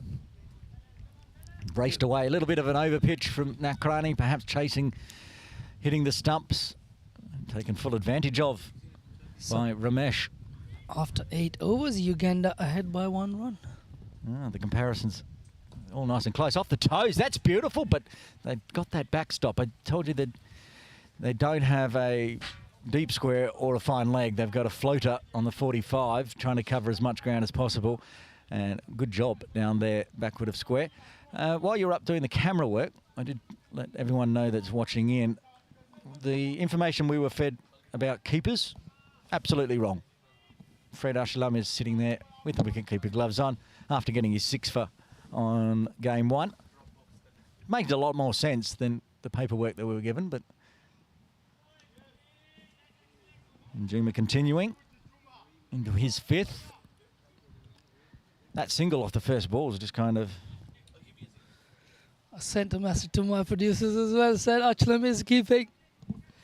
So you did notice up from the... Absolutely. Rightly so. I noticed as well. As soon as he came down this end, I'm like, that looks a lot like Fred. And it was. And that single off the beginnings ruined a chance of a 4th maiden for Juma, but he's still bowling dots at regular intervals. I think it's a lot to do with these teams just trying to soak up as much information as possible through just taking their time on the wicket. I do not really think this is the kind of wicket where you'd be 12 after 9 overs. And I'm sure with playing a little bit more on these Hong Kong tracks, these guys might start to get a few more runs up front, especially in the first power play. So important. Oh, another one beats the outside edge. Story of the day. You know, while you're up being cameraman, I was mentioning how the ICC Challenge League coming up starting February 6th. And of course, while this is an international series, it is a tri-series we're glad that Uganda and Bahrain and Hong Kong, China are fighting it out. All three teams are really using this as a prelude to the ICC Cricket World Cup Challenge League. Just allows them to get more game time in here in Hong Kong. Yeah, absolutely. Kudos to Cricket Hong Kong China for inviting these two teams over. Helps them prepare and helps these two teams prepare as well. So important for teams playing associate cricket. They just don't get enough cricket, and it's brilliant if they can have these home series playing against each other. I think Italy's in town already as well. Might be training at Kowloon Cricket Club either today or in the days to come. Tanzania will be here as well. They've got a warm-up match maybe here on Monday. Monday, yeah. I'm not sure against who. Is that the Italy-Tanzania? That's on Tuesday. Well, that's driven beautifully. The straight drive. Good work in the field for the captain, though. Ali Shah palms it, keeps it just to the single. How many times did we see early on Mangala for Uganda do that straight drive and pick up a boundary? So great work in the field to keep it to 1. 2 runs coming from the 9th. Bahrain 13 for the loss of no wicket. Might have all been around that over that Mangala started to find the boundary. After 9, Uganda 19 for the loss of no wicket. Still very evenly poised. Nakrani will continue. Trying to remember, how did they split up the overs back against Hong Kong, China on Tuesday? They bowl more than 5 straight? Yeah, I think so. Yeah, I think so too. I think so. They had Chiwuta in as their first change. I'm sure he's going to be on pretty soon. I think Juma had a 4-over spell, 5-over spell up front. Another plane miss, just feeling for that one. Rishabh is trying to get back to that delivery, but it's been so consistent from Nakrani on a length. I'm not sure if I'm the only one, but just from the mannerisms and the way he moves around, the way he looks, the skipper for Uganda looks so much like Faf du Plessis. I just doing camera from up there, zoomed in on him. I'm like, yeah, I mean, even the way he throws the ball is very like du Plessis. Okay, I'll let him know. You can interview him post game and call him Faf. That's not a bad person to look up to, man. This is true. If you're the skipper of a side, what a captain he was, Faf du Plessis. One of the best in the world to do it. I've just brought the information up, and yes, Juma and Nakrani bowled 5 straight to start with, then they went to Chewuta. And will we see a change in bowling at the end of this over? And then we used Chewuta and Waiswap. They used Waiswap only for a couple of overs, then switched to Ramjani, who I'm sure we'll see soon. Already seeing a difference, Aaron, in the way these Uganda fielders throw them much more accurate, even when they're just throwing it back to the keeper right on top of the stumps. Definitely tells me they do a lot of work on their fielding. A lot more noise, a lot more energy. Rishabh decides to just pull out of there.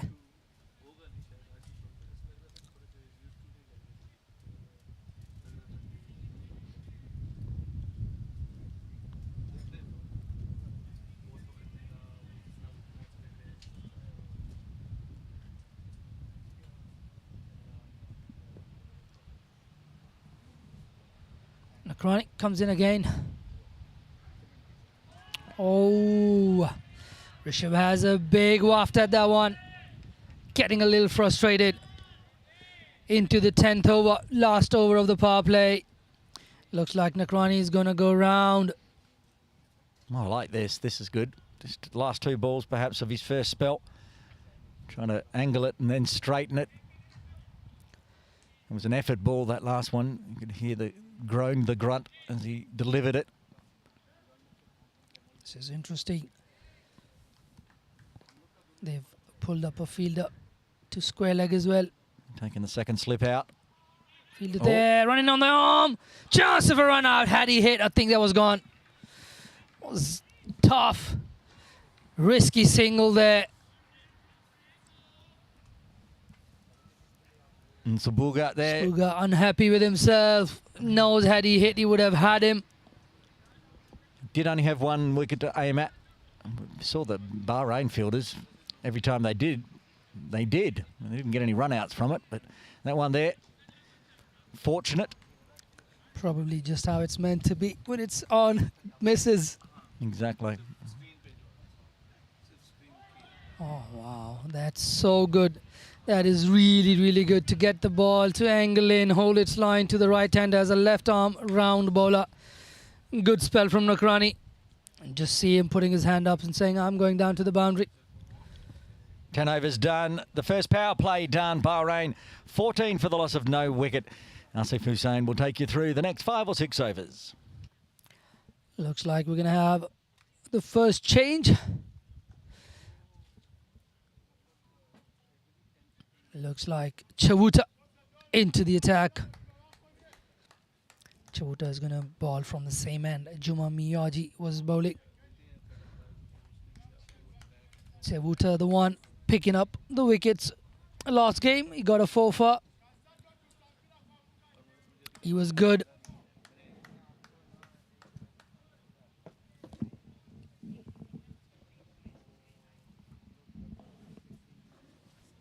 $14 on the board after 10 overs.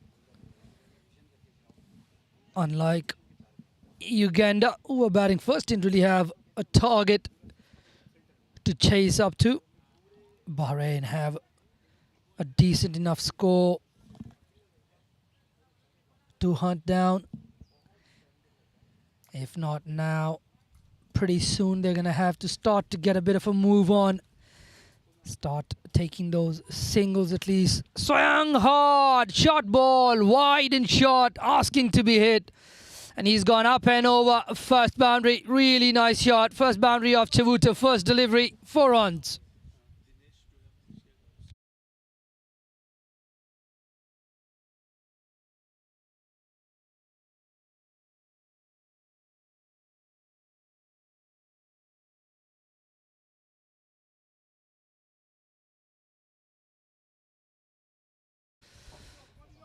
Boundary to start Chavutta's spell. Not what he would have wanted. Comes in again. Another one. Short and wide. Rishabh Ramesh there. Probably thinking to himself, why did I let that one go? Hit the first one nicely. This one was right there as well. Right there for the taking. Decided to just let it go through to the keeper. Probably thinking the umpire might give that a wide. The umpire didn't. Think Chavutta there got away with another ordinary delivery. He's got to tighten up better this time. Hit straight to the fielder. There again, another one. Straight to the point fielder. Loving the energy in the Uganda fielding side. So important. Sometimes 50 overs can seem a long time. If you enjoy the game, if you enjoy fielding, it's not as long. You've got to be able to find ways during the innings to have some fun, enjoy the fielding. Shotter coming back in on the body. Non-striker wanted the single, but I think he has pinned him. He's hit him hard. Looks to be in some pain. Clutching on his right hand. I think it's got him on the hand or some part where there's no glove. Physio runs in. Rishabh is in some serious pain. I hope it's not too bad for him. He's just started to look comfortable on the crease. Chavutta there Getting one to jag back at him. Nailed him on the hand, I think. Looks like we're a little hold up. So far, the two batters. Rishabh Ramesh, the only guy to have got a couple of boundaries so far. They've only got 18 on the board. They'd like to keep those 10 wickets intact for as long as possible.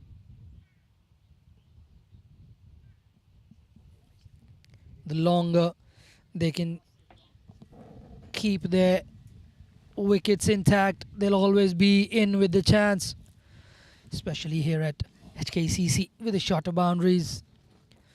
And I'm sure plenty of left-handers. We had a lot of left-arm spinners on show from Bahrain. I'm sure there's plenty of left-hand batting in the Bahrain lineup. So could work in their favour as well. Worked really nicely for Uganda. They kept the left-hand, right-hand combination almost through and through the innings, pushing two of their right-handed batters down the order. Riyazat Ali Shah and Wesawa batting at number 8 and 9 today. Batted at 4 and 5 in the last game against Hong Kong. Both got runs as well. But I think that is very good on Uganda's part, especially when you consider the kind of preparation they're looking at. The Challenge League is very important.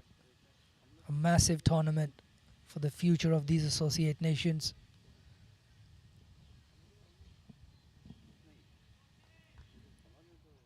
Some amazing stories in associate cricket.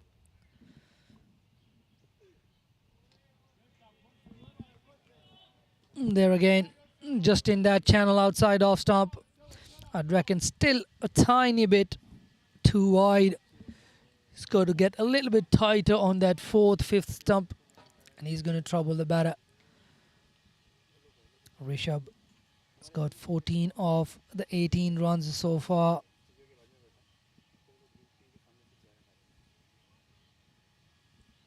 So far, no wides. We're into the 11th over, which is really good from Uganda. Good discipline. Oh, lovely delivery. Bounce and inward movement. Ends the over. After that boundary of the first delivery, he's come back well. 5 dots to end that over. After 11, it's 18 for no loss for Bahrain.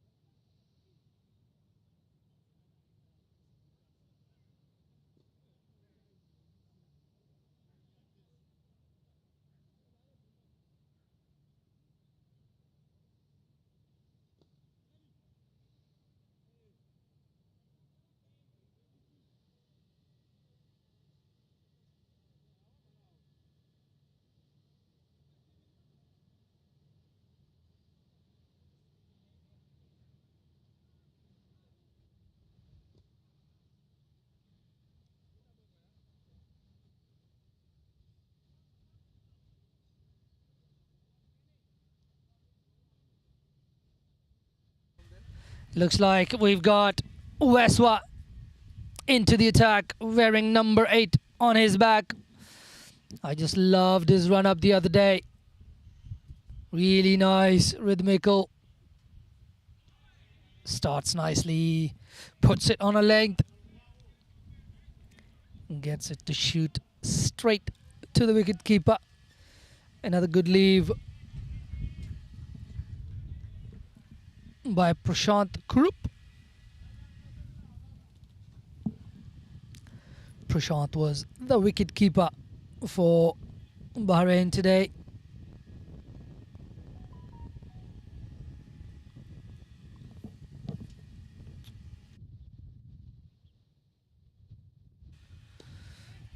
Tight on the body, worked away to the leg side.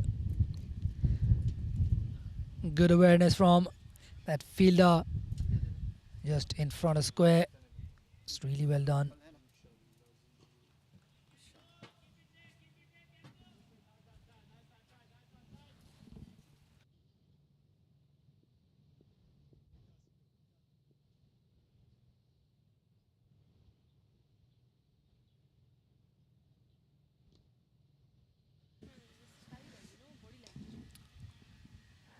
They've got protection back there.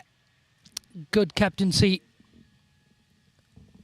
I've got one person up here at the broadcast table who agrees with me. Riyazat Ali Shah does have mannerisms of Faf du Plessis. Aaron looking closely at Riyazat Ali Shah just to try and find out if there's any similarities. So maybe people watching, if we have Riyazat Ali Shah on cam, can come back to us and let us know if I've got it right. Just the way he feels, just the way he moves around, demeanour looks very much like Faf du Plessis. Anyways, back to live cricket. Worked away behind square. Work for fine leg to do. Gets around quickly. Going back for the second. Lovely throw right beside the stumps. We had the square leg with his arms up and Shelton just ignored him. Runs all the way to the stumps. Couple there for Ramesh again. Ramesh, the quicker of the two batters today. He's on to 16 from 49 deliveries. He's just had the bulk of the strike as well.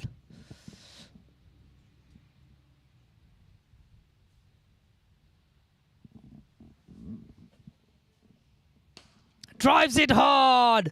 Comes in, chance for a run out. That's good from Uganda again. So important to field well. I think they'd like the HKCC outer surface. Pretty smooth.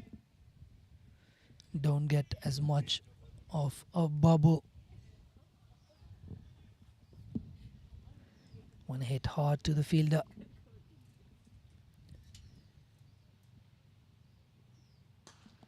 Goes hard, misses the fielder, won't miss the fence. That's a 4. Rishabh there not happy with himself, but that's got 4. And that's the end of the over as well after 12. 25 for no loss.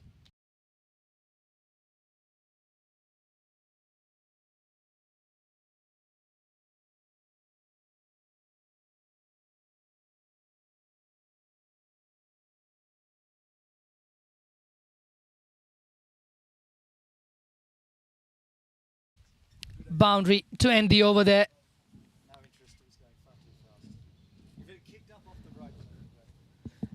I thought Aaron was going to field that.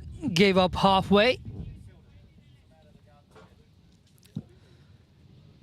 Thought I might be able to see the first diving effort from Aaron Bush. Unfortunately, no real effort there. Chabuta to ball his second.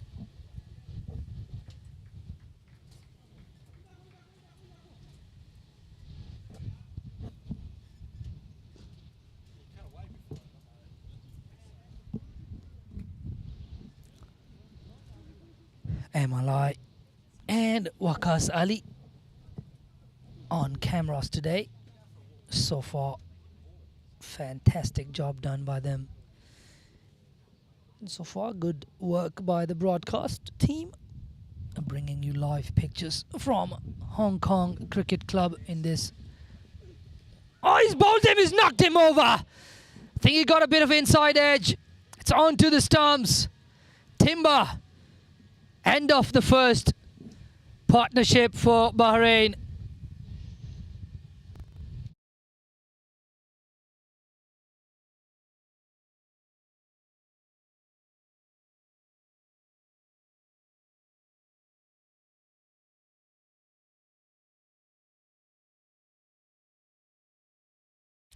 Prashant there, just a little loose outside his off stump. It's almost a nothing shot. Trying to play and leave. Gets that little bit of an inside edge. He was actually going nowhere. Was on 4 from 22. He's gone now.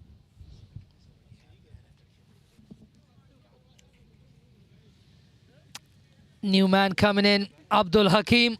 Basil Abdul Hakim walks in at number 3. That first follow wicket. Chavuta, his 5th in the tournament. Very quickly into his work. After conceding a boundary off the first delivery that he bowled, he's come back really nicely. He's picked up a wicket. Oh, pings another one. We've got another bat laying on the ground because the bat has been pinged. It's not a nice way to start your innings. Must have hurt. He does get the ball to jag back in. Cosmos Chivuta. And we've got another physio break. I think that's got him on the chest. Yep, looks like he's holding on to his chest there. Must have hurt.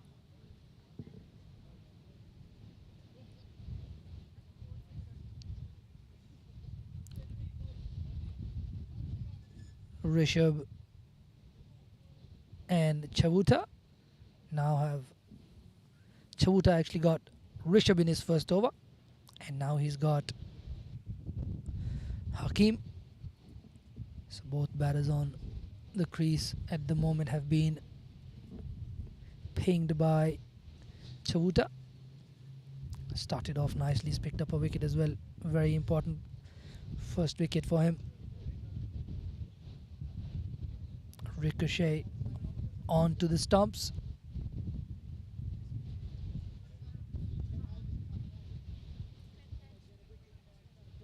Seems like there's a proper discussion going on between Rishabh and Hakim. Not sure if they applied the magic spray, if he is feeling well already. Looks like they've called in drinks, if I'm not wrong. Yep, we didn't have that information. The players are having drinks. So I'll probably shoot out for a minute and come back as the umpires get back into position.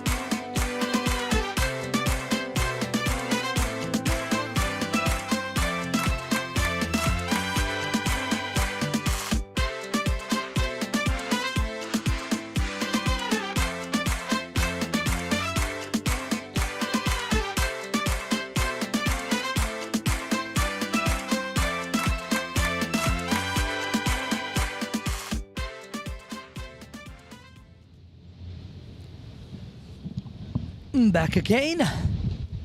Didn't realize the umpires had called in for drinks as the physios were checking in on the batter.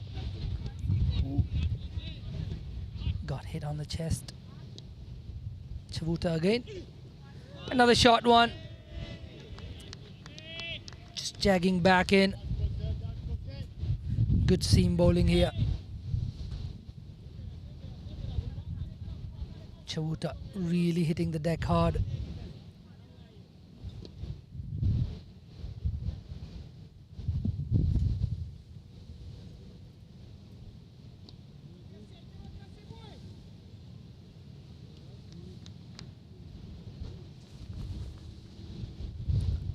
Coming in for his fourth delivery. Shot.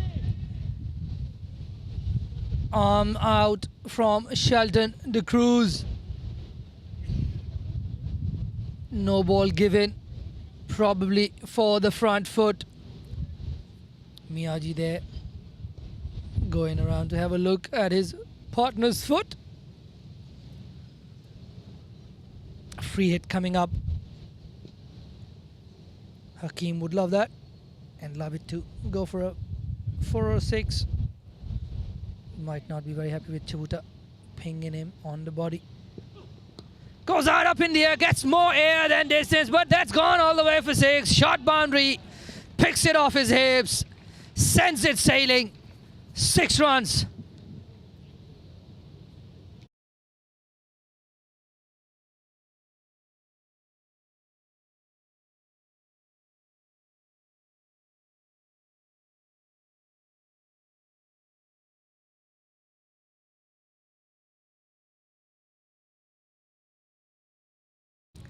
A bit of Surya Kumar Yadav in that.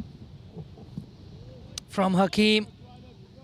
Just picked up off his hips. Definitely don't want to bowl there as a bowler. It's a very short boundary down to fine leg for a right-hander from this end. Another one, back of a length. Shortish in length, in fact. Just lets it go through. Interesting, the batters haven't been enticed into playing a pull shot yet. They've left that leg side wide open.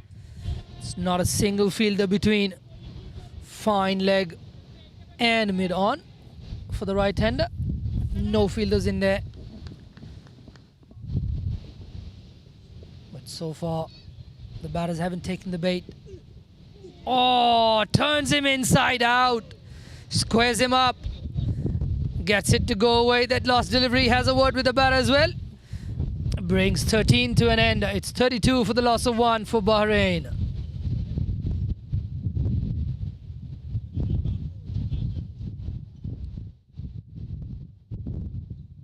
I'm sure, as you can hear on our effects microphone, there is a bit of breeze around still. It's been the same throughout the day today. We had the sun out for a little bit, but it's gone hiding again. 32 on the board after 13 overs. Kenneth Weswa with his second over.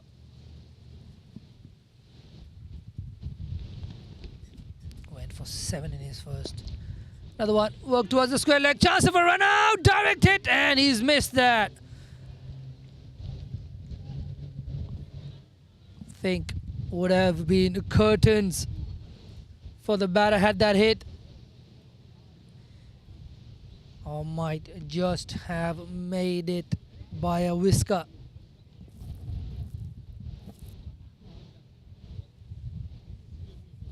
Rishabh there calling his non-striker through for a single. Hakeem responding well. Getting through in the end safely.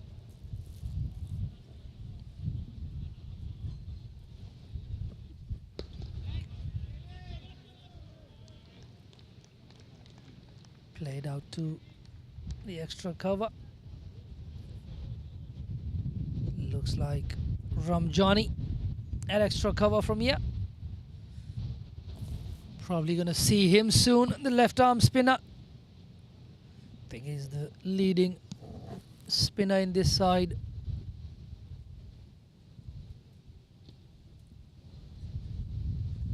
They've got decent fast bowling stocks and spin bowling stocks put together, like the makeup of this Uganda side. Another play and miss. Probably looking to play it a bit too square, not getting in behind that delivery. Abdul Hakim.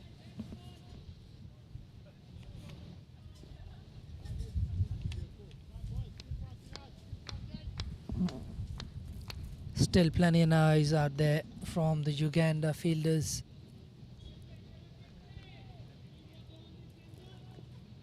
Required rate now at 6.66. Driven nicely, but a fielder intercepts. That is Ramjani at extra cover, diving to his left to get that one.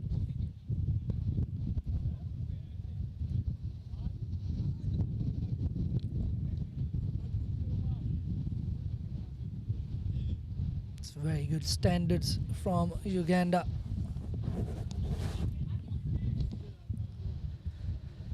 Bahrain so far playing catch up. They just need to build a partnership. Just take a leaf out of Uganda's book, the way they batted in the first innings. Just stay out there, and that is nicely played, but straight to the fielder. It's timed really nicely. Abdul Hakim there. Just gives his bat a little punch. Unhappy not being able to find the gap there. That was hit really well. Westphal, I think, got away with it there. Short and wide. Asking to be hit. Allowing the batter to free his hands. Abdul Hakim there.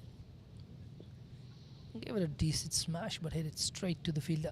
They've put the cover fielder back on the boundary. Once again, good timing, but for no run, and that'll be the end of the over after 14. Bahrain 33 for 1.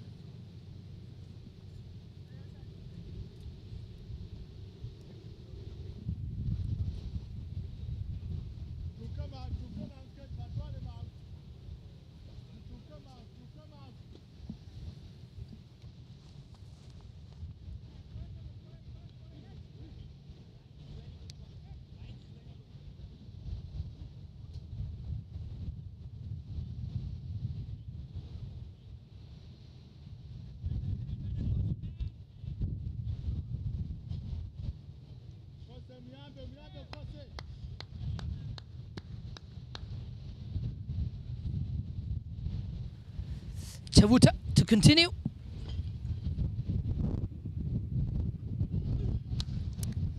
Smashed.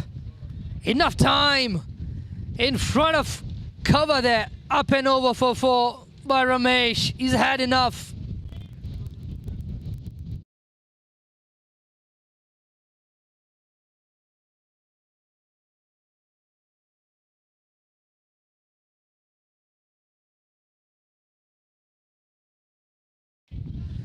Such a lovely shot. All hands from Ramesh there. Threw his hands at that one. Short and wide. Good shot again. Finds the gap. Should only be one. Will only be one.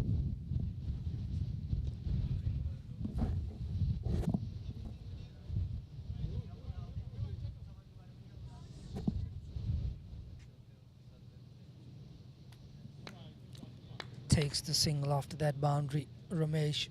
He's done the hard yards. He'd love to just carry on playing here. He's played 54 deliveries for his 26.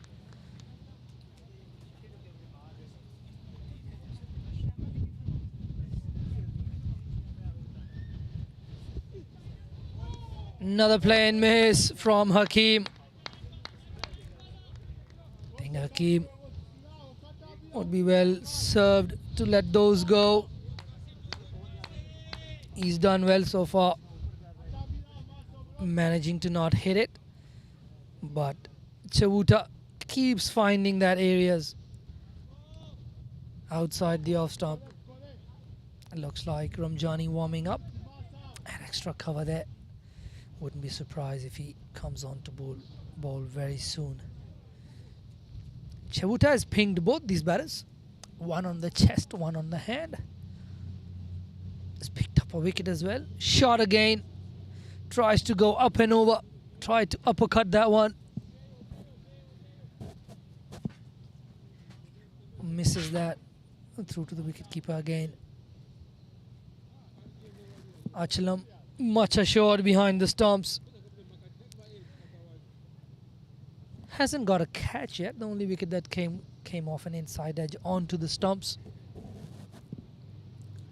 Got 6, tied with Adam Gilchrist and many other big names in the game of cricket for most catches in an innings. And another play and miss. I reckon he's trying to play it a bit too square. He's standing his ground and trying to play it a bit too square for my liking. He's got to get behind it. We've got 2 slips in the ground, and then on camera we could see 3 slips on the boundary line.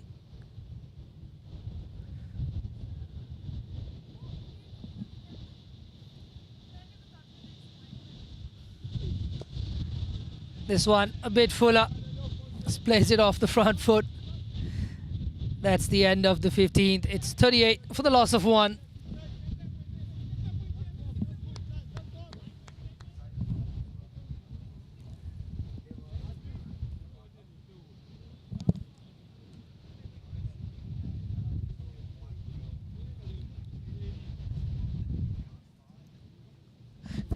No, but it was like you could see the slips there, and then right behind you could see exactly in that same angle 3 of them standing there. Now Amna is the stumps.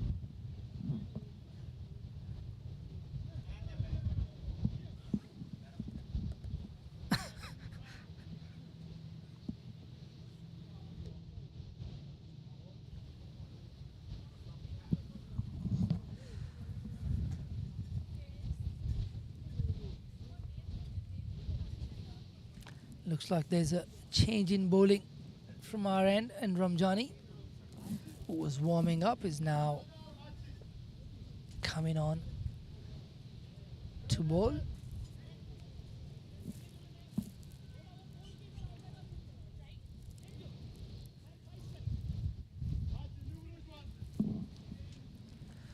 Spin being introduced for the first time today from Uganda.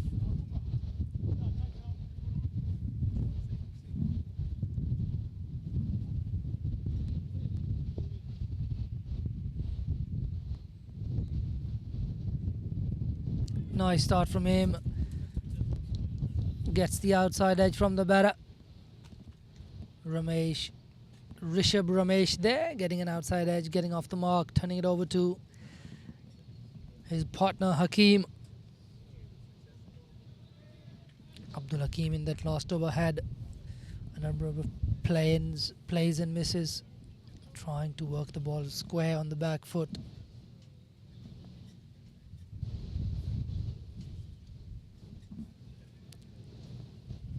Trying to get their fielders in the absolute correct position. Full worked away nicely down the ground for a single.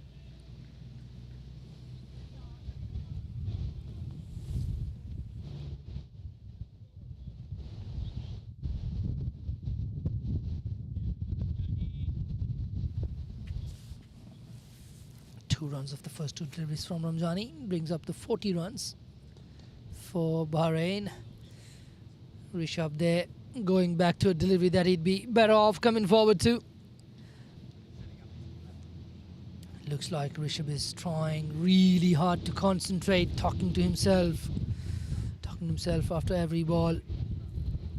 He's shadowing every shot that he plays. A bit in the air, but safe for a single.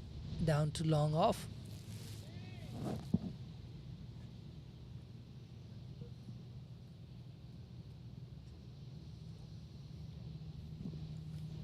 .41, 4-1. Batter length. And another one hit up in the air, but goes on a couple of bounces to the fielder on the fence there.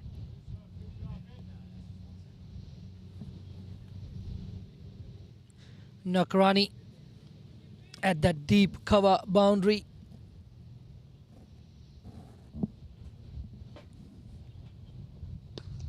Punches it back to the bowler, Rishabh.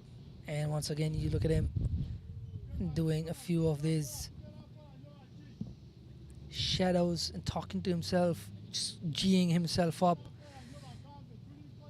telling himself to focus hard.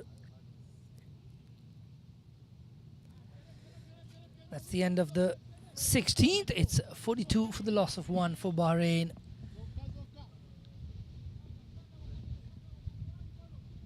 Hakeem on 8.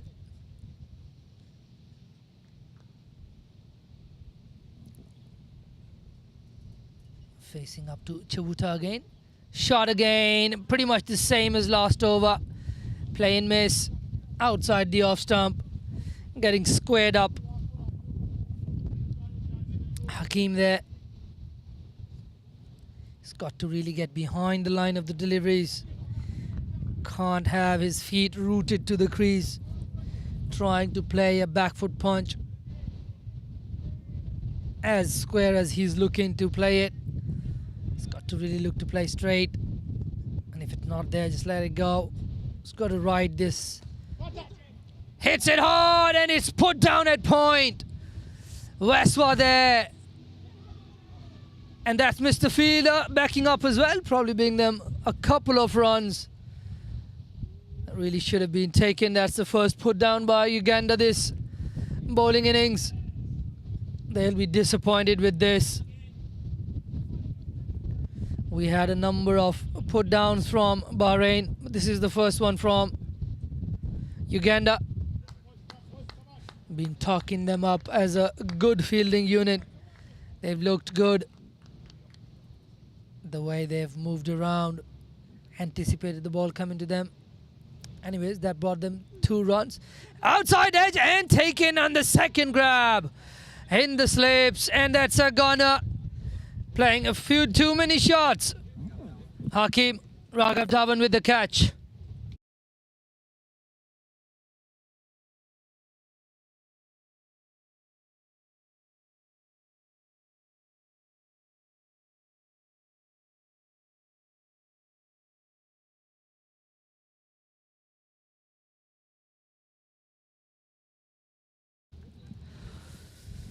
So, after that drop, he's been taken at slips on the rebound. Looks like number 95, Asif Ali, walking in.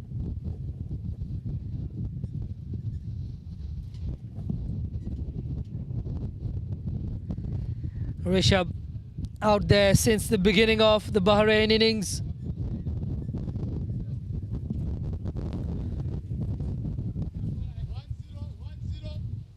Two wickets down, both going to Chavuta. He's looked dangerous, Chavuta. He picked up 4 the other day, he's got 2 today, 6 for him in this Hong Kong men's one-day tournament. Definitely the leading wicket taker, Chavuta. And he's only into his 4th over yet. Still got 6 overs to come after this. Asif Ali did get 5 in 2.5 overs.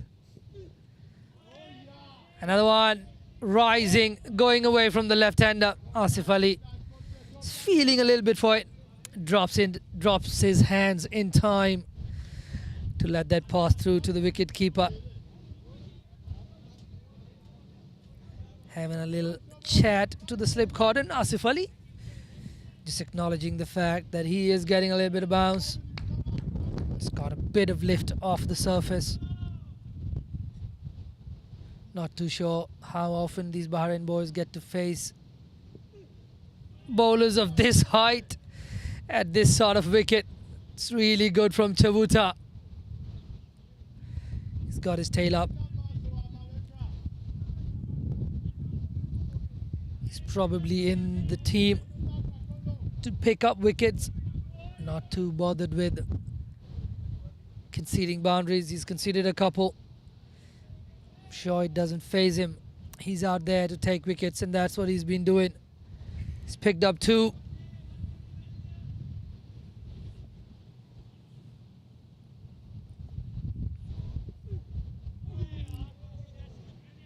Better length this time, but a better leave as well from Asif Ali. Ends the 17th. It's 44 for the loss of 2 for Bahrain.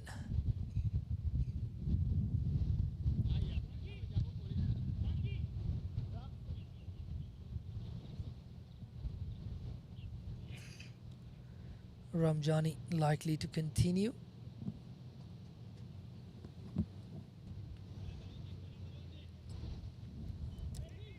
Nope, it's a change in bowling.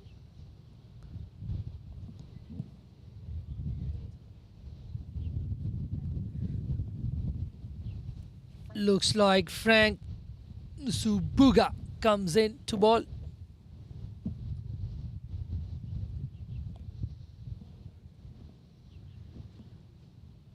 By the looks of it, he's got the ball in his right hand. The way he's gripping it looks like he is an off-spin bowler.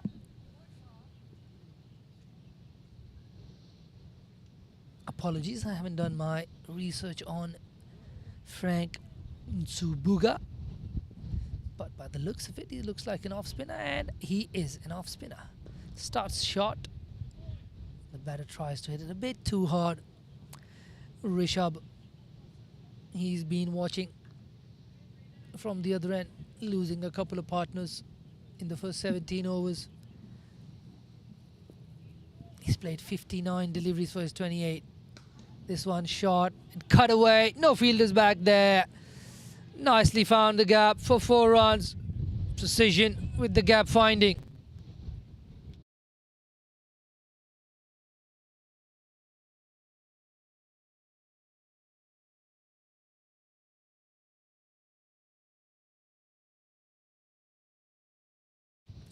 Just holding his shape a little bit better on that one. Another one, shortish. And Subuga doesn't really have protection on the offside. He's got 3 fielders back on the leg side. He's got a slip. 4-5 leg side field. Oh, looks like he's got a bit of bat. Think that might have saved him. That looked very straight from here. Looks like he got a bit of bat there. Umpire John Prakash just walking down to the wicket, just signalling to the bowler to keep off the protected area. So a bit of a mixed start from Frank. He's bowled 4 deliveries, considered a 4 and 3 dots. Much better length this time. Not gonna catch that one. Timed too well. What a beautiful shot straight down the ground for 4 off the bat of Ramesh.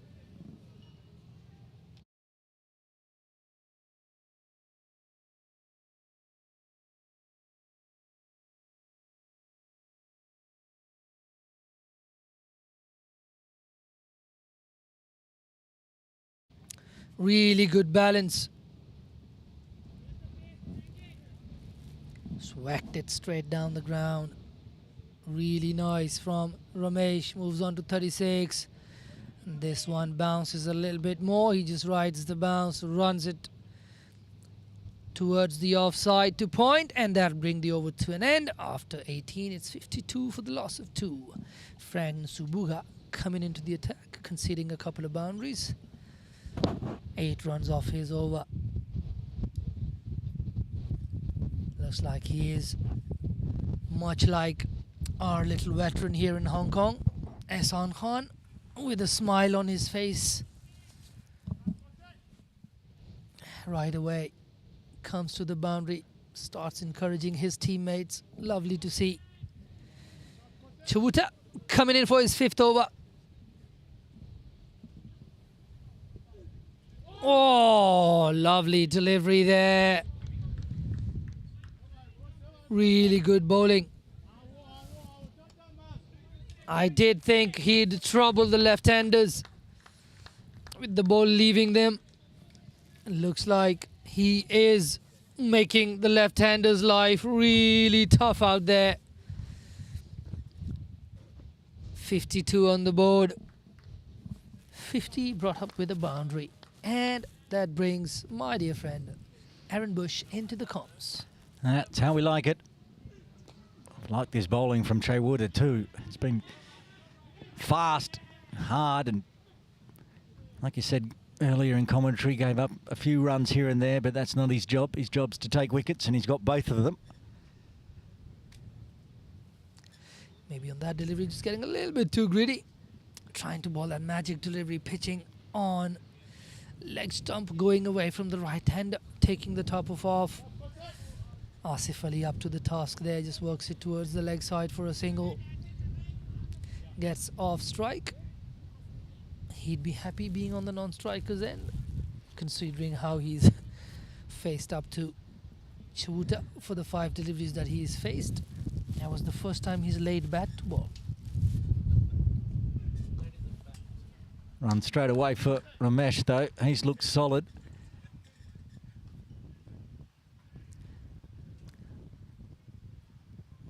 I think it's been the story of his innings. It looks like somebody who's really trying to concentrate, talks to himself.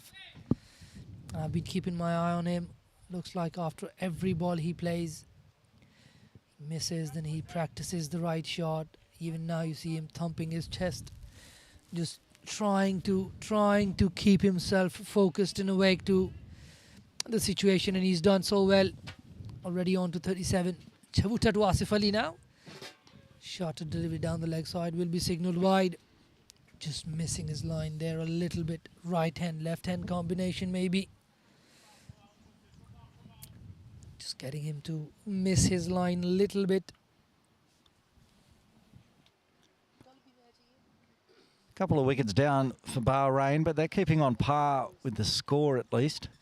61 for the loss of no wicket for Uganda at the same stage.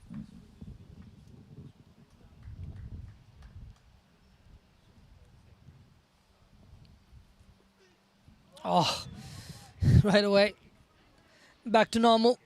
Beats him on that outside edge. His head coach, Abhay Sharma, just walked past broadcast and watched that one from behind the keeper. He'll be well impressed with what he's seeing as he walks around. He'd be very happy. They are top of screen, in fact. Now getting a real bird's eye view.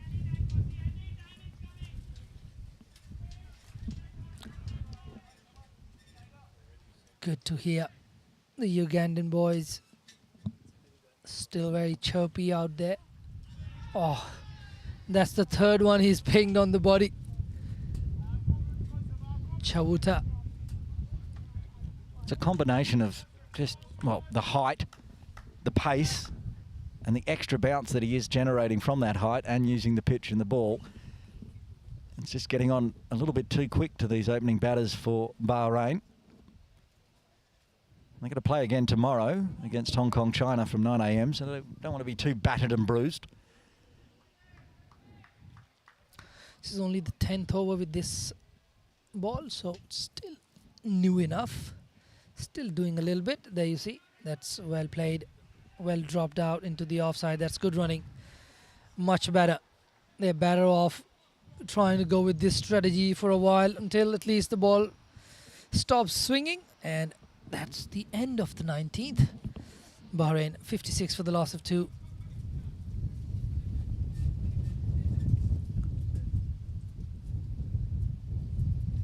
Looks like they're going to continue to go with Frank's going to bowl in this gusty breeze. You can hear it in our headset microphones, in fact.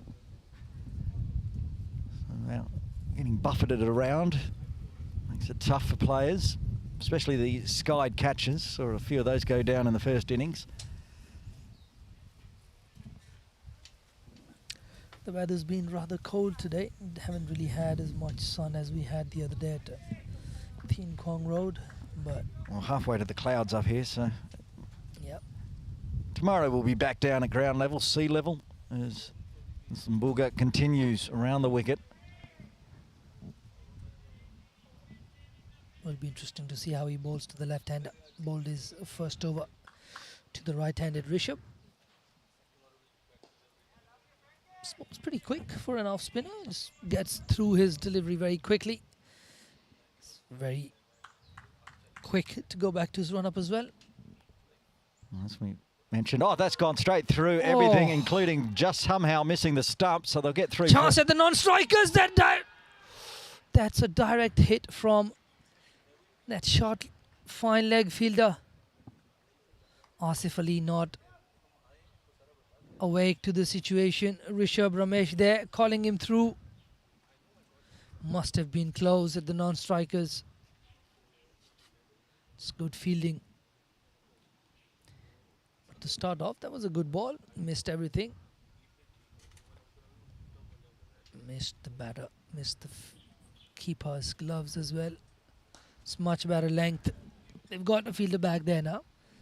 Will only be one. Another good throw into the wicket-keeper's gloves.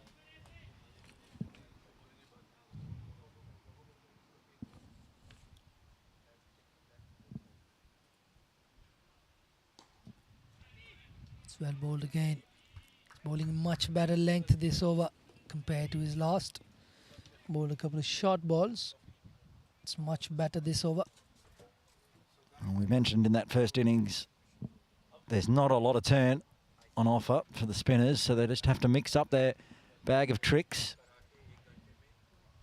Bussy managed to get one to turn about 3 millimetres, and we all got excited. That's a tidy over from Frank. 3 runs coming from the 20th. 30 remain. 59 for 2 in the books for Bahrain.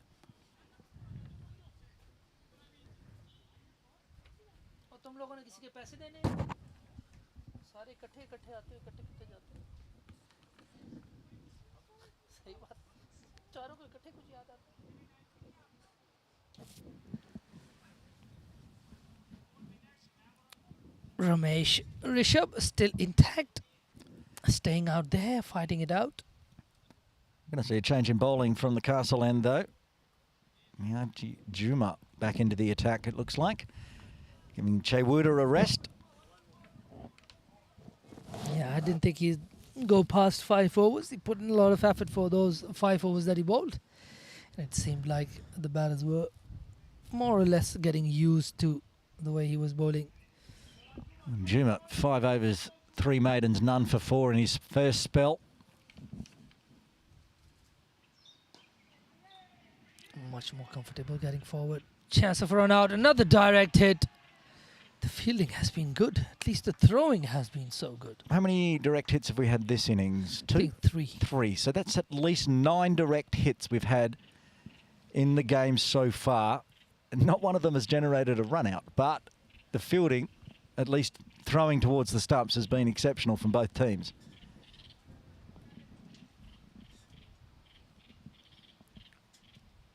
You can go an entire series without getting 9 direct hits, and we've had that many today.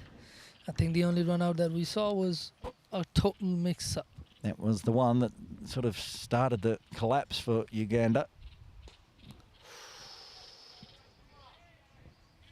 It's bringing him forward. Rishabh there, realizing he played a little bit out in front of his body. Wants to still wait and let the ball come on to him. He's played as late as possible. He doesn't have to go out searching for the delivery.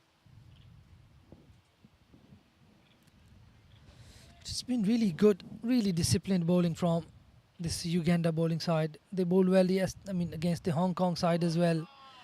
This time again, you see, pulling the length back just that slightly. If I had $1 for every time I've seen Ramesh do the hand scoop as it's kicked on, which is what it does in Hong Kong, I'd be a wealthy man. He's done it a few times. He survived them all. 68 deliveries now for his 38. Sometimes they're just a bit tough to judge.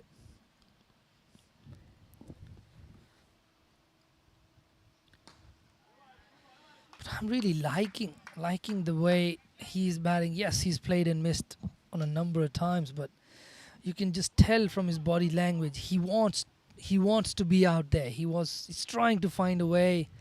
Looks like in his head he's thinking about the deliveries and the way he can manage them. I think it's so difficult when you're somebody like a Rishabh, where you're very aware of what you've done wrong and stuff. It's hard to forget the last delivery. Oh, he's got glove to that one. It's going to run away for 4. 4 to Rishabh. Only one getting glove to that one. I'm not able to get down leg side, and away it races for 4.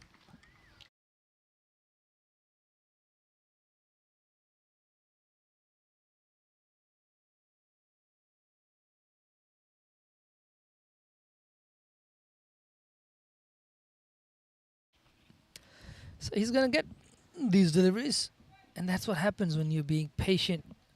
And that's really so important in the 50-over format. In T20s, you don't necessarily have to ride a tough period. You can still go for your shots as he runs this one down to third man for a single. So after those first 3-4 deliveries, he's got a couple of easy ones, and he's got 5 of those last 2 deliveries of the over. And after 21, it's 65 for the loss of 2. And talking about that, Asif, of course, Ramesh will know, he would have seen what happened in the first innings. He can get through to the 30th over. The ball gets old, softens up. The pitch is not going to nip around as much. Even the quicks, it's still going to come onto the bat nice and fast, and you can dispatch. So he's got to survive, and that's what I think he's doing as well. He's finding the runs when needed, but he's also surviving, which is what Bahrain needs. Run rate required, 7.28. Shot punched down the ground. Just the way he sets up in his stance. There again, still trying to perfect the shot that he's played. Looks up at his bat, looks up at his back left. Just tries to get everything right. So important to get the setup right. Asif there, just trying to drop it into the little gap in the offside for a single. Bowler does well to move to his right. That previous delivery, I just had the mid-afternoon brain fade. Get through this delivery. Oh, chance of a run out. Yeah, it was well gone, but skipped up over the stumps as it chipped on up. So when it could have been a run out, the ball does not hit the stumps. Exactly. That's how the day's gone. A bit like my mid-afternoon. The ball's come down here to long on, long off. And I see then it's Kenneth Weiswood doing the fielding. And I'm like, where's Frank? Yeah, he's bowling. So there we go. So used to seeing Mbooga down here at mid-on, long on. I was like, where is he? Oh, yeah, he's the one bowling. Another one. Shot it. Punched again. Straight back to the bowler. It happens. Took me 2 days to recover from that 100-over game we did on Tuesday. It seems like we're probably going to go into that 100-over mark today as well, my friend. They get close. The curse of commentating with you. I'm sorry. It's not going to go the full 100 at least. Uganda didn't bat out their full 50, so probably going to go into the 90s. That's what we like with cricket. Wanted to see it go deep. Even if there is the occasional commentator brain fade. Yep, that's the end of the over. After 22 overs gone, it's a 67 for the loss of 2 for Bahrain. Starting to slowly build up a partnership between these two. Asif Ali and Rishabh Ramesh. I think Rishabh Ramesh did not bowl at all. So he is in there for his batting primarily.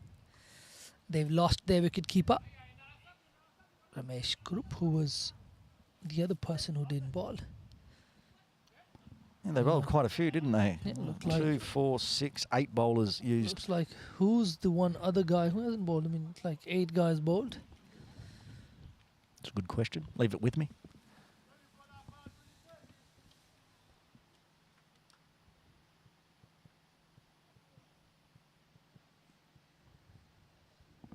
Looks like Abdul Hakim, the other guy, the guy who's already got out, didn't bowl, and he's already back in the hut.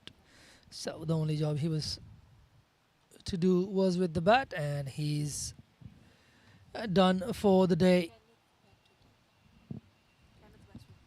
Looks like Kenneth Westwa is back into the attack from the castle end. It was a Good short start. return for Miyaji Juma. He's come in for 1 over. So far, I've been very impressed how forward-thinking Uganda have been. Even in the bowling, you could see he's just pulled out Chiwuta, and then he's given 1 over to Juma Miyaji, just in case they might require him towards the end. So that's really good from Riyazat Ali Shah. Looking for the one, will get through much easier this time. These two have been running dangerously of late, but this one was much more assured of this single. Also a rare little mistake in the field there. Didn't pick up and throw in one action, which is what we've become accustomed to from Uganda.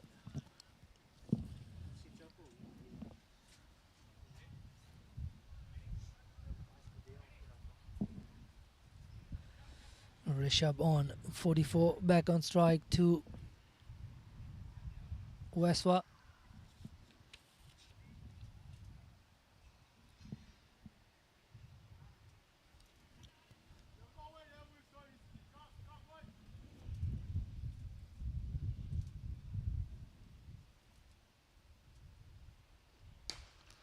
Oh, he's broken his bat. He has broken his bat. That's the first thing I saw. He saw a piece of the bat flying around.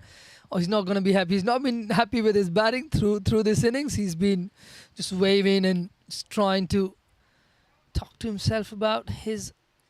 It looks like he's not worried about the bat. He's seen it. I definitely. No, he definitely is. He's looking at his bat. He knows that a big chunk just fell off it, but he's. All right, he's just ordered one more. He has no urgency. Still 3 balls left. Weiss was third. Might be back on strike before he gets a new bat. That's actually one of the things that have been troubling him through this innings. It's probably been his timing. He's set up really nicely. Even that last one, he tried to hit it a bit too hard, got the bottom of the bat, probably causing a little bit of a piece of the bat coming off. Especially in this dry weather where the wood of the bats would generally get really dry. So you really want to protect that toe of the bat. Asif Ali gives himself some room, but too much room, and misses it all. Trying to create a shot here. Where was he looking to go, though? He's Over cover? Probably looking to go over cover, but I don't think you'd be going over cover with a flat-batted, cross-batted swipe. It's more likely to end up backward Yeah. point where there's a fielder, or point. Maybe he's just trying to scoop it on that short boundary all the way for 6. Either way. I think sometimes that is what happens with batters trying a bit too hard to hit the ball. The bottom hand comes into play, much better this time. Just timing, straight down the ground, hits the fence, one bounce into the 4. Good shot.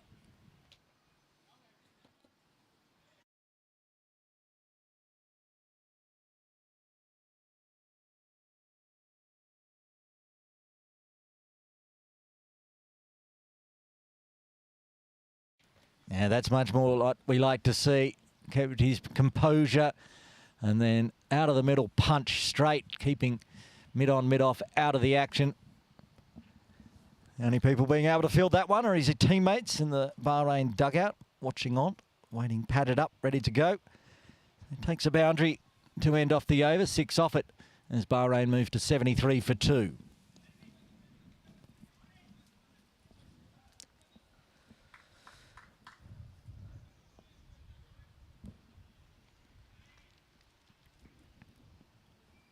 Looks like we're going to have Frank again. This one is driven and back to the bowler. There again. I was so excited looking at the 4. I didn't see. Did we get a change of bat? I assume we did. I think. Got the same stickers on it though, so I'm assuming that this is a replacement bat for Ramesh. Unless he really likes it because he's got 45 runs off it already. Oh. Where was he going? Rishabh. He just missed that one hit on the pad. He just started running towards the outside. I think it was to make sure the umpire knew that it was hit outside the line. Look how far outside I was. That one's not Another one on outside the the line, though. pad. That's got It's to a shake go. of the head. Yep, that had to go. The second time's a charm. Nod. Ramesh out for 45, falling just short of his half century. He departs. Bahrain 73 for 3.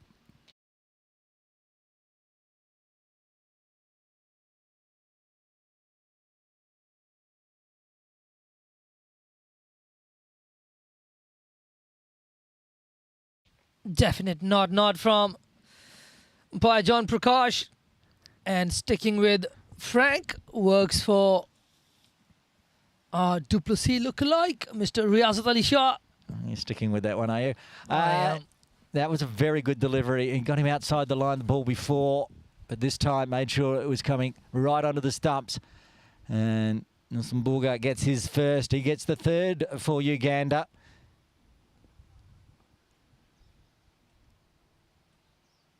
Sohail Ahmed coming out to the crease at number 5.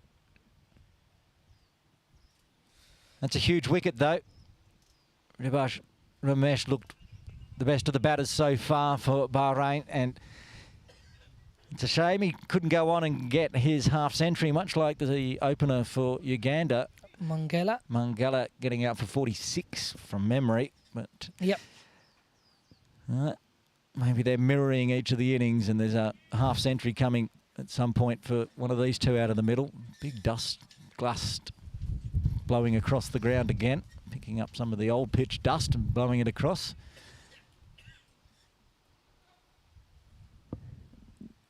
Thought at some point the wind might give up, but it is the northern monsoon season, so the gusts are continuing, as is Frank.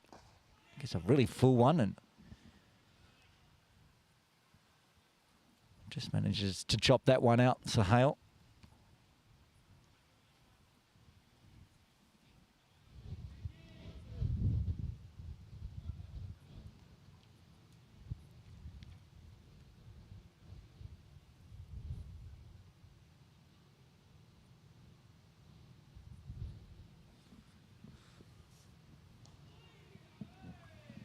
Still plenty of oohs and wheeze in the field for Uganda. They're feeling like they're getting on top here. Got the top 3.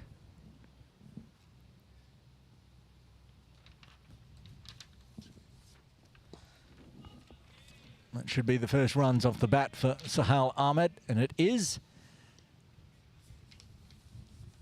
Ends a successful over and just ruins a wicket maiden for Frank, but he gets a wicket with just the single. Bahrain lose their third on 74. A bit of dust flying around now. Strong gust of winds going across the ground.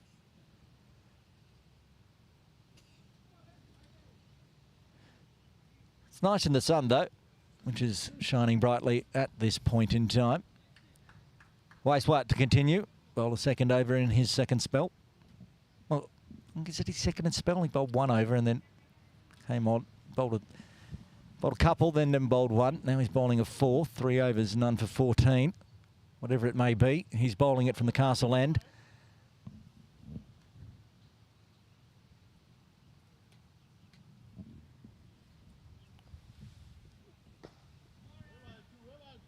Sohail Ahmed just plays it back down the ground. The asking rate now nudging very close to 8 per over. Still plenty of overs remaining. I think these batters have to look at trying to start and up the ante a little bit. And just trying to keep there and thereabouts with the required, or it'll just be a bit too much for them in the end. I'm sure they're looking at information and trying to adapt. would probably be their first goal, but they'd still like to win a game of cricket.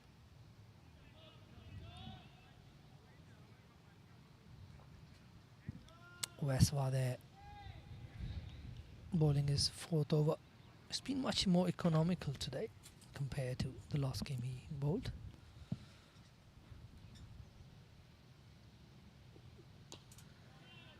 One point we haven't touched on too much today, Asif Hussain, is the loss of the number 4 for Bahrain, Header Ali. How much does that affect the team lineup? Last time they played a game, it was a T20 against the UAE. And Header Ali, the captain at the time, was top scorer. So he's no longer in the setup and probably, as far as we're aware, won't be playing for Bahrain in the ICC Challenge League either. So it's a shuffle and reset with a new captain. From what we've seen, especially with Header Ali, but I think it makes a huge difference to the Bahrain side. Not just his captaincy and his batting experience and the fact that he could bowl a very good right arm off spin as well, but he is a gun fielder. He is a very, very good fielder. We've seen him a few times that he's played here in Hong Kong in domestic cricket. He looks like somebody who's able to just field at any position you give him, and he's got very good hands. We saw a few catches going down today. After a string of dots, guided down to deep third for a single. I guess glass half full for Bahrain. That it opens up a place in the team for perhaps a youngster, an up-and-comer, somebody that on the fringes of the side and couldn't break in with a spot in the 11 available. And I guess with this Tri Nations, 3 games are going to be played by all teams, no matter whether they make the final or not. So that's a good warm-up, as we've seen with Uganda today, completely rotating the batting order just to get more wicket time out in the middle for their batters. So somebody might have to step up for Bahrain in the absence of Header Ali. That's going to be a wide. Wide from Westwa. It's his first wide. These guys have been disciplined in terms of no balls in wide. That's just the second wide in 24.5 overs, which is very disciplined. Yeah, even if you include buys and leg buys, there's only been 5 extras in total. That is incredibly tidy as we reach the halfway mark. Every coach is going to be happy with that, and at the moment, Abhay Sharma will be the one that is happy, as he's watching on, still prowling around the boundary line. He's going to take a catch here, perhaps. Up and over, smashed for 6. Easy peasy, short boundary to the right hander. Just lifts it up for 6.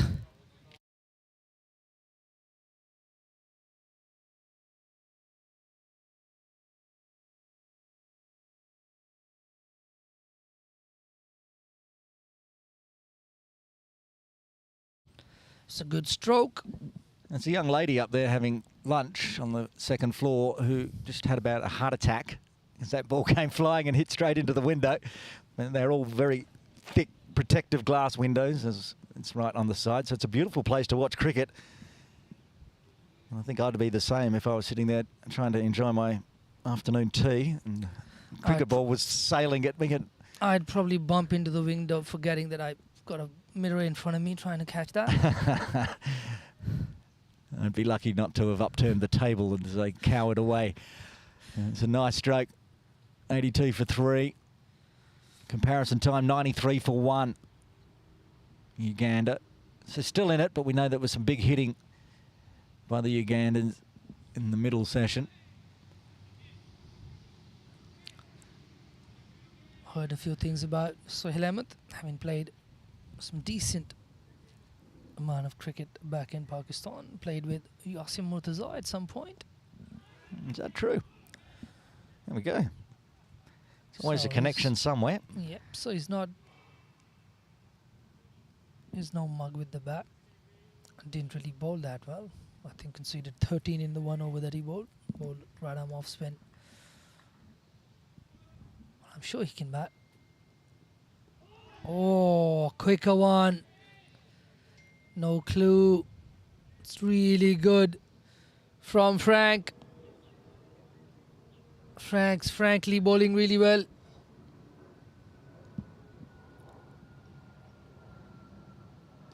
Oh, outside half. Oh, either end could be a Miscommunication, chance. and I think That's gone. that's a nod, and that's a gone. Wow, what a mix-up. Did not need that, Bahrain. Yes, no, out. Asif Ali has to depart on 16. The fourth wicket falls for Bahrain on 82.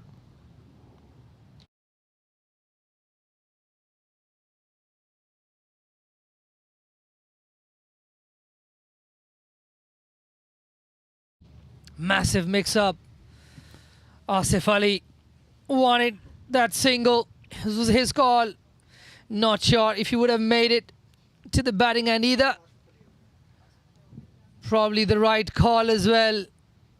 Just took him a second or so extra to turn around. A mini second maybe. And that's generally the difference between a run out and not a run out.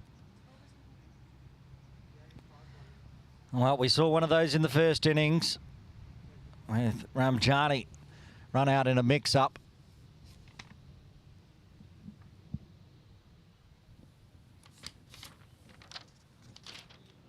And it's going to bring the captain, the new captain, the first-time captain for Bahrain out to the middle.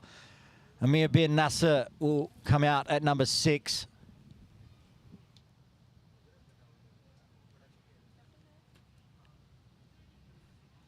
I think Kakuru ने run out किया मुझे लगता है वो point पे हाँ वही ना Kakuru है नहीं जुमा तो नहीं है जुमा तो for sure नहीं है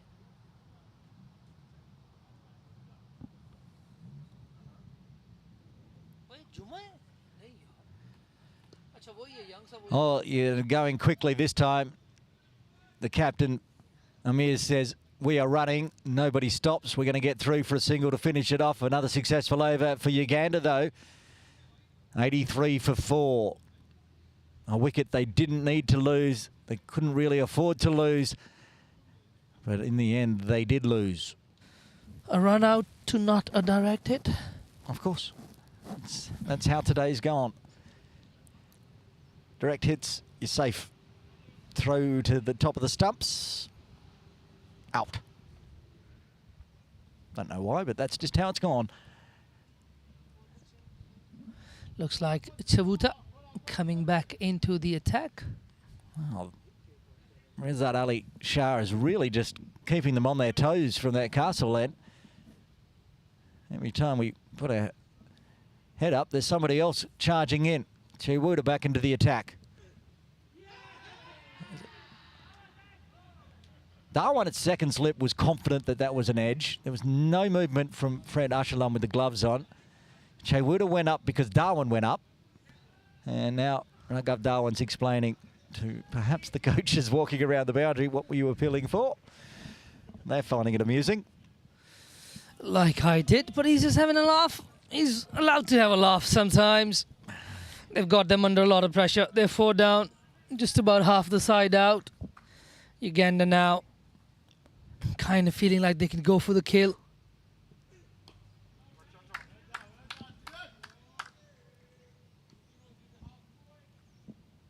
Yeah. Nervy times now for Bahrain. They need a partnership. They need a big one. It's going to be the captain. We saw a captain's knock from Uganda in game 1, getting them over the line. Whereas that Ali Shah with his 84 knot. Can the first time captain of Amir bin Nasir for Bahrain somehow do the same? We'll need partners though at the moment. Sahel, who's got 2 cracking deliveries from, well, he's got 1 cracking delivery. The first one where he fresh aired it was well outside off and probably should have been left alone.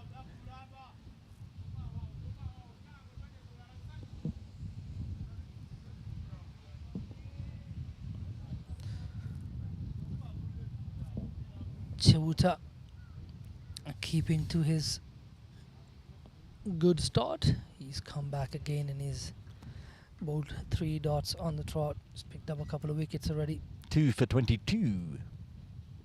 Always got to recognise that. Richie Benaud milestone when somebody gets to it. Not that I can do a good Richie Benaud impersonation, but 2 for 22. I've liked his bowling today, Chewuda. I really have. He's troubled the batters, not just getting the wickets. He's got half the wickets so far, but just his pace and his bounce has troubled the batters, even if it's not a wicket. He's also been slightly more economical today, hasn't he? It was a bit more expensive the last game. I think the Hong Kong batters, maybe to do something with the Hong Kong batters who probably had a bit more knowledge of the wicket, probably attacked him a little bit more. He's just pushed the batters on their back foot here today.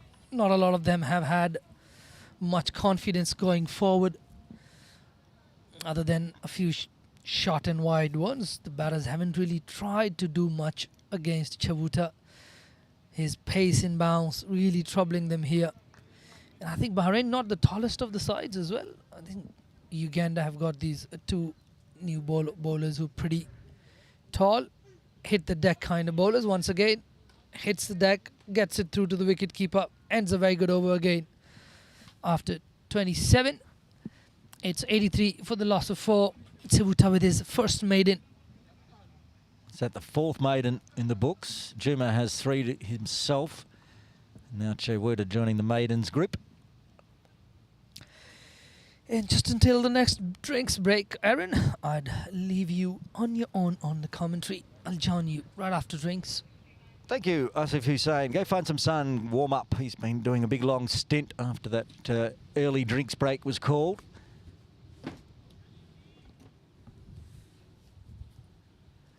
Alpesh Ramjani back into the attack from the Forest End.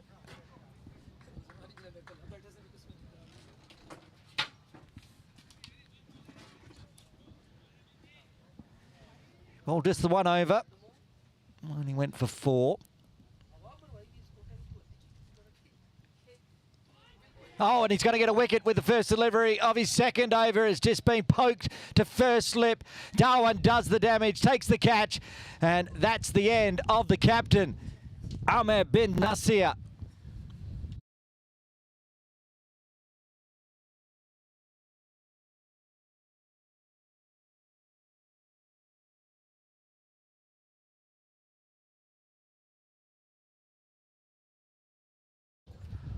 Well, that's not a start to his captaincy that Ahmed bin Nasir is going to want to remember. A golden duck on captaincy debut as he just poked it straight to first slip. Raghav Dhawan just waiting.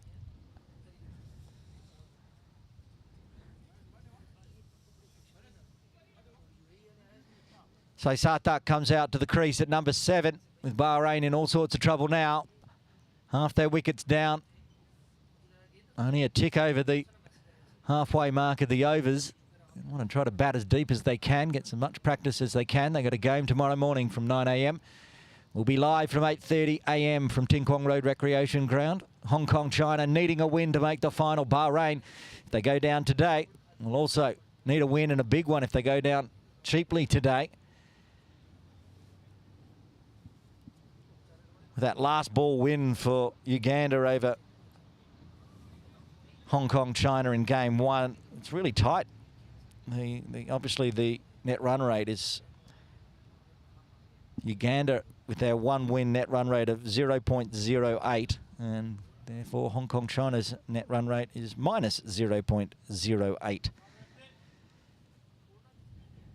All of a sudden it's just got a little dark here at Hong Kong Cricket Club, 3 p.m. There's talk of afternoon light showers possible. Hopefully they stay well away. I can tell you from my calculations that Bahrain are nowhere near the DLS par score, so that won't come into effect even if we do get some weather. But at the moment, the clouds seem to be to the north of us, those over the top seem quite light at the moment. It's just wherever the sun is at the moment, there's a big dark cloud in front of it.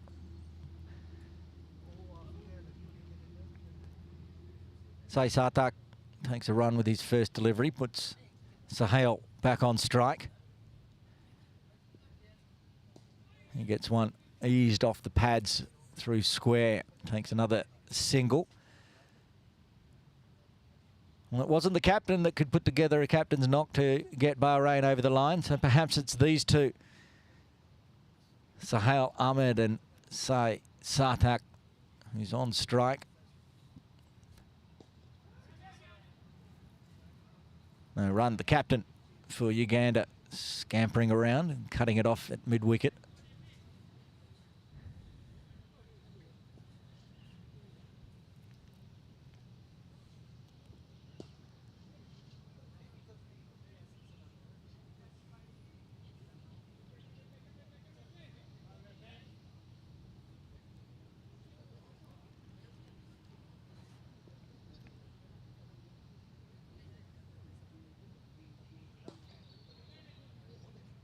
The stand-up punch can't beat the bowler.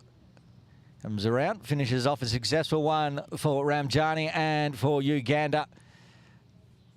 Bahrain 85 for 5 after 28. Falling well behind on the comparison now. Same time, Uganda 131 for 1. As you can see, this is where the acceleration came for the team in yellow. And at the moment, it's just tapering off for the team in red. They need to spend a few overs, get their eye in, but then these two need to put together a nice big partnership for Bahrain. Don't forget, post-game, we will be talking to the two captains to see how they felt in Game 2 and also the player of the match. So stick around post-game for that one.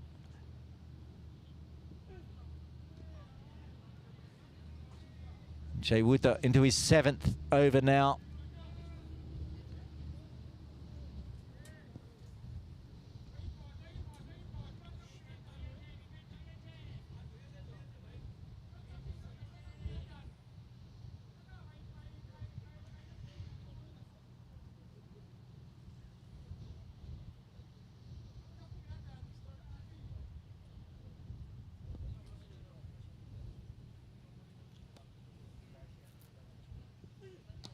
Tries to cut away, but it's just a bit quick again, so it comes more off the bottom edge of the bat to Waiswa at point.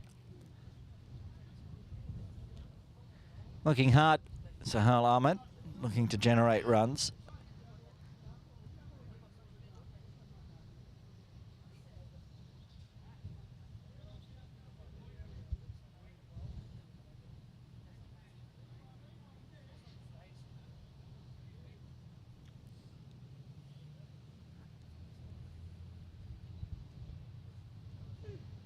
This time gets better purchase, but the deep cover point will only keep it to 1. Nicely played, though. Good field placement from Uganda, just making it difficult to find the runs using the pace through the offside. Sai Sartak, the left-hander. No change of angle, so not much change in the field. The deep cover point becomes a deep square leg. Deep third remains as fine leg. No mid-wicket, no long on. There's a wideish deep third in place. Oh, big bouncer, one over the shoulder. Here's the call from square leg. Gets the notification now from umpire Shelton de Cruz. There's some heat on it, that one. Still into his 7th over, and Jayawuta's bringing the pace and the bounce.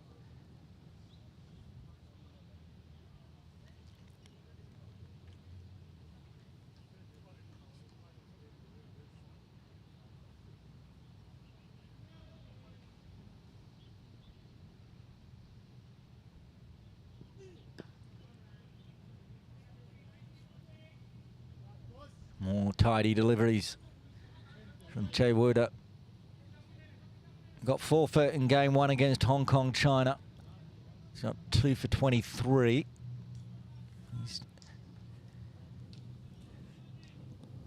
His 10 overs went for 50 plus in Game 1, so he's pulled that back nicely. Not only just getting the wickets, but also keeping it just more tidy, you'd say. Putting more pressure on the batters as well, I feel. But Fuller this time, just commentator's curse. If ever there was one, he's just overpitched that one and it's been dispatched. Sai Satak gets his first boundary.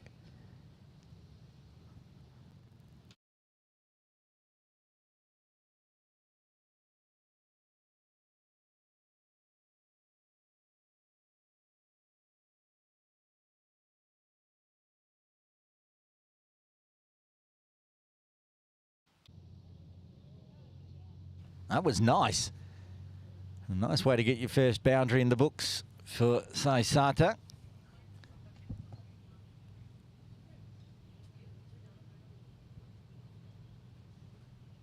And Sabuga to continue. 5 overs, 1 for 14. It's been an exceptional bowling unit today for Uganda. I'll put some figures up on the screen shortly.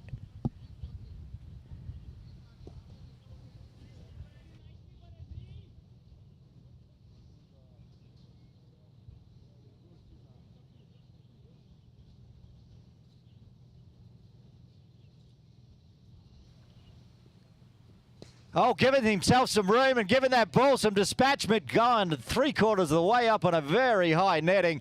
That's gone for a big maximum, just hoiked through mid-wicket for a 6.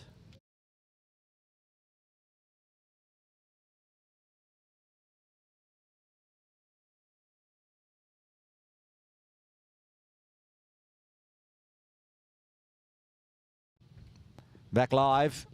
And a good follow-up delivery from Frank. It was clever play from Sohail. You can see the bowling card there.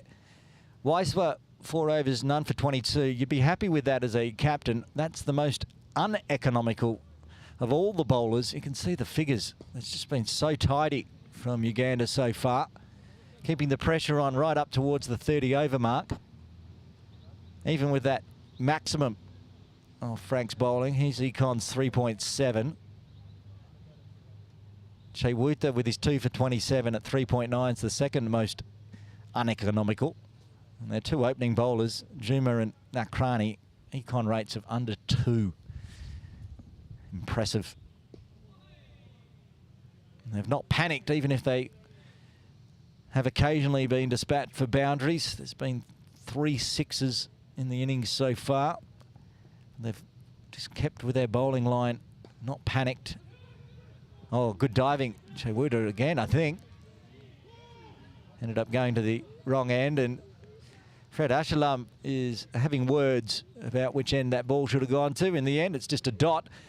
So 7 runs coming from the 30th. 20 overs remain. Bahrain 97 for 5.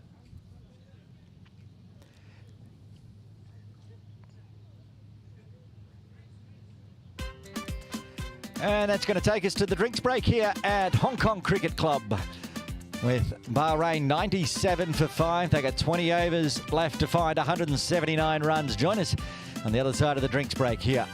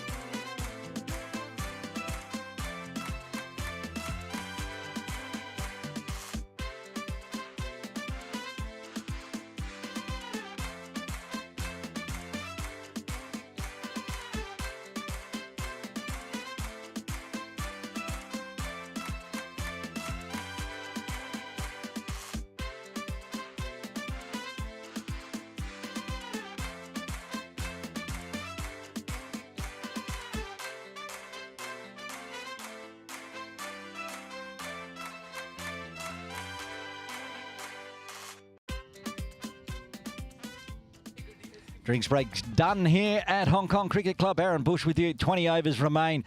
Lots of runs required for Bahrain with 5 wickets in hand. They need to go at 8.95 from here.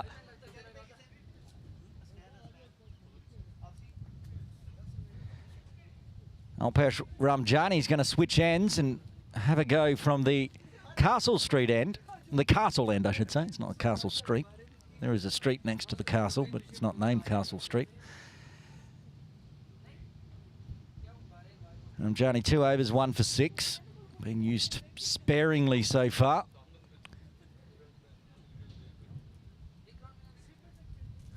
They've got 4 overs left for Juma, 5 for Nakrani, 3 for Chewuta. That works out to be about 12 overs. So they've got plenty of overs left for the Pacers as well, with only 20 remaining. Right on the money to start with from Ramjani, who looked really good with the bat until he was unfortunately run out. Gets a couple of wickets here, add to his 1 already. Might be pushing for player of the match.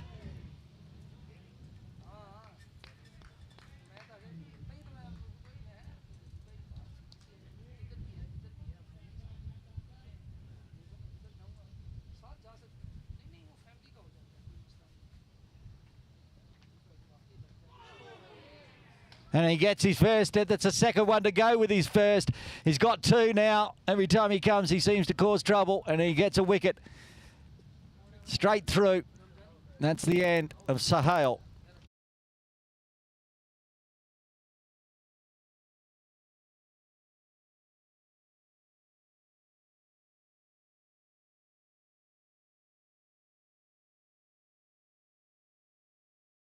Tried to play him from back in the crease, didn't account for the ball being able to straighten. So a little bit of turn to straighten up there. And Alpesh Ramjani, 2.3 overs, 2 for 6 now. He might have one hand on that Player of the Match award.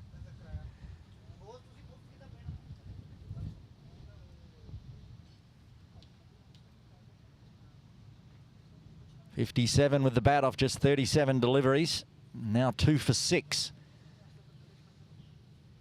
Might be unfortunate for Cyrus Kakaru, who top scored with a 69. But he's not going to bowl as far as it would appear. So the all-rounder might be a chance. And he's got a chance to get more as well. It's been swatted but mishit, so it doesn't carry either the boundary or to the fielder in the deep. New batter, Imran Anwar.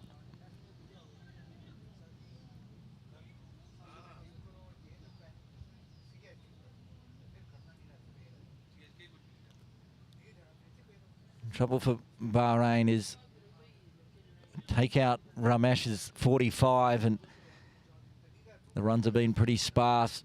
Only 3 more getting into the double figures so far. It does show the power of the Uganda side.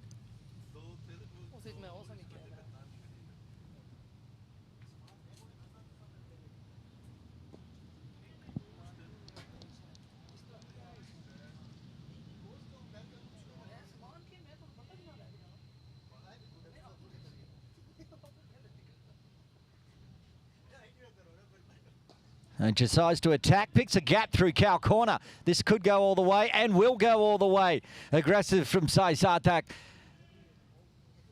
Taking on Ramjani, finish off a successful over.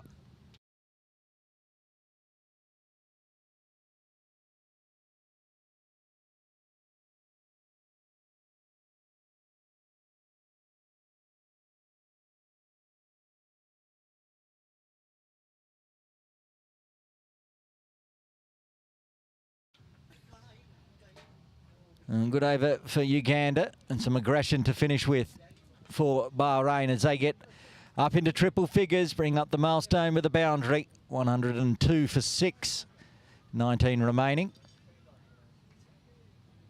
And Bulga to continue. Frank, 6 overs, 1 for 21, going with spin from both ends now. Uganda trying to finish this game off. 4 more wickets to get a big win.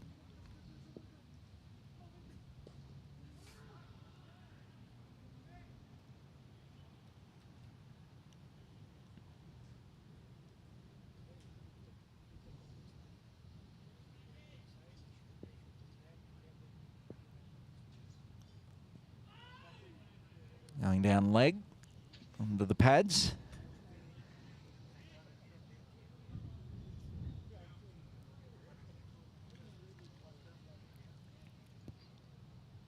Uganda seemingly reading the conditions better on this pitch that neither team has played on either before or in a long time. Bahrain has visited before. As the captain Amir said, it reminded him of pitches in the UAE with the grass top, but not so much seaming. Just need to work it and work it nicely with the bat this time, as it's guided through second slip, and I think it's gone all the way for 4. It has. Very nicely played. Imran getting a boundary.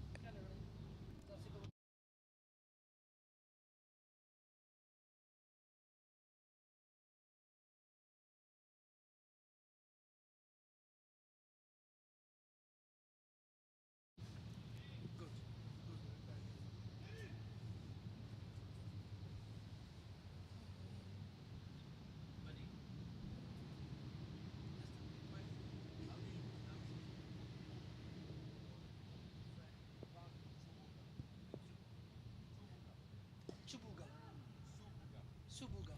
Brilliant. No N. N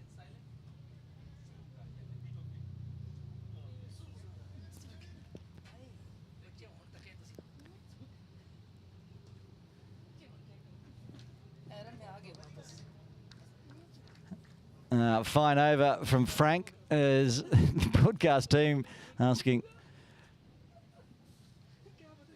Kenneth Weiswa exactly how to pronounce Frank's surname correctly. Asif Hussein's dropping back in. He's practiced it. He's going to let fly now. Asif, welcome back.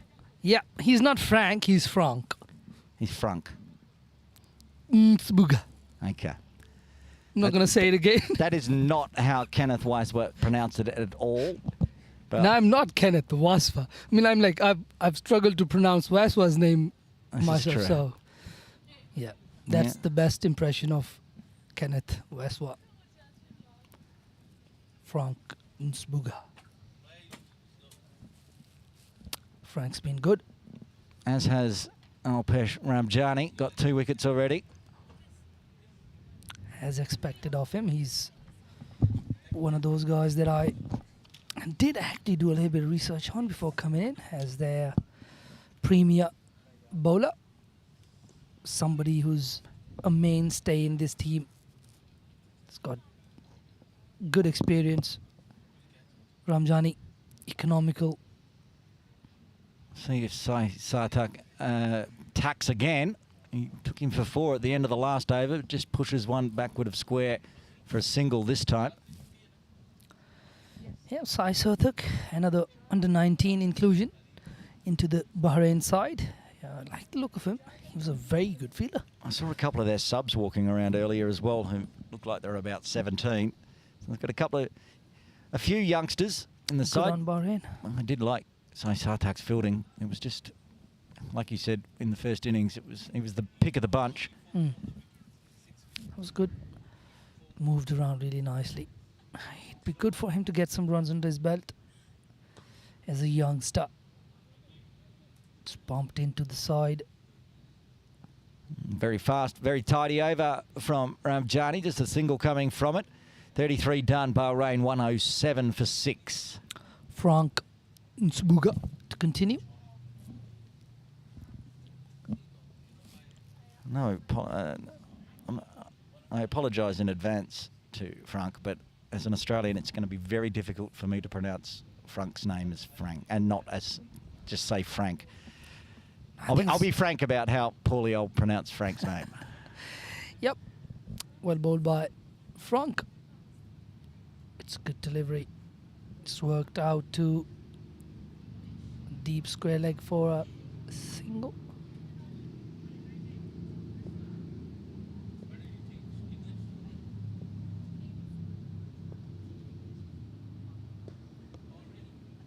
Another one worked towards the leg side for another single. Before game 1, when we were down at Tinkwong Road Recreation Ground, I was asking around how to pronounce names as well. Henry Sinyondo is the other one Well, it looks like it's easy. It's got two S's. Snyondo, yep. And you've got to pronounce both S's. Oh, that's going to be big. That's not going to get caught. That's got to go over the top, up in the nettings for maximum. Sai Satak attacks again.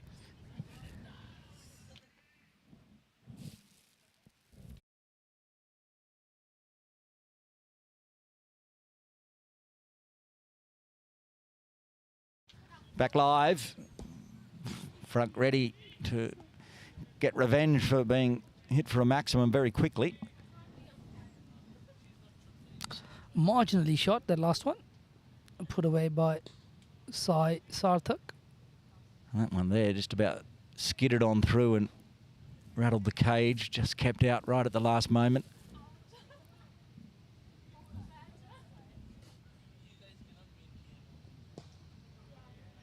Much more confident this time. Finish off the over. 8 runs coming from the 34th. Bahrain 115 for 6. They need another 161 now at 10.06 runs per over. I think it's going to be more about these guys trying to spend some time out there in the middle. Yes, they'd still be looking to win this game, but I think they can still, even if they don't win, they still want to get enough time out there, especially with these two. Because in a one-day game, you never know. There's so many games in the history of the game that have been won by your number 7s and 8s and 9s. So many times it comes down to those numbers in the 50-over format. So quite an important time for the Bahrain batters.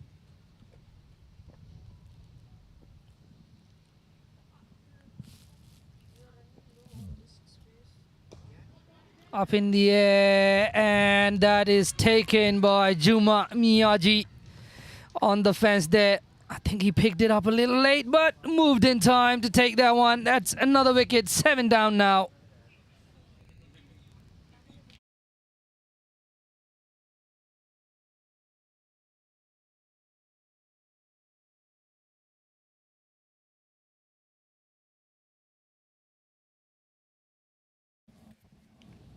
And very nice catch in the deep, well judged by Miyagi Juma. And the 7th wicket falls. Imran Anwar out for 6.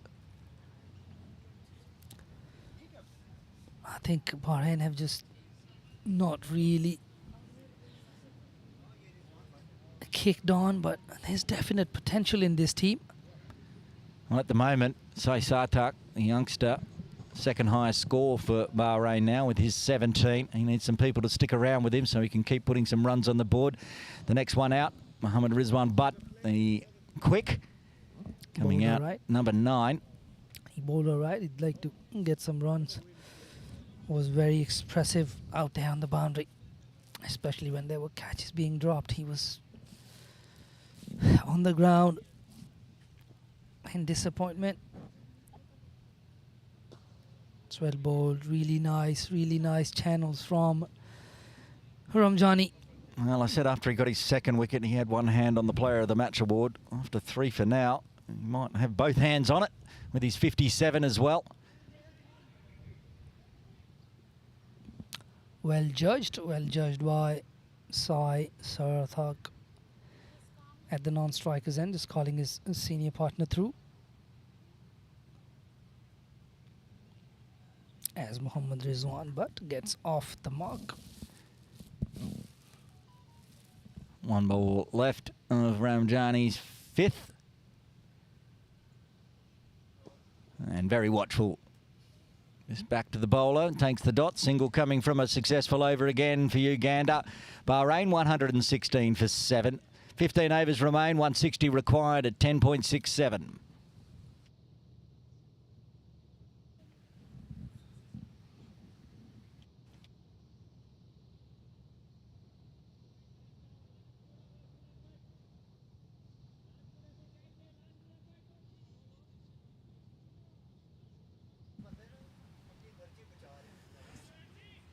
Front to the continue from the Forest end.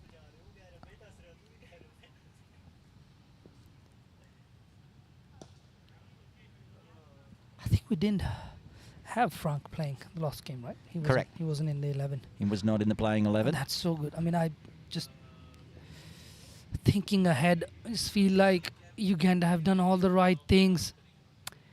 They've made some changes in the squad.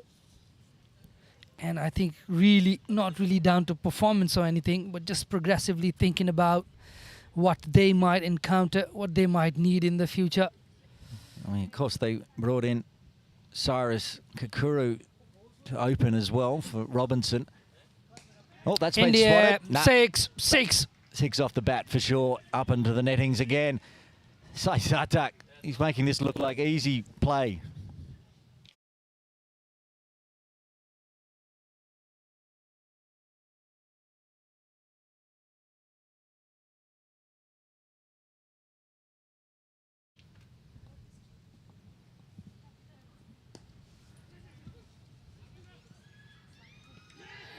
It's got to be close. It is. Oh, It's he's been out. given. Rizwan Butt's been run out. He has to go. Another wicket falls for Bahrain. That's a tragic end to a short innings for Mohammad Rizwan Butt. Out for 2. And Bahrain lose their 8th.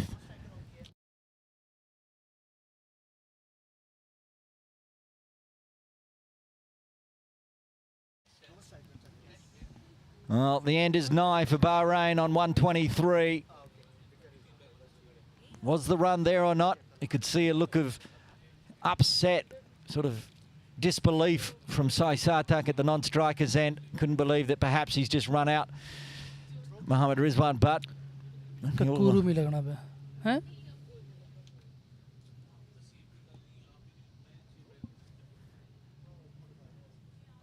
Now, Looks like Kakuru with the throw. That's so good. Really, as a coach, just love seeing that. He picked it up, didn't really give with the arm when he picking up that ball to his right and just let it go in one motion. Fantastic, technically fantastic fielding. Got it right over the bails. The keeper didn't really have to do much. Achalam just getting an easy throw right over the top of the stumps, bringing them another wicket, another 2 to go.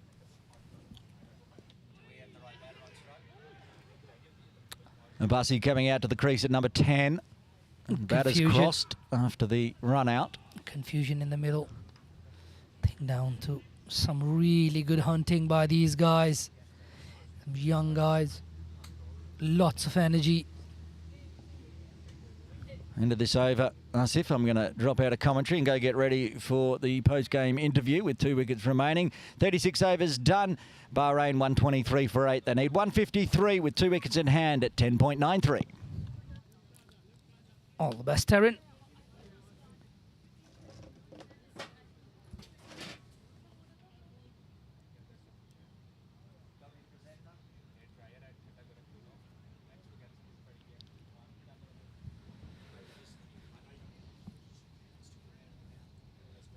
Ramjani to continue. Just a couple more wickets remaining in this Bahrain batting team. Unfortunately, they haven't really turned up with the bat. Came back really well with the ball. At one point, it looked like Uganda would get a lot more than 300. But with wickets towards the end, at one point, they were 230 odd for just 3 wickets down. Getting them all out for 275 was a very good effort from Bahrain.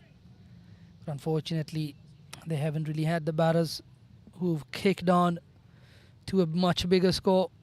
This has been good from Uganda, though. This one going straight with the arm.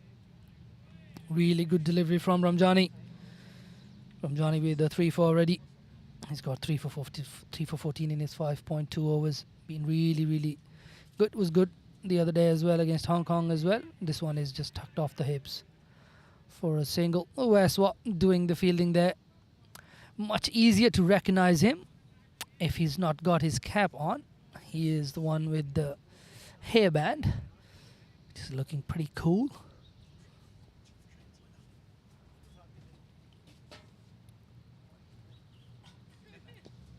Played back to the bowler. Sai Sarthak will be happy with his efforts so far. He's looked composed. He's looked pretty organised. Loud appeal. Up goes the finger. Leg before wicket. Another one for Ramjani. 4 wickets for him. 9 down now, Bahrain.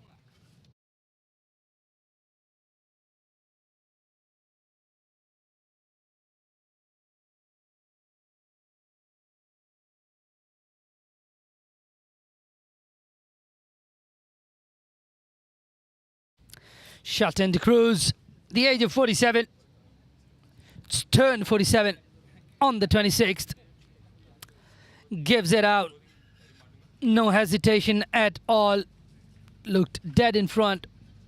And up went the finger. And just as we heard earlier in the commentary from Aaron, Ramjani did have one hand on the Player of the Game trophy. Now he has it in his grasp. Pretty much hugging onto it now. There's no way somebody's going to take it away from him. He's picked up 4 wickets. He's got a half century. Was really good with the bat as well. Just bumped up the order as well. What an all-round cricketer he's turning out to be. That one hits the back leg. Just drops short of the slips fielder off the back leg. And that's the end of the over. After 37, Bahrain 125 for the loss of 9. Just 1 wicket remaining in the innings. Looks like Frank Nsubuga will bowl his last over. It's been a very good spell from him. He conceded 8 in the very first over he bowled. He's been rather consistently economical after that. He's picked up 1. Like another one to finish off this game. Once again, good fielding on that offside ring.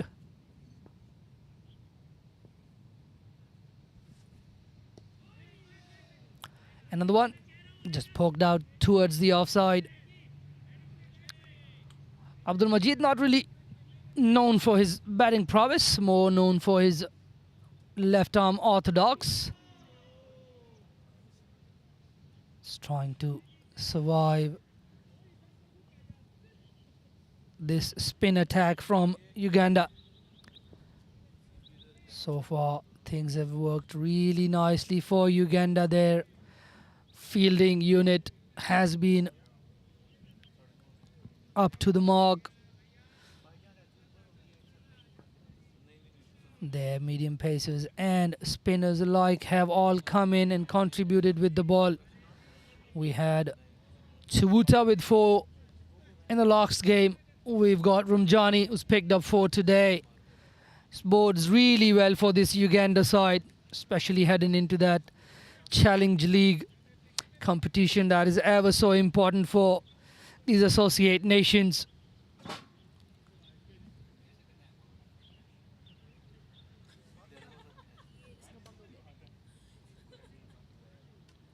Looks like Ramjani is not going to be stopped. He's picked up 4. He'd love Michelle here, as Aaron calls it. He'd love to get that fifer. And I'll just make not a very wild prediction, but I think he'll pick it up in this over. They've brought in another slip, going all out attack now. Oh, not a very convincing stroke from Fuzzle. Not sure what exactly that was, but he managed to not get out to that one. It's more or less like, don't want to be lost. Don't want to be the last man to fall. Stay out there somehow. Has a wild swing. He's bowled him. That's a Michelle, all right. 5 wickets for Ramjani. 50 for Ramjani. Man of the match trophy for Ramjani, I'm sure.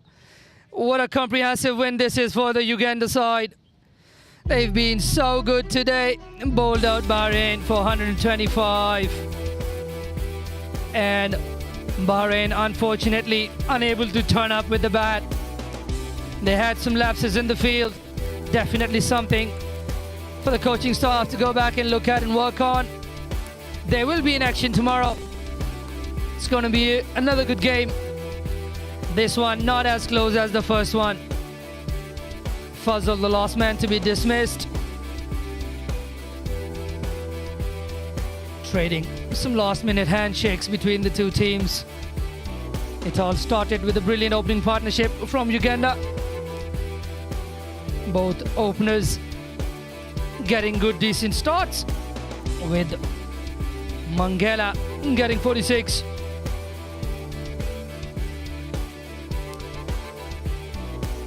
And for Bahrain, unfortunately, only Ramesh, the only guy who got a little bit more than a start, got 45. The rest of the top half, 4, 10, 16, 12, and not too much to talk about. Sai Sarthak, the under-19 kid, looked good for his 24 of 26. And Anwar 6, but 2, Basi with 1, and Fazal with none.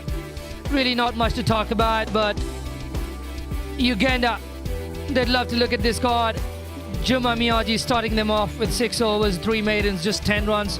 No wickets for him, but it was really good. Very economical. Nakrani there, 5 overs for 9 runs. 7 overs, 1 runs, 27 runs. 2 wickets for Chivuta today. He picked up 4 last game. Westwa with no wickets for 22. Ramjani, 5 for 15 of 6.2 overs. And Smuga, 1 for 40. Just the 2 wides in 38.2 overs. The coaching staff will be very happy with that. We'll have the presentation for you shortly. It was a good game for Uganda. They move into the final. Without not, Bahrain will have to come up with the goods tomorrow against Hong Kong. And until then, this is Asif Hussain signing out, and you'll soon be hearing from Aaron Bush, who will talk to the captains and the player of the match. So hang around for that. Thank you very much, and Allah Hafiz.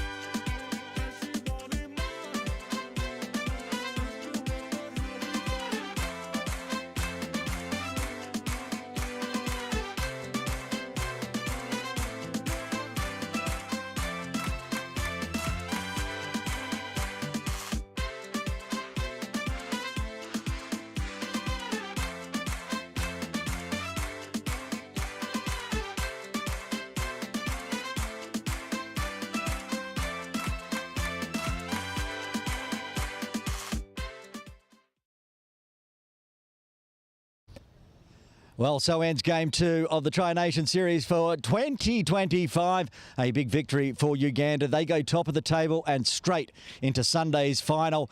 First game under the wraps for Bahrain. They went down by 150 today, so some work to do tomorrow. They'll be back in action from 9 a.m. against Hong Kong, China. A semi-final, basically. One of the two teams, whoever wins tomorrow, will face Uganda in the final on Sunday. We're going to have a quick chat to both captains and then present the Player of the Match award before we wrap up the broadcast here today. First off, we'll have a chat to the captain from Bahrain. Come on in, Amir bin Nasir, captain for the first time today. The result not going your way, but how did you feel the team performed in their first game in Hong Kong? Yeah, we just a little bit collapsed in the middle order. That's the main reason for this lose the match. So we just prepare for ourselves to the next match, inshallah. So the batting, of course, at the end, there was a good start there from Ramesh as well, getting that 45. The bowling, I want to talk about that. They were 3 for 233 or something, and you managed to get 7 for 42. A big collapse at the end, including a 5 for Asif Ali. So you must have been pretty happy with the second half of the bowling. Yeah, I'm very happy with the second half of the bowling, but we have one more player. He couldn't manage. He couldn't playing 11. He could not. So there is one guy who missed the match today. There's a lot of pressure for us to manage the bowling.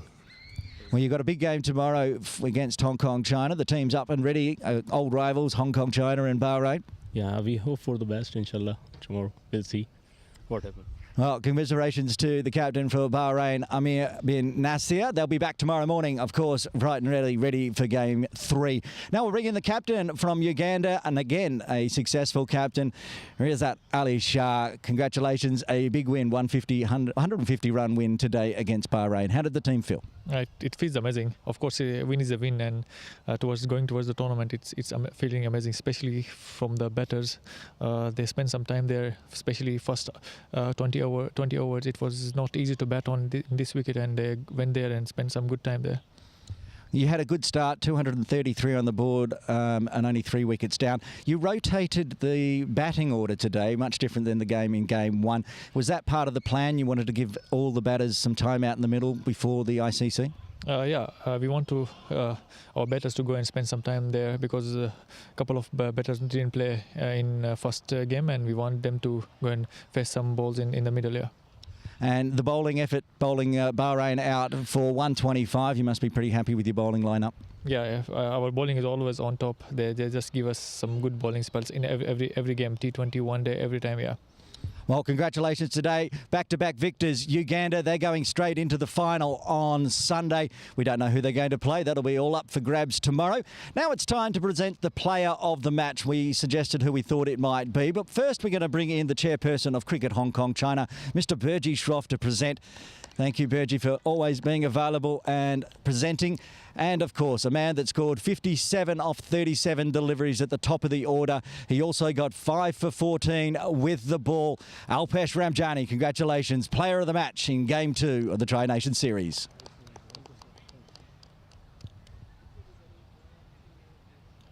Do the old step out, take some photos, and we'll have a quick chat if possible.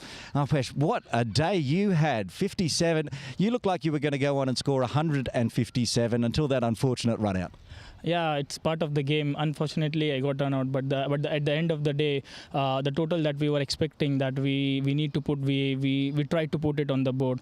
And yes, we were a few runs short, but we'll make sure that we capitalize in the next game.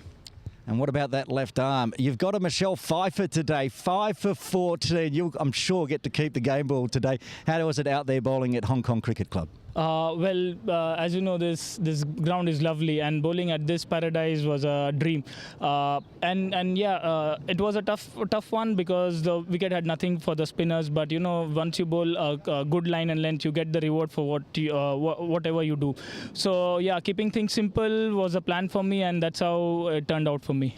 Well, what a fabulous day, Alpesh Ramjani. It was 5 for 15. I apologise. One more run onto your score. But 5 for 15, a 57 with the bat. Please go and enjoy your day off tomorrow. We'll see you back with the Uganda side on Sunday for the final. But don't forget, we have the big game tomorrow morning from 9 a.m. It's Hong Kong, China versus Bahrain. The winner going through to the final on Sunday. We'll be live out in the middle at Ting Kwong Road Recreation Ground from 8:30 a.m. But until then, Aaron Bush signing off.